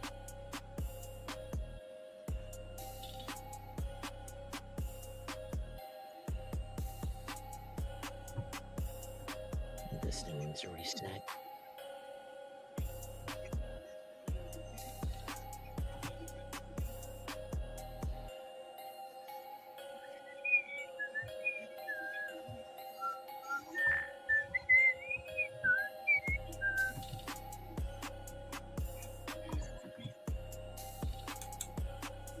At least we're not sitting here for 6 hours like we were last year. Shit. And the Cardinals select Aiden Williams, offensive tackle, Ole Miss. Or is he a D tackle? Offensive tackle. Yeah. Yup, Eric Captain Jack from BYU. Got him in the 6th round. Pretty good. Might have a steal. With our last pick. Might have a steal. And he screams John Harbaugh. Like he's definitely a pick I could see that a Ravens like team would make. So definitely a Harbaugh pick for sure. So who would be a Schottenheimer pick for Dallas in this spot? Hell if I know. They always go offensive lineman named Tyler. So any offensive lineman named Tyler out there, they'll probably pick him. Granted, Jerry Jones is really need to step down, and the sooner he does, the better. Cale Downs, Malachi Lawrence, Jyshawn Barham, Drew Shelton. They're having an excellent draft. They're going to be very good next year. A lot of defensive pieces. Devin Moore, LP Overton. Yep. Be very good, but and they haven't hopefully so are the Giants. You know, I mean, they had a good draft too. So, but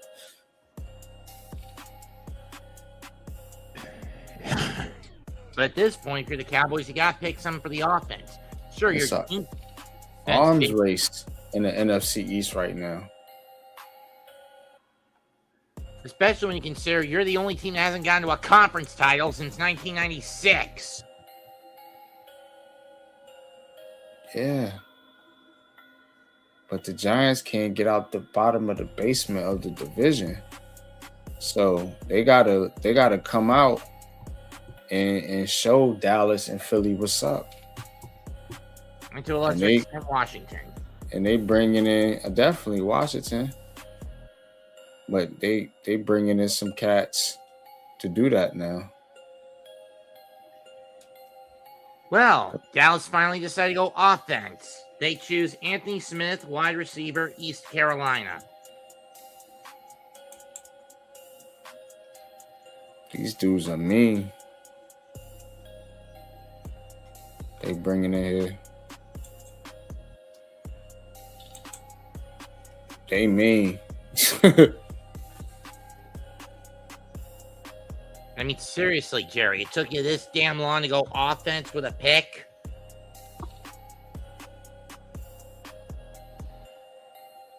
You're always saying you're going all in, Jerry, and yet your all-in push is either staying pat or screwing it up in the draft. They ain't screw up. Not with this draft. Nah.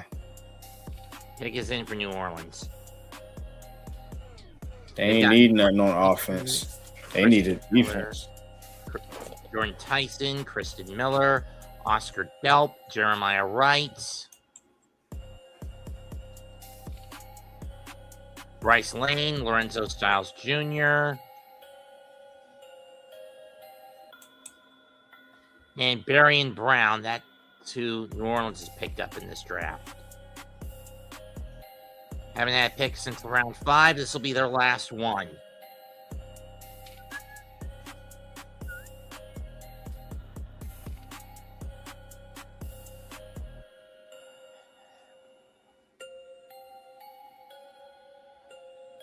I really don't know how good of a backup Zach Wilson will be under Tyler Shupp in New Orleans.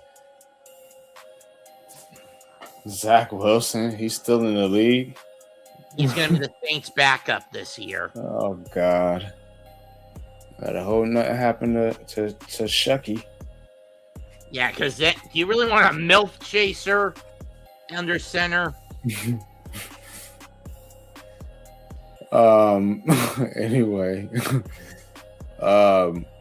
One Magic beat the Pistons 113-105. Are the Pistons probably the biggest fraud number 1 seed? Perhaps. Damn. Come on, it's a young and inexperienced core. JD Bickerstaff can't get out of his own way half the time. He's got the same problem as Mike Brown. The only difference is Brown has had more playoff. He's actually gotten to the finals a few times, once on his own and twice and multiple times as an assistant. Saints pick TJ Hall, cornerback, Iowa.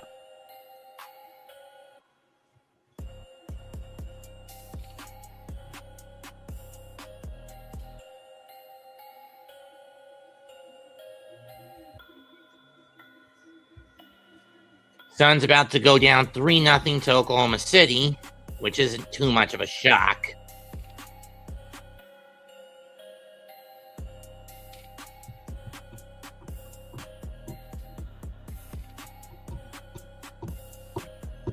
Mm-hmm.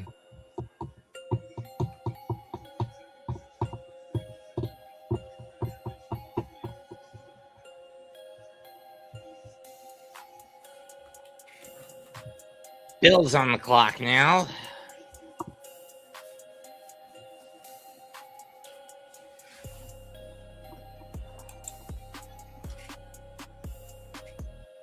And after this, we will have 38 picks to go. And 37 picks left to go. Oh, yeah? 37 of them? And almost all... And... the last 9 are all compensatory picks. Yeah. I mean, that tends to happen though. You know what I'm saying? When you have them, you know. Yeah. Giants got to plug all they holes in free agency so they don't ever get comp picks. You got to dig all them holes. How'd that song from the movie go? Wow. Oh no, my man. We'll see what if Joe Brady can do what Sean McDermott couldn't. Get the Bills over that hump.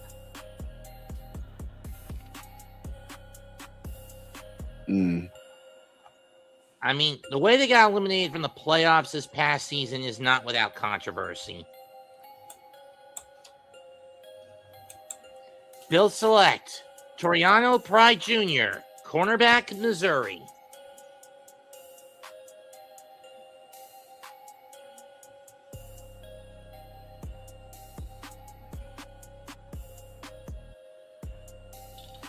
Damn, man. I be drafting.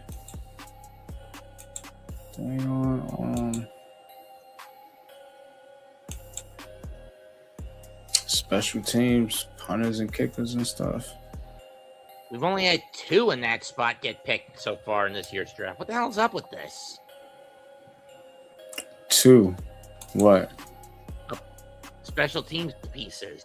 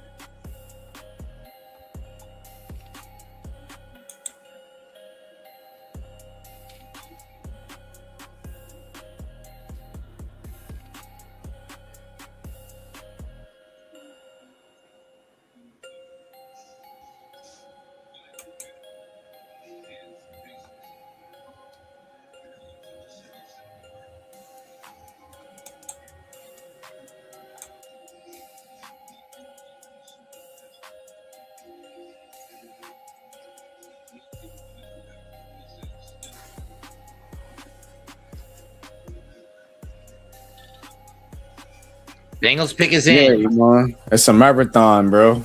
This day 3 is a marathon. They got a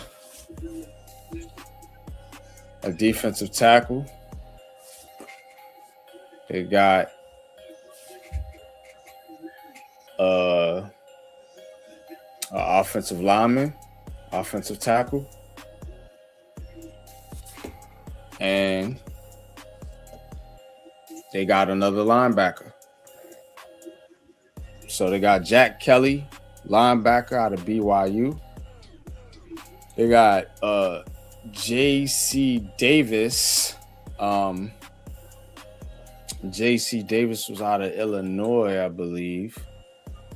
And then the other pick was, let me get this guy's name, Bobby Jamison Travis. D tackle out of Auburn. So those are the Giants' day 3 selections. And to be honest with you, I think it's pretty good. True. And Jack Andreas is now off the board. Cincinnati takes the Texas tight end. I think it's pretty damn good.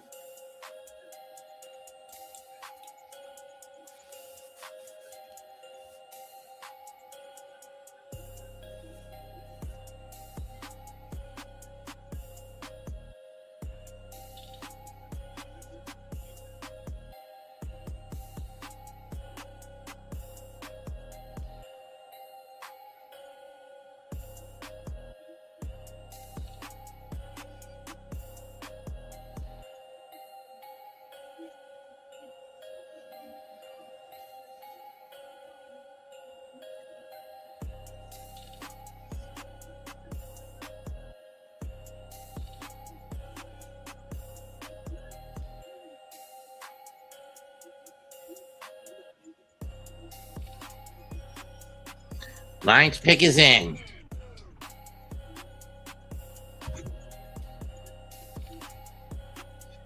Tyre West, edge rusher, Tennessee.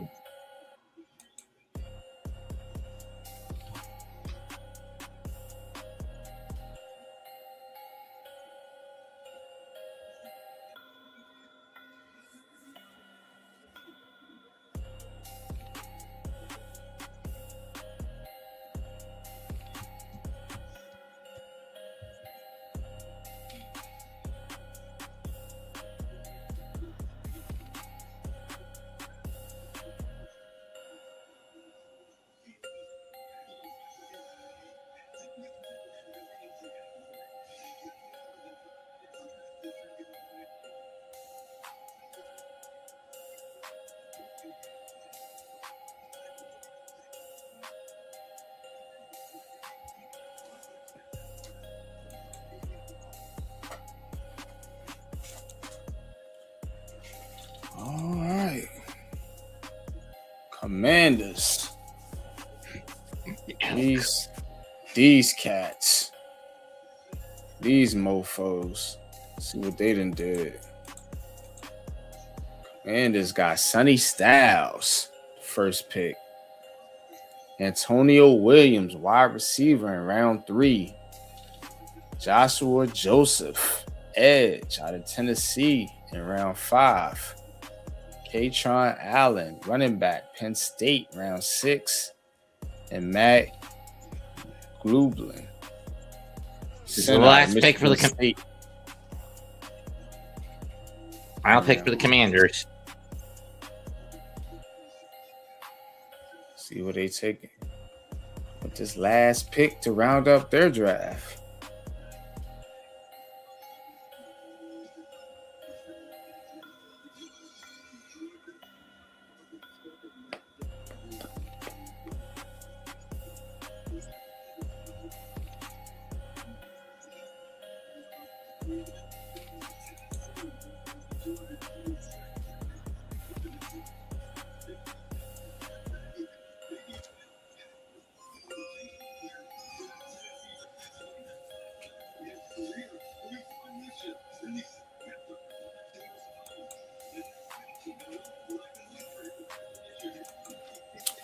I like the Browns.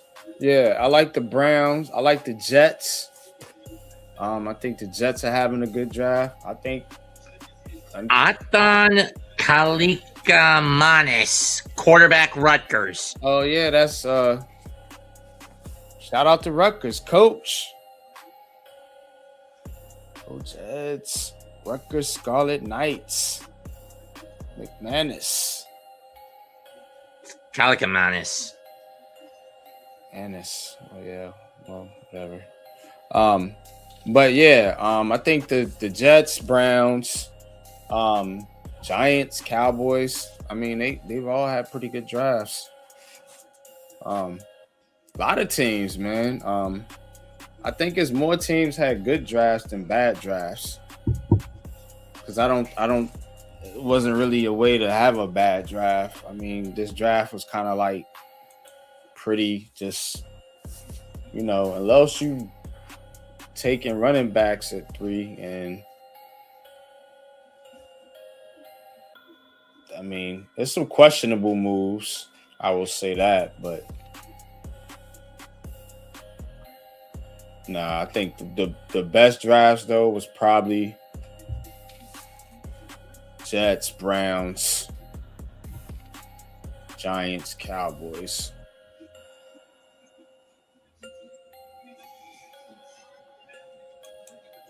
I like those drafts.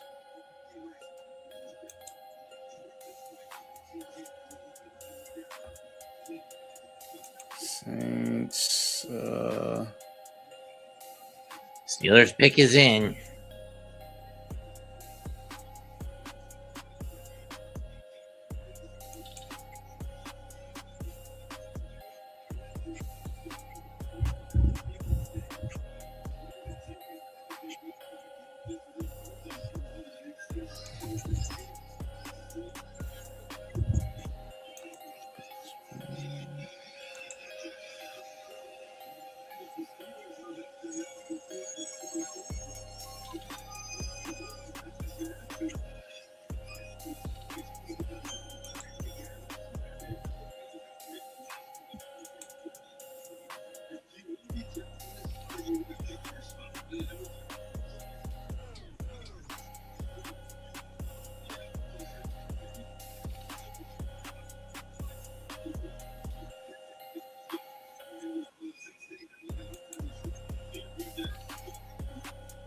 Robert Spears Jennings, safety, Oklahoma.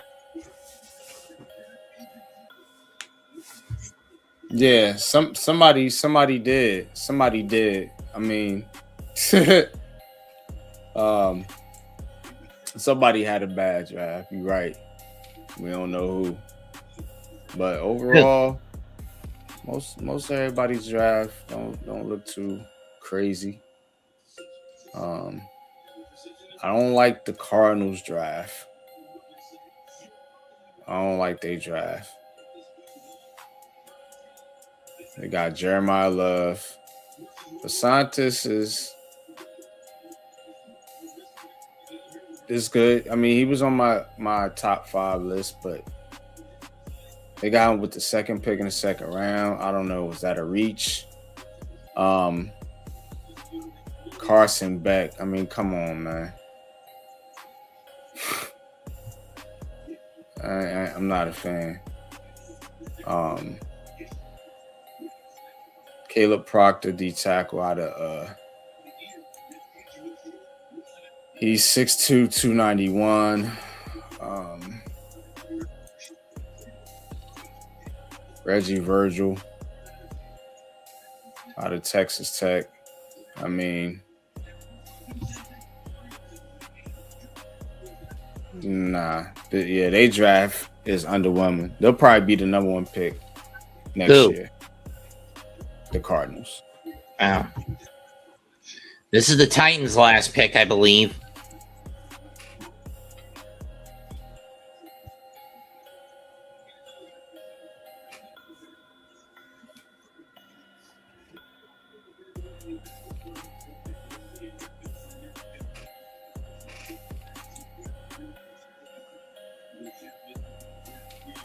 Rams. I don't like the Rams draft either.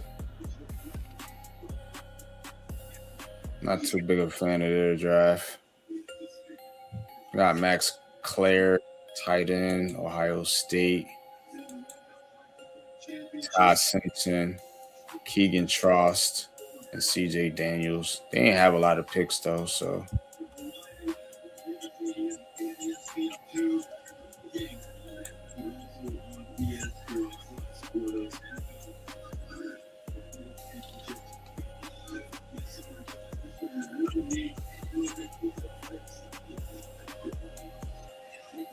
Yeah, those are about the only ones I could really knock right now.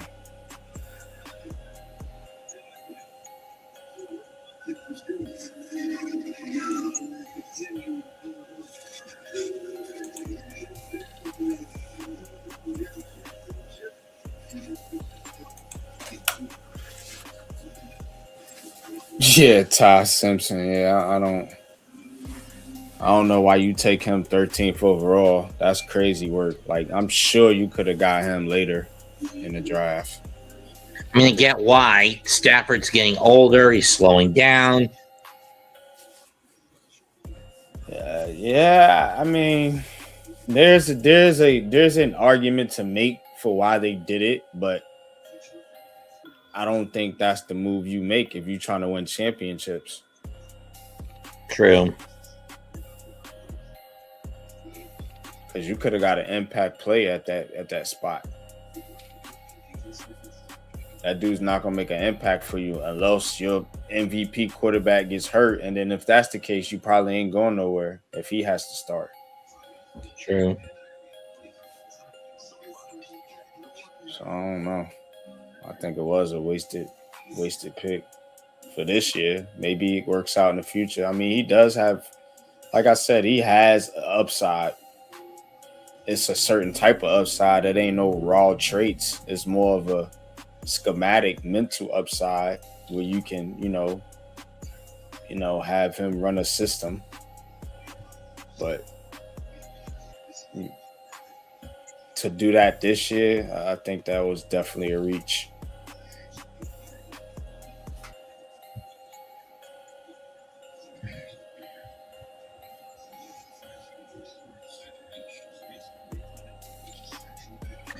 Jaron Kanak, tight end, Oklahoma, to the Titans. Panthers are up next. Or Bengals are up next. Big is in.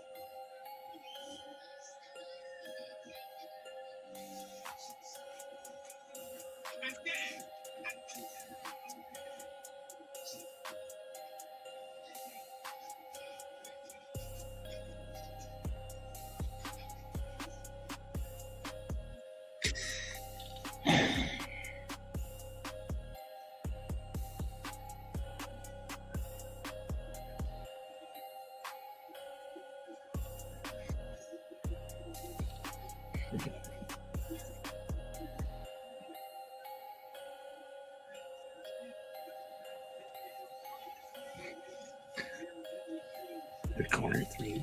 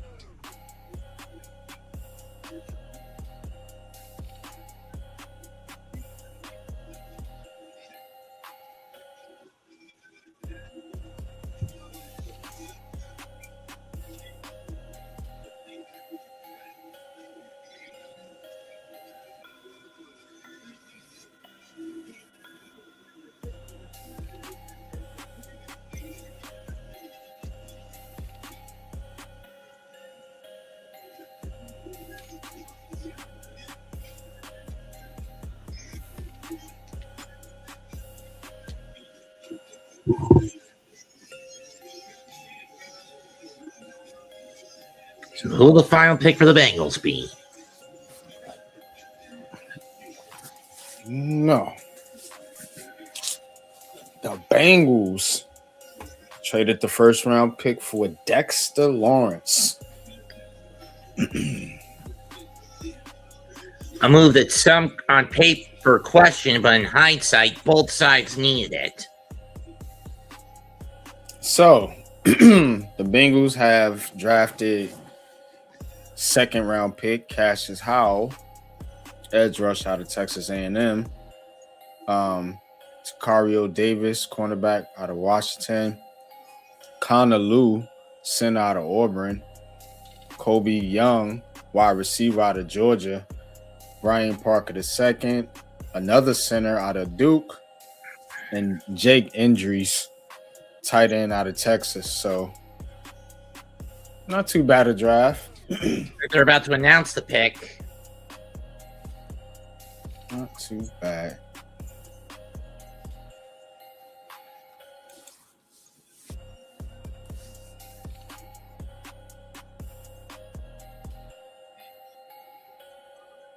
Zach Walls, linebacker of the Cardinals from 98 to 01.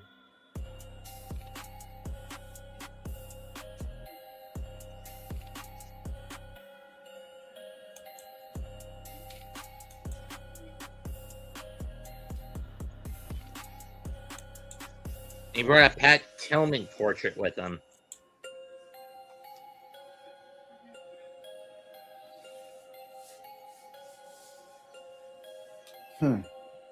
Then, oh shit, yeah, he did. Wow.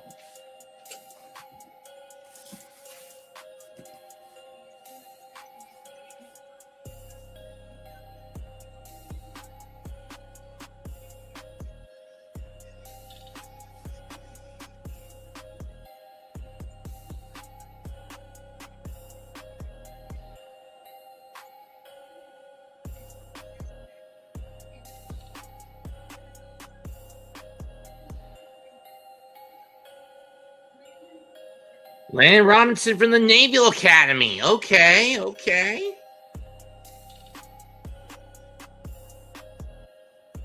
I mean, it's a rarity when anyone from the armed forces schools decides to hit duty and go to the pros.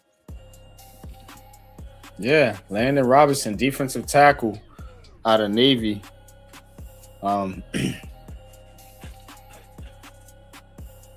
So 6 foot 287, so a little bit on the smaller side. That's usually where these D tackles go. I mean, we all saw what he did during the Army game. Yeah, I mean, it's not a knock. I mean, it's just that's why they drop, because teams are looking for measurables, things you can't teach. You know what I mean? Carolina's final pick is in. And they choose. Gotta be someone good, me. Jackson Kuwach, linebacker, University of Miami, Ohio. Okay.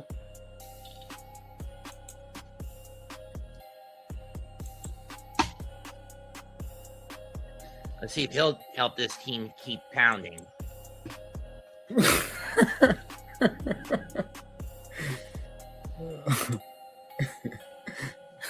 Keep pounding, huh?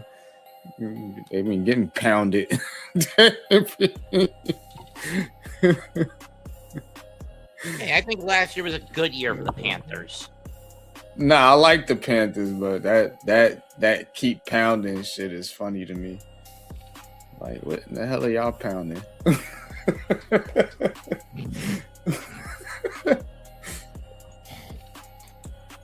Pounding opposite team pussy. Whoa. Easy, buddy. This is a family show. Oh, man. Yikes. But, Sorry. yeah, we can't do that. But,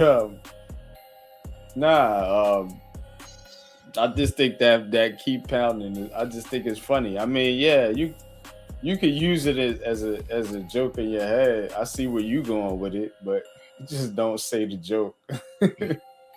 Got it. Jets pick is in, and they choose their final pick. They choose.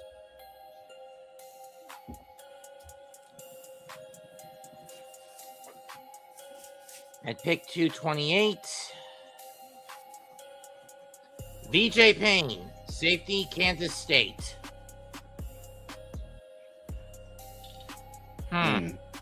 Okay. 6'3", 206. So I mean, he's got some size. Don't know much about him, but Jets did solid today. He's a decent tackler. Mostly on the solo side. He has a couple of picks. Not much for sacks, though. Oh, he's a safety, isn't he? Yeah. So, I don't get a lot of sacks at the safety position. And again, one thing the Jets lacked all season last year was an interception. Because their that's what they needed. Because their corners were too damn small. Well, Aaron Glenn is changing that. He's getting that team together. I like this Jets draft. It might be my favorite draft so far out of all the teams. But, of course, it's the Jets, and it never works out for them on the field. So they're going to Jets. I screw it up in one way or another. Somehow, some way.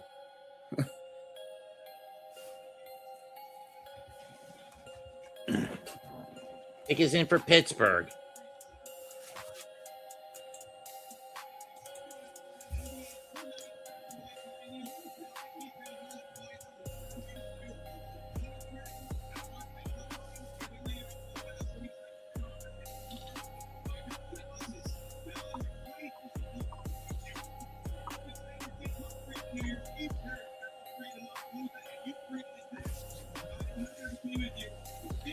27 to go after this one.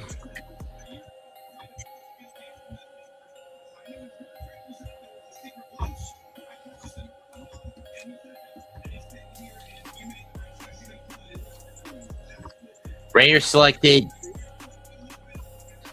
Let's see.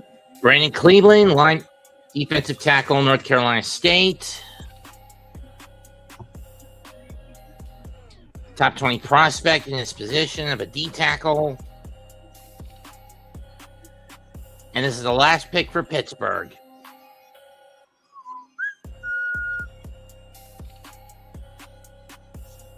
Pittsburgh Steelers on the clock. Will Allen's daughter is actually going to make the pick. Or not.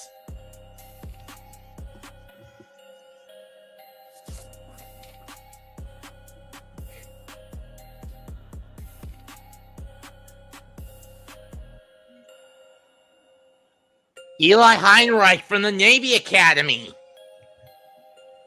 We saw what he did during that Army game. Yeah. Yeah. Mm-hmm.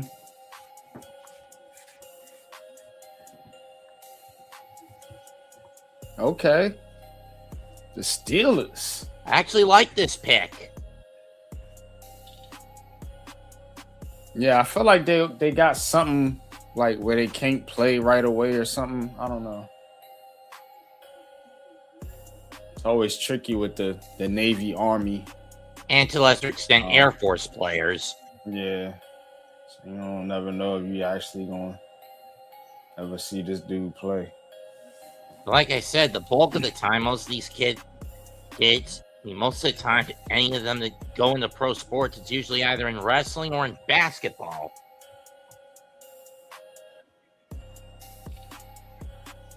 More oftentimes, it's the former as opposed to the latter.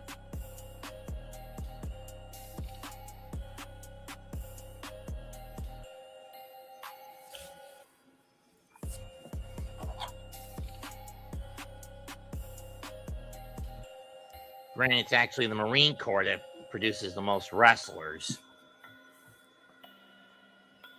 Oh, so he stayed in the green room. It'll be mostly a slot catching running back, right? Came out to the stage. I don't know what he gonna be. I mean, he caught a lot of touchdowns, most in the history of the Navy last year in his career. Like I said, if he plays, I mean, yeah, he's got some speed. He can do some things out there, like you said, catch out the backfield. He can be like a little scat back kind of.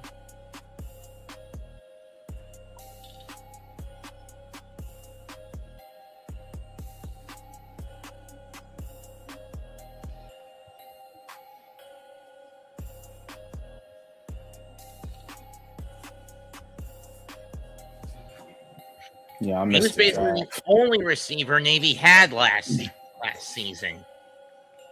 When you think about it. Mm-hmm. Yeah, because you know what they do. They're ground and pound attack. Yeah, that's what they do. It's the same thing with the Army. Yeah. Between the armed forces schools, I think only the Air Force decides to throw it, right? Yeah, hence the air. They go to the air. The other ones, they fight on the ground. You know, by most accounts, the Navy is mostly a seafaring military force, but the point applies. Right, yeah. They're not in the air. Right.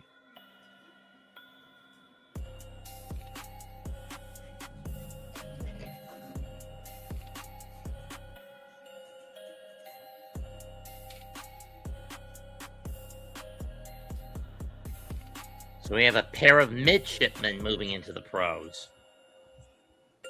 Falcons pick is in. Yeah, dude's got some speed. Catch out the backfield.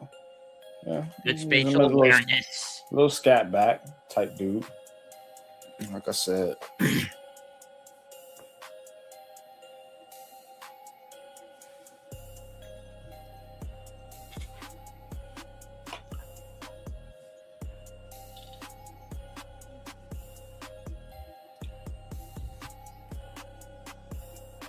After pick 245 and 49, 48, every pick is a compensatory pick, whether you trade it or you had it.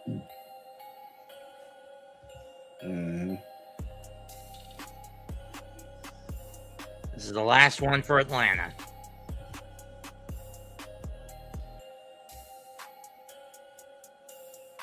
So Pittsburgh ends their draft on a good note.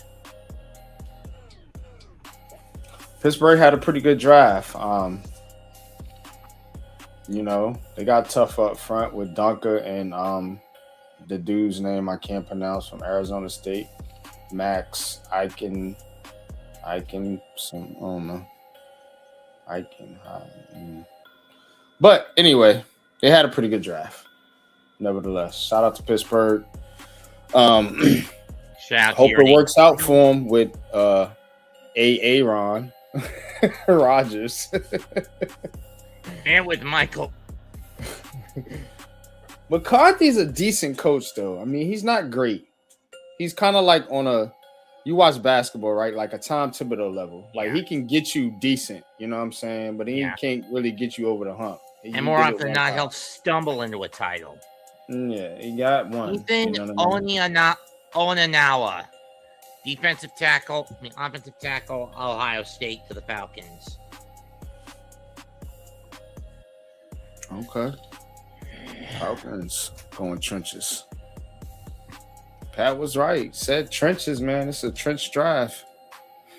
Heavy. A lot of linemen being picked in this draft. On both sides of the trenches. Yeah, it's going to be a lot of receivers, DBs, quarterbacks, running backs. That's going to be undrafted free agents. That's what this draft told you.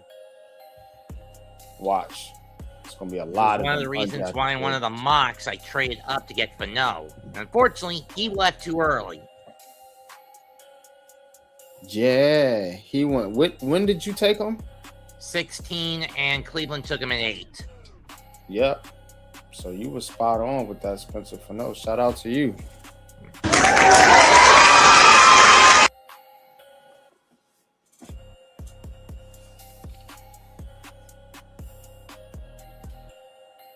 Because I thought Maui out CC was going to be the first lineman taken.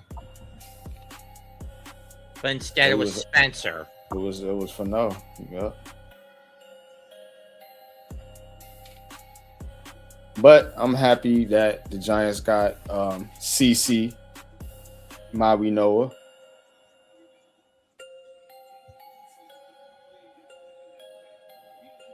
Because he's going to be a monster. At right guard, him and Illuminor on that right side. With Scatterbo and Ricard running. Mm-hmm. That's gonna be What's rough. your opinion about this Dejon Stribling kid, the nephew of Don Morocco? Stribling's good. Yeah. Rams pick Tim Keenan III, defensive tackle, Alabama. Oh, there he is, man. That's Pat's boy. Went to the Rams. Was on our list of defensive tackle fits. And the Giants went in a completely different direction. So focusing predominantly on trench game as opposed to anything else. The Harbaugh era is here. Harbaugh loves filling the trenches. Yep.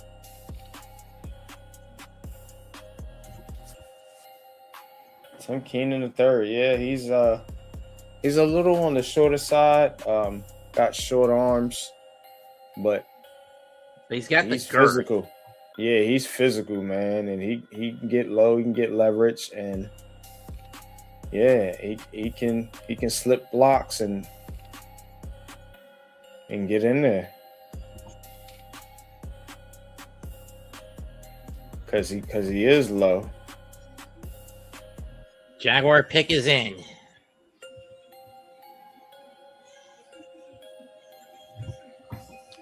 And they choose Zach Durfee, edge rusher, Washington.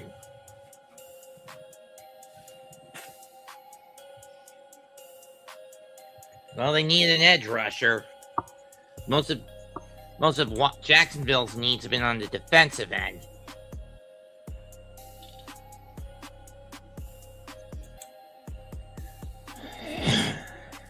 Appreciate y'all tapping in for this 4th to 7th round, day 3 of the 2026 NFL Draft. And me, your host on Popular Opinion Sports, with my co-host for the day, Mets 2128, aka Snarf, giving you the pick-by-pick call here today. Shout out to you. And yeah, we are okay coming up at the end of this draft. Patriots went quarterback Baron Morton from Texas Tech. Interesting.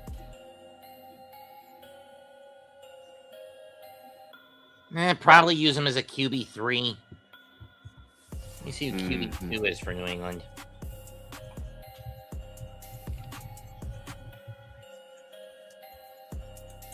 Tommy DeVito. I forgot he actually went there after free agency last couple of seasons back. Tommy Cutlets.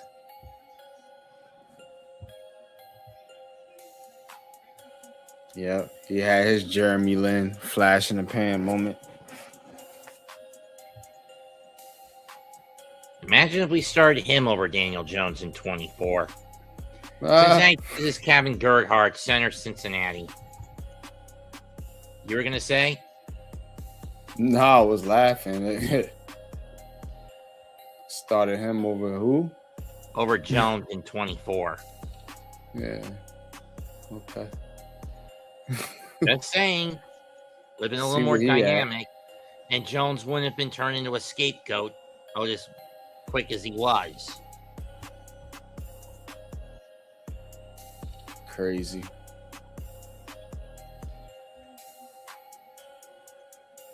Because you know the way they play in 24, Dable clearly was laying down the law. He did not want Jones. Yeah. That don't matter. Because Tommy DeVito is a third string quarterback. So, and Daniel Jones has got another contract. So picks in for the Seahawks. Doesn't really matter. Andre Fuller, cornerback, Toledo. That fills a need we're desperate for. Knicks about to go against the Hawks, down 2-1. All because of incompetent offensive play in the last minute. Yeah. And seriously, why didn't Brunson just with 30 seconds left just give it up, down low to Cat or whoever instead of going hero ball? I swear Brunson needs to be Ludovico into saying the world does not revolve around me. Let me give it to other players when the season's over if the Knicks get knocked out. But that's how they play. I don't know, because I guess it's the coach. Because it's your job to be like, all right, this is how I want y'all to play. Stop dribbling the ball, dude. You know what I mean? Like, this crap also was with Thibodeau, But Thibodeau would discipline him from time to time. But see, that's the thing they didn't like, and so that's why they got him out of there. These players do not like discipline. When they get these coaches that discipline them, they want these player-friendly coaches. Don't want to be coached hard no more. That's why the NBA is a bunch of wimps. I mean, the NHL, they will discipline you for for taking a dive.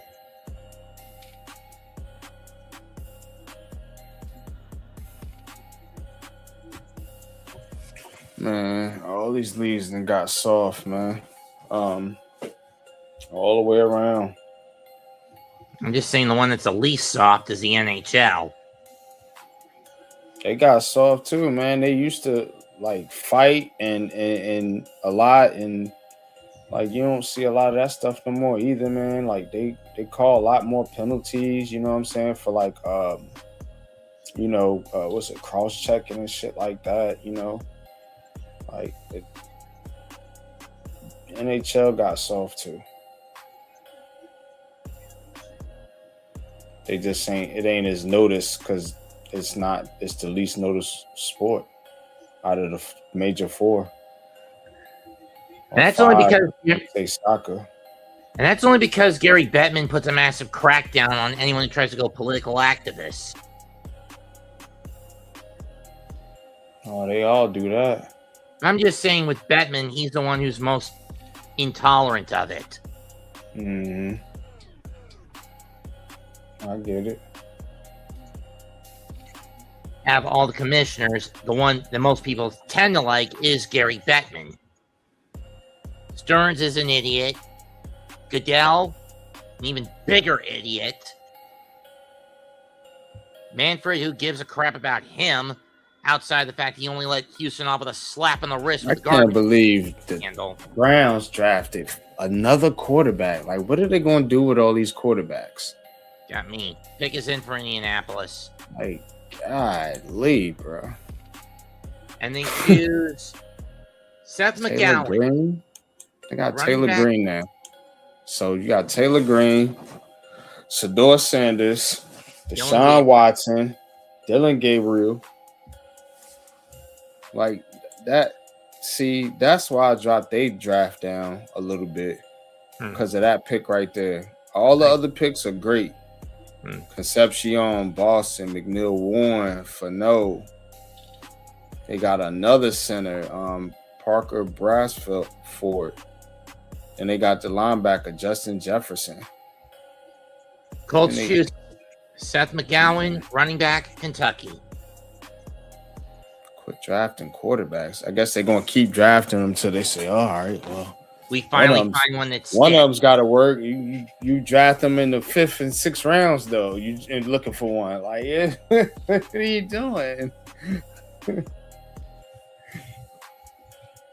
Got to take them at the top of the draft. It's a better shot. I mean, let's run down the quarterbacks Cleveland has had since 1999.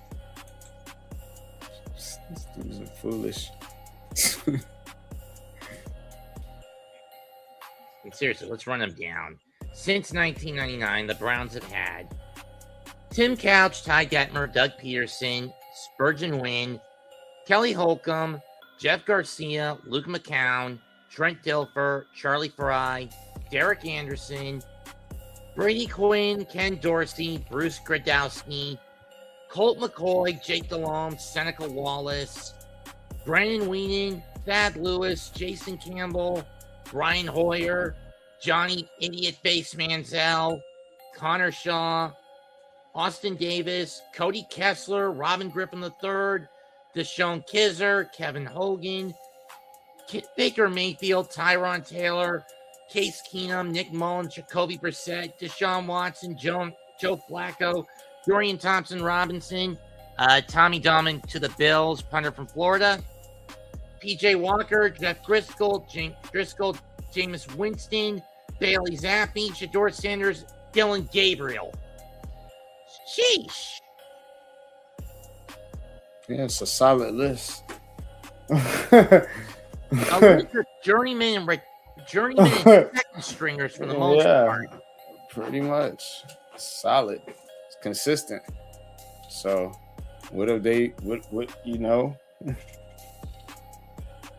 they haven't drafted well and they haven't developed. So, they need real coaching over there. They got Todd Monken, man. Todd Monken over there trying to get paid. He buying Jordans, getting haircuts, and getting fresh. And getting plastered on brass monkeys. Man, Todd Monken is having a good time. He got him a head coaching job finally. And he living it up. Jacksonville selects Parker Hughes, linebacker, Middle Tennessee University.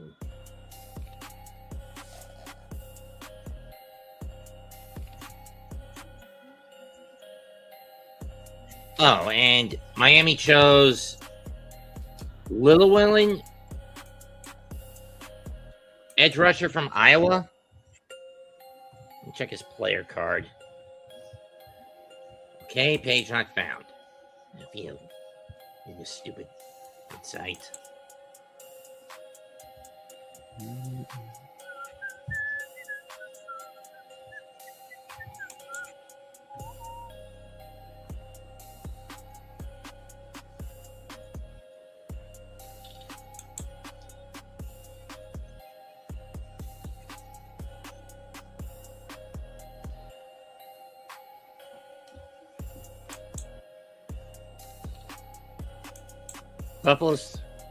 Buffalo's pick is in. There's only 1, 2, 3, 4, 5, 6, 7, 8, 9, 10, 11, 12, 13, 14, 15, 16, 17 to go after this one. We're on pick 241.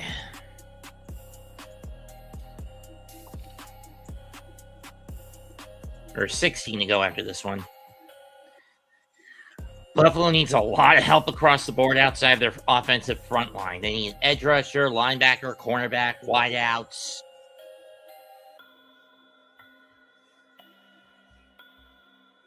And this is their last pick. Every other pick after them is going to belong to Seattle, Houston, Philadelphia, New England, Denver, Cleveland, Kansas City, Baltimore, and Indianapolis.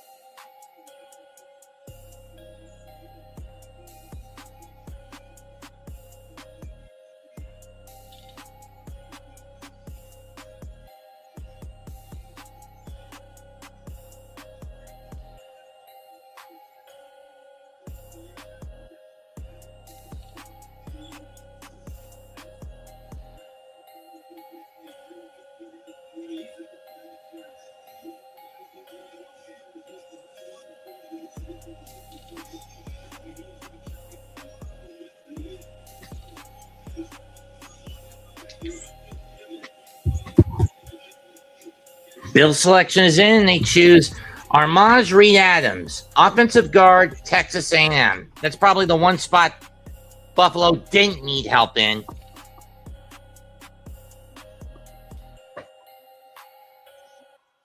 You always need help in the offensive line. And that's a good pick. Yeah, 6'6", 314.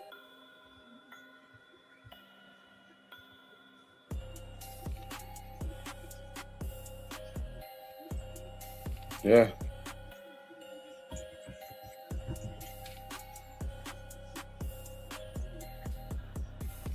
And you could sit them and let them develop, and you ain't got to play them right away.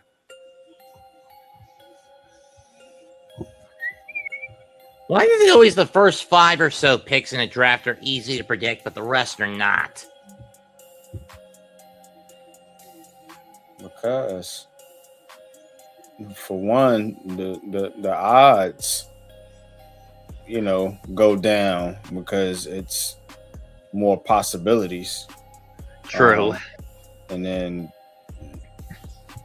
number 2 is there's a lot more trading as the draft goes along.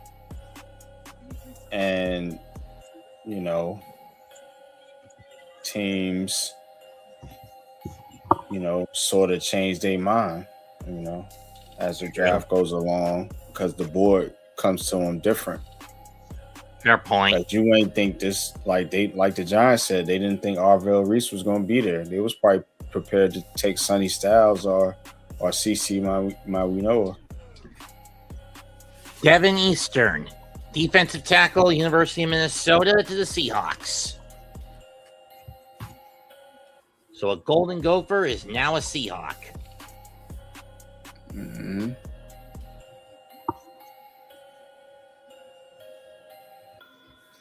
And Spencer's brother, Logan Fano, is still on the board. Oh, okay. You got another brother. Oh, he's, He's an an edge. edge. Okay. Dick is in for the Texans.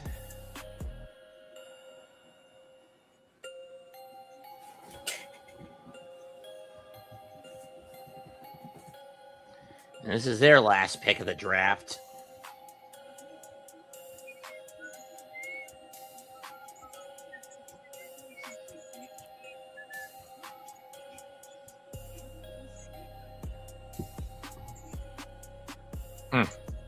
$75,000 being given away by Jack in the Box. What a scam.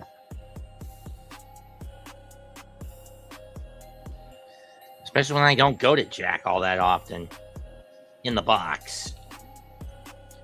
Aiden Fisher, linebacker, University of Indiana.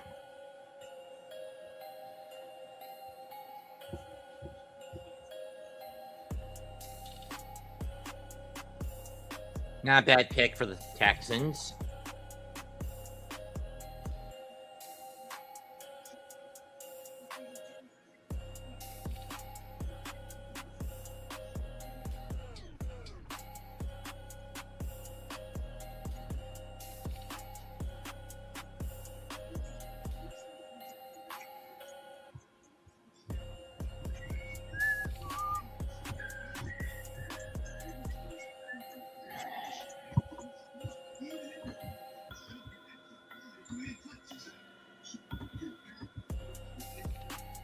One, two, three, 4, 5, 6, 7, 8.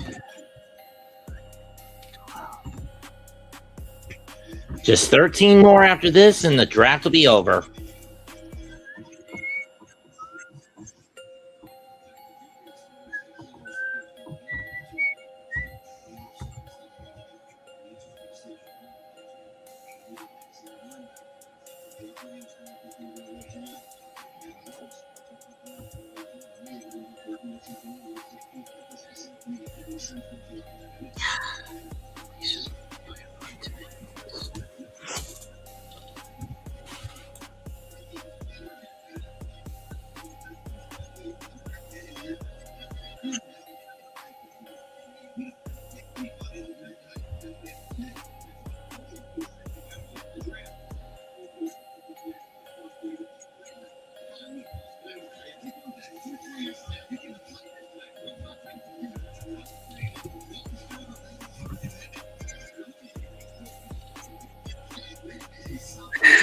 Pick is in for the Eagles.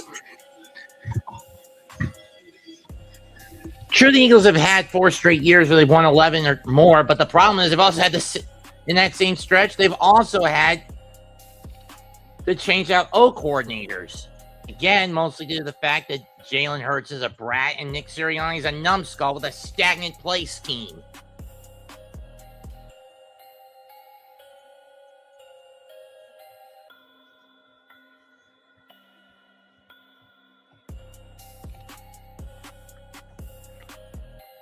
Flashing back to the 2017 draft when the Chiefs drafted Patrick Mahomes.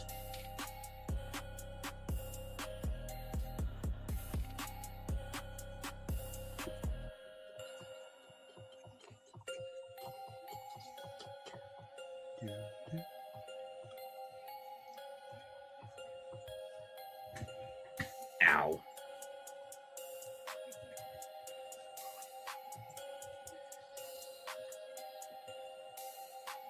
Come on, you stupid draft. I got a Nick game to watch, and I got a race to prep for tomorrow.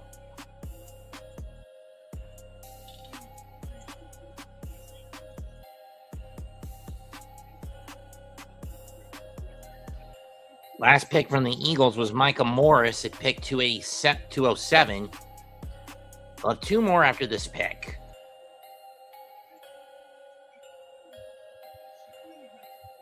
They had Rick Woolen, Jonathan Jones, Arnold Ebiketie and Hollywood Brown during the offseason. Lost Kevin Patullo, Jane Phillips, Nakobe Dean, Reed Blankenship, and Jahan Dotson. This is their fifth O coordinator in the last 5 years, and Sean Mannion. And the Eagles pick is in, and it is Cole Wisniewski, safety, Texas Tech.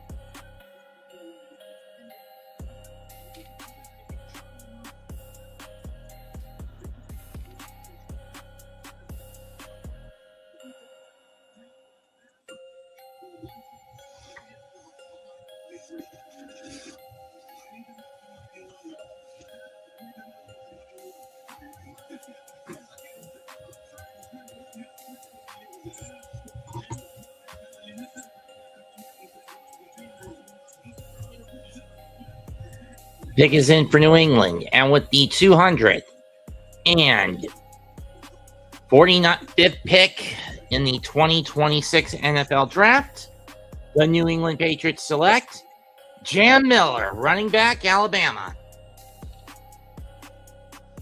Interesting.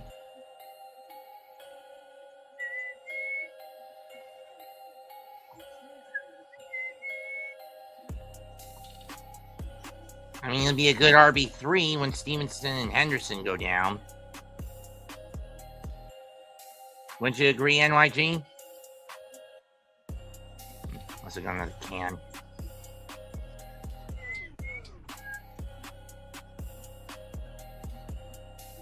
A pumpkin pie? What's the pie about? Nah.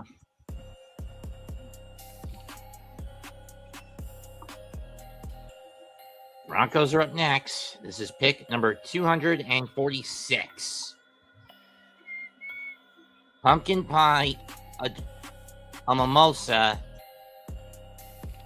and some whipped cream.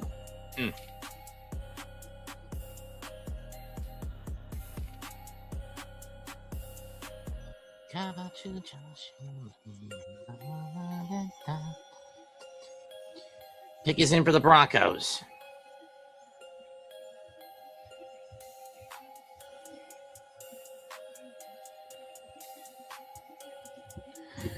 Might as well check on the Nick game. Where put the team, my mini TV low though.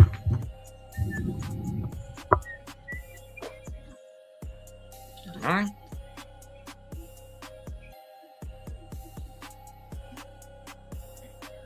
Again.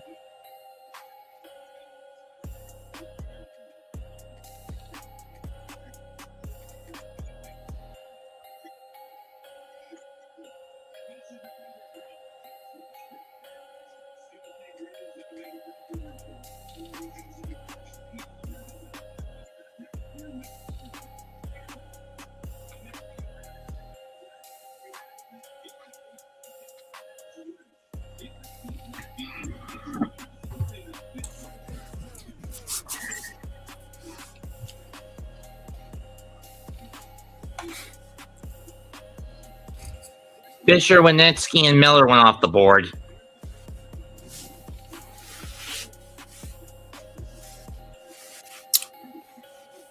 Bobby, James, Travis went to your high school. Wow. Okay, Iman. I didn't know that. That's what's up. Who? I think the guy the Giants drafted. Oh. The defensive tackle. Oh. Iman went to high school with him. Well, he went to his high school. Oh. Pick is in for the Broncos, and they're going to choose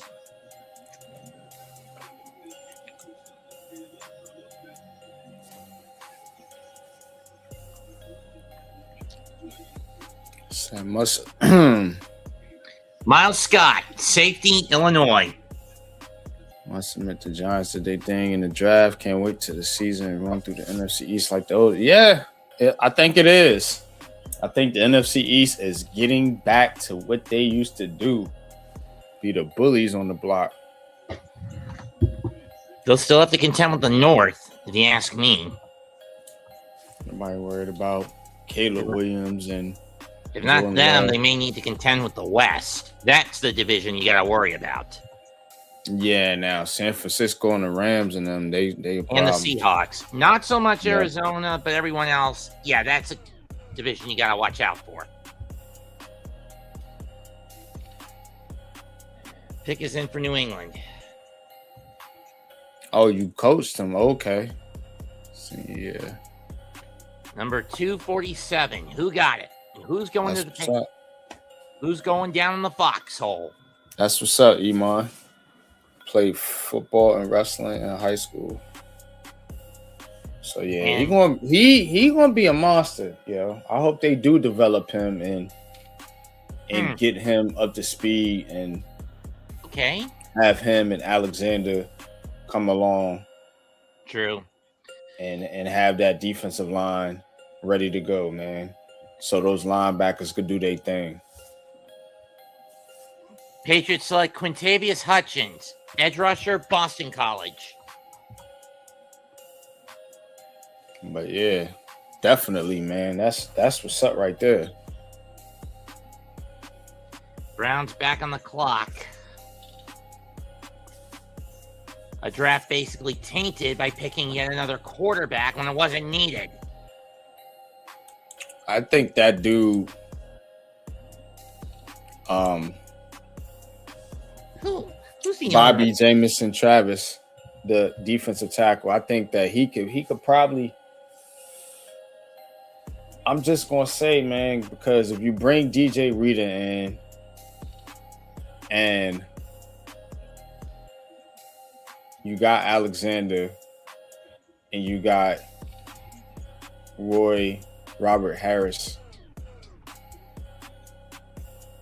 but those dudes are on like 1-year deals outside of the rookie Alexander. True. So that's what I'm saying. If this guy could develop, he might have an actual place on, as a real piece. True. Pick is in for the Browns. So shout out to you, Iman. Browns really blew it with their last pick, if you ask me. And this is their final pick of the draft. Probably not that many picks left.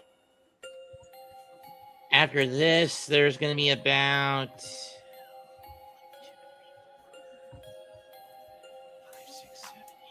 9 left. Yeah, I knew it was winding down.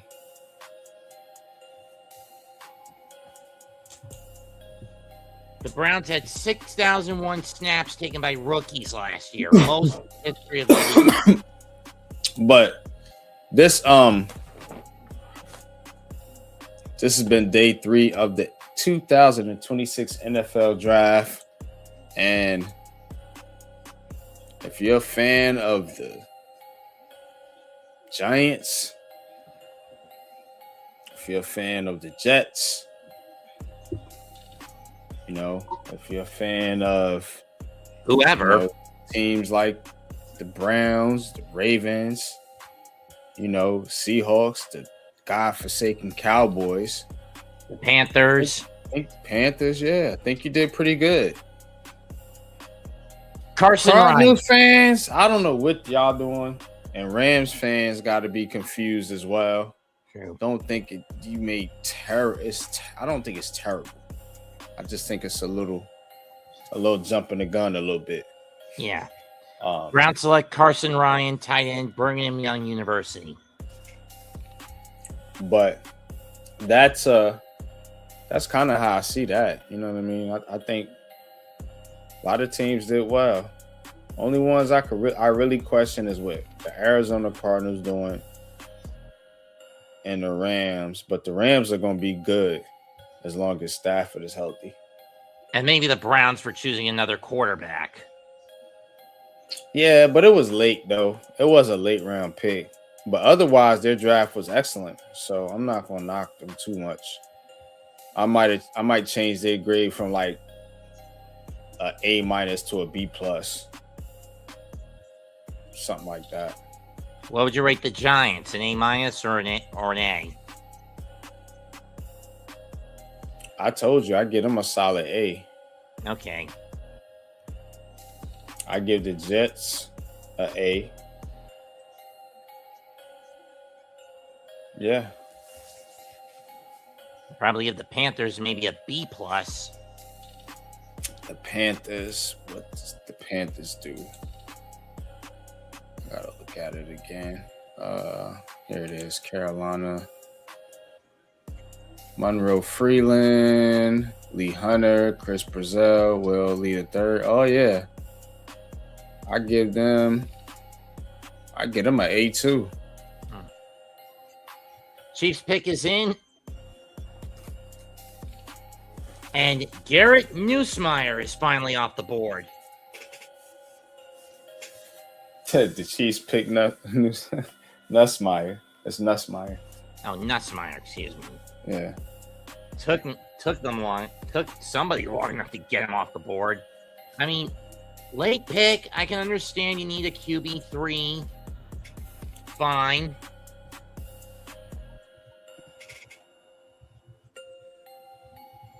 Who's a current QB2 for Kansas City? Justin Fields, of course. And trust me, if Mahomes goes down, do you expect Fields to operate well in the read system? I could say yes and no. On the one hand, he's a very mobile quarterback. On the other hand, he holds onto the ball too damn long. He tends to run backwards as opposed to forwards. He could win you a couple games, but if Mahomes is done for a season or something, or like a 10-game stretch or something like that, Kansas City's cooked.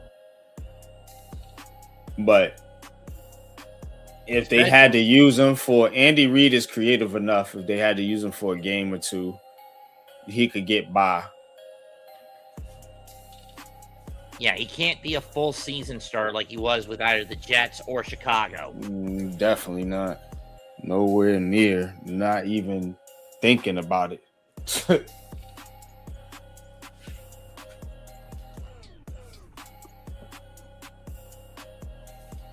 Ravens on the clock next. Bishop Fitzgerald moves into the best available players top 5. And the pick is in at pick 250. Only 7 left after this one. Garrett Nussmeier to the Chiefs. I don't know. I mean, it's a questionable pick. At this point, it ain't really. And the Chiefs can do these type of picks. They can take feel good story picks, stuff like that. You know what I'm saying? Because they're in the charity mode. Huh. Rayshawn Benny, defensive tackle, Michigan. And he just went off the board. To Baltimore. Of course. They just keep adding them.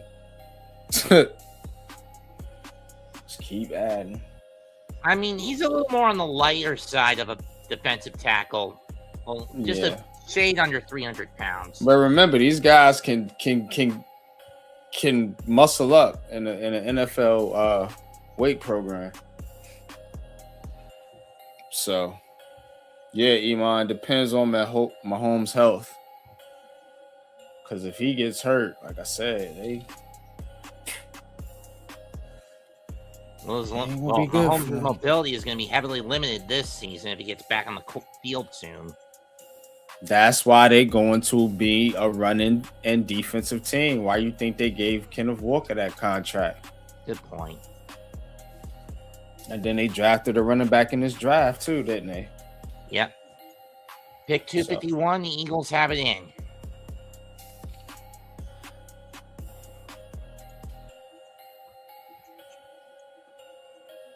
This was a comp pick they got. One of 2 comp picks they snatched up from Los Angeles, from the Rams. And so the Ravens, heavy trench draft. They go Vega in the first round, Zion Young, edge out of Missouri, second round. Then they take a couple receivers. They take 2 tight ends, Matthew Hibner and Josh Puvis, I should say. Cuevas. Adam Randall, the running back, and then, of course, the 2 receivers, Elijah Surratt and Jacoby Lane. So they try to give Jackson. Yeah, Lamar Jackson some help. So that's what you're doing. You Buffalo. You mean Baltimore? Oh yeah, Baltimore. I said Buffalo. I was looking at Buffalo's label. But the Eagles. Jeez. It's been mostly defensive pieces for the Eagles, right? Freaking Eagles.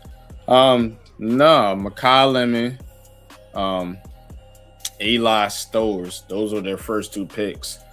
Mekhi Lemon, wide receiver, of course, out of USC, and then you got Stowers, the Vanderbilt tight end, and then they went offensive tackle Markel Bell, big offensive tackle out of Miami, and then they drafted a quarterback, Cole Payton. So they went, and then a guard, Michael Morris. So they went all offense, and then they drafted a safety.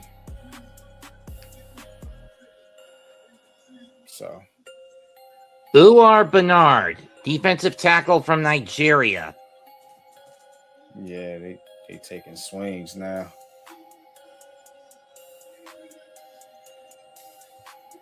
Hoping the dude pan out and be just jump off the tape, I guess.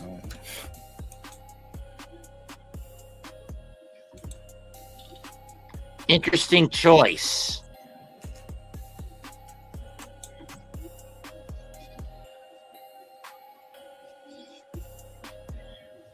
Now the Eagles are down to their last pick. It's another comp pick.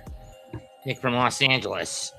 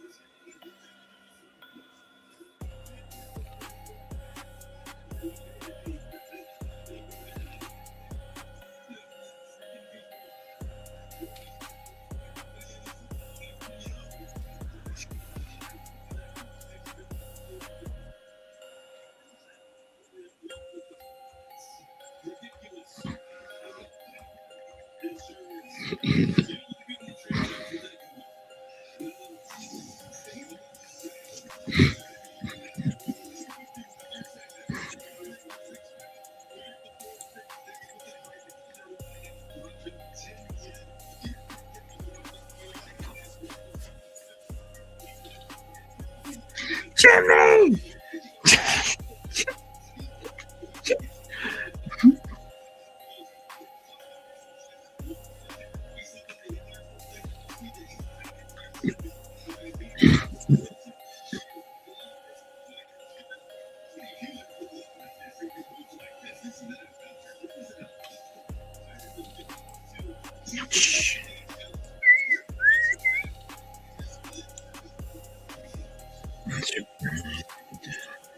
All right. Let's see who we got here. So,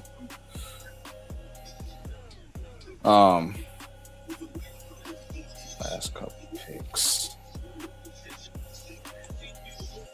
Only 6 left.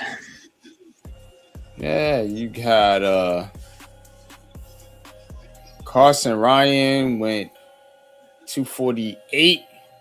Tight end out of BYU, 249. Garrett Nussmeier, quarterback LSU, 250. Rayshon Benny. Rayshon Benny, and 251. Uar Bernard out of Nigeria. And 252. Keyshawn James Newby, edge rusher from the University of New Mexico. Another edge rusher. This has been heavy trench and edge this year. Sheesh. Gotta keep up. Are you gonna get left behind? This will be Baltimore's last pick. It's a composite consumptory pick. And Xavier Harris and Deion Burks and Deontay Lawson are still on the board.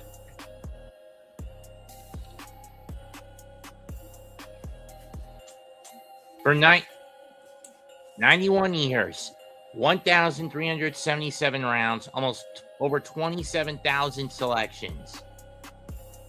And originated in a May 1935 meeting in Pittsburgh, did the NFL draft. How ironic that the draft came home this year when you think about it in that perspective. Okay. Good historical nugget there.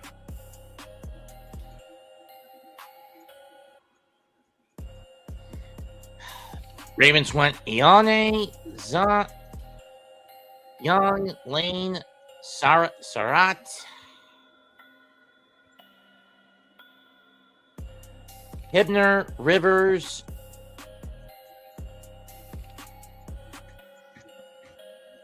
Cuevas, Randall,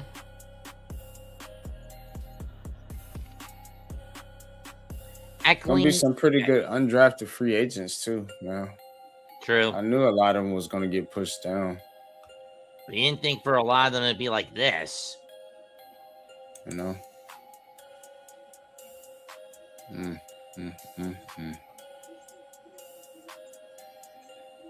Baltimore is in. Eddie Dixon. Wow. And coming into the 26-27 season, Baltimore is basically in full-blown rebuild mode at this point. Baltimore ain't in no rebuild mode. What are you talking about? New coach, new setup. What are they ain't rebuilding? Nothing. Shit. They got one of the most talented rosters in football. That coach, all that coach got to do is steer the car. You don't got to put no wheels, rims, tent, nothing on that joint. That joint is ready. Fine. Raven selection in their final pick is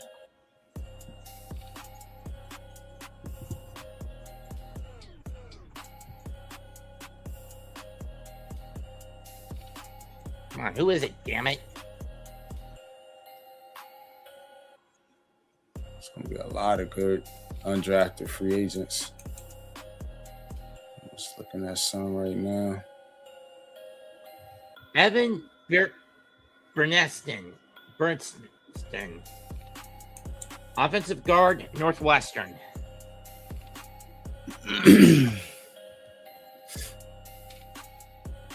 Interesting choice for Beardston. How do you pronounce this surname? Who? The Ravens' last pick. Evan Bernstein. Oh, I thought it was Beardson. Bernstein? Bernstein? I don't know. Shit. Ask him. Ask him. Shit. Colts' final pick is in. Oh, there he is. Deion Burks. Deion Burks, Wyout, Oklahoma. Finally off the board. Took him long enough. But to be the fourth to last pick, McMahon taken off the board, that's sad. Nah, it ain't sad. Shit, you going to the NFL. What's sad about that? Shit. It basically rips your hype to pieces.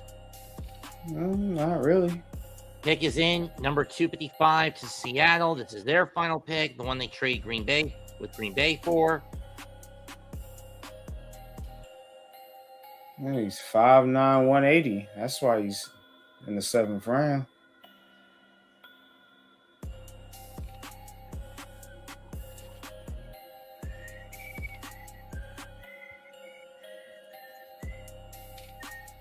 Michael Dansby, cornerback, Arizona.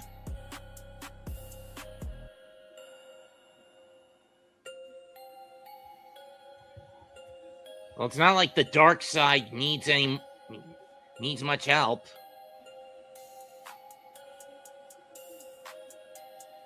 The Seahawks. Yeah. I mean, with the exception of their front line on defense, most of what they needed was on the offensive end. Because the last two, they belong to the Broncos.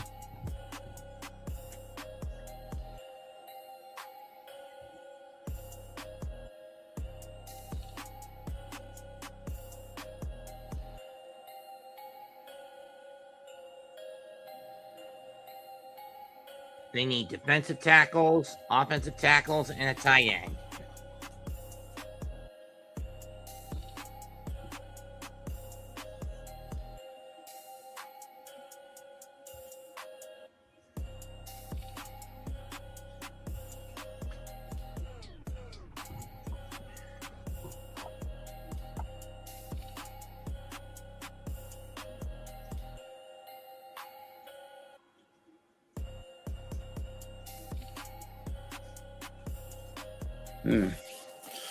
Well, yeah. So, looking at some of the best available, you can start to see how some of the undrafted free agents are going to shape out. Got Xavier Harris, who's not going to get drafted. So I think he has a legal issue. Deontay Lawson, Jamari Taylor, running back from Virginia, Le'Veon Moss, another good running back. Jeff Caldwell, a big receiver with upside. He's 6'5", 216. Michael, you laughing at? Michael Trigg, Baylor, tight end. Isaiah World, Oregon, offensive tackle. Bryson Eason, defensive tackle, Tennessee. Roman Hembry, Indiana running back. Logan Fano, edge. Utah. Cameron Ball, defensive tackle out of Arkansas. Bishop Fitzgerald, safety, USC. And J. Michael Sturdivant, Florida wide receiver. Diego Pounds, Ole Miss offensive tackle. So there's still some guys out there. Deontay Leon, defensive tackle out of Cincinnati. Study his tape. He's pretty good. If you're wondering what the laugh was about, I think this was from a year ago or maybe this year. Wawa and the Phillies are collaborating. The next time the Phillies win a series, you get a free victory hoagie. And they haven't won a series in 2 weeks. We want that sandwich. Get a free hoagie. But only available at the Wawas in and around Philadelphia, and maybe most of eastern Pennsylvania. Want that sandwich. Win a game. Finally. Come on. I have a feeling they're going to lose their 11th in a row tonight. Phillies stink. Just like the mess. That whole division stinks, except the Braves. They all stink. Maybe Miami. They're okay. Which I never thought I'd say about the Marlins. They ain't worth for darn either. The Braves is legit, but the rest of them teams, yeah. Well, duh. The Braves now have the quality they've been missing the last 2 years. They're healthy for the most part. Because that's what did them in the last 2 years, the lack of health. That's what most teams get done in by. That's why the Dodgers riding high right now, but wait till something happen to them.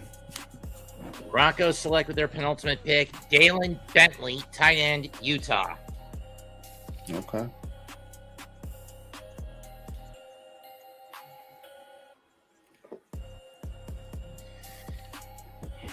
Now the Broncos will close it out with the 41st and final pick of this round and the 257th and final pick of the 6 NFL draft. Dave, what's good, man? Hope you having fun out there, bro. Yeah. Let's see if the Knicks get the dub for sure. They're up 12 last I checked. Yeah, we're gonna talk about it. On Heart of the City. But yeah, most definitely. The final Shout out pick to Mark Man Cave. The final pick is in.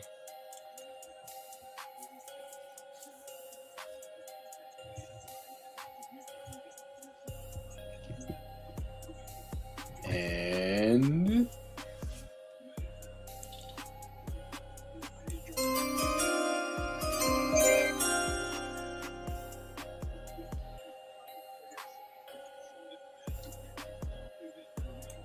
it is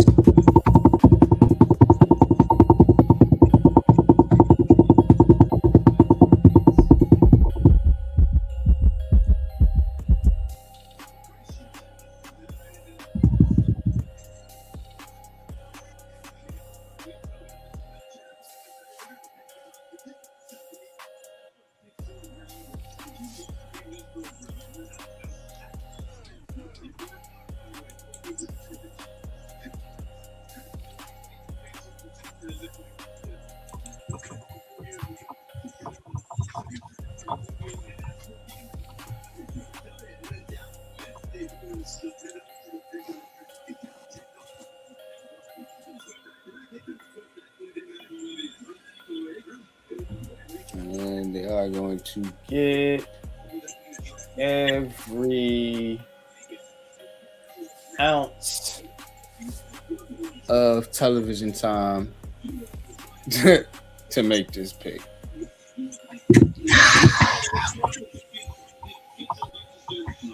days like this, you wish you had cattle prods to get this to speed up. Who is Mr. Irrelevant? The dubious pick. And Mr. Irrelevant is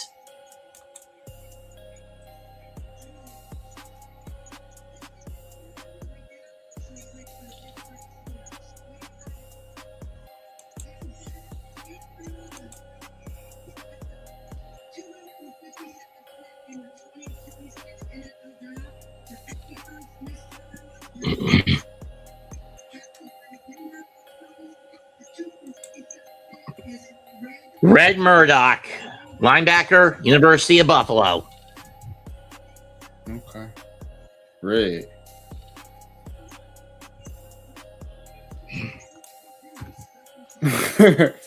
All right, Red.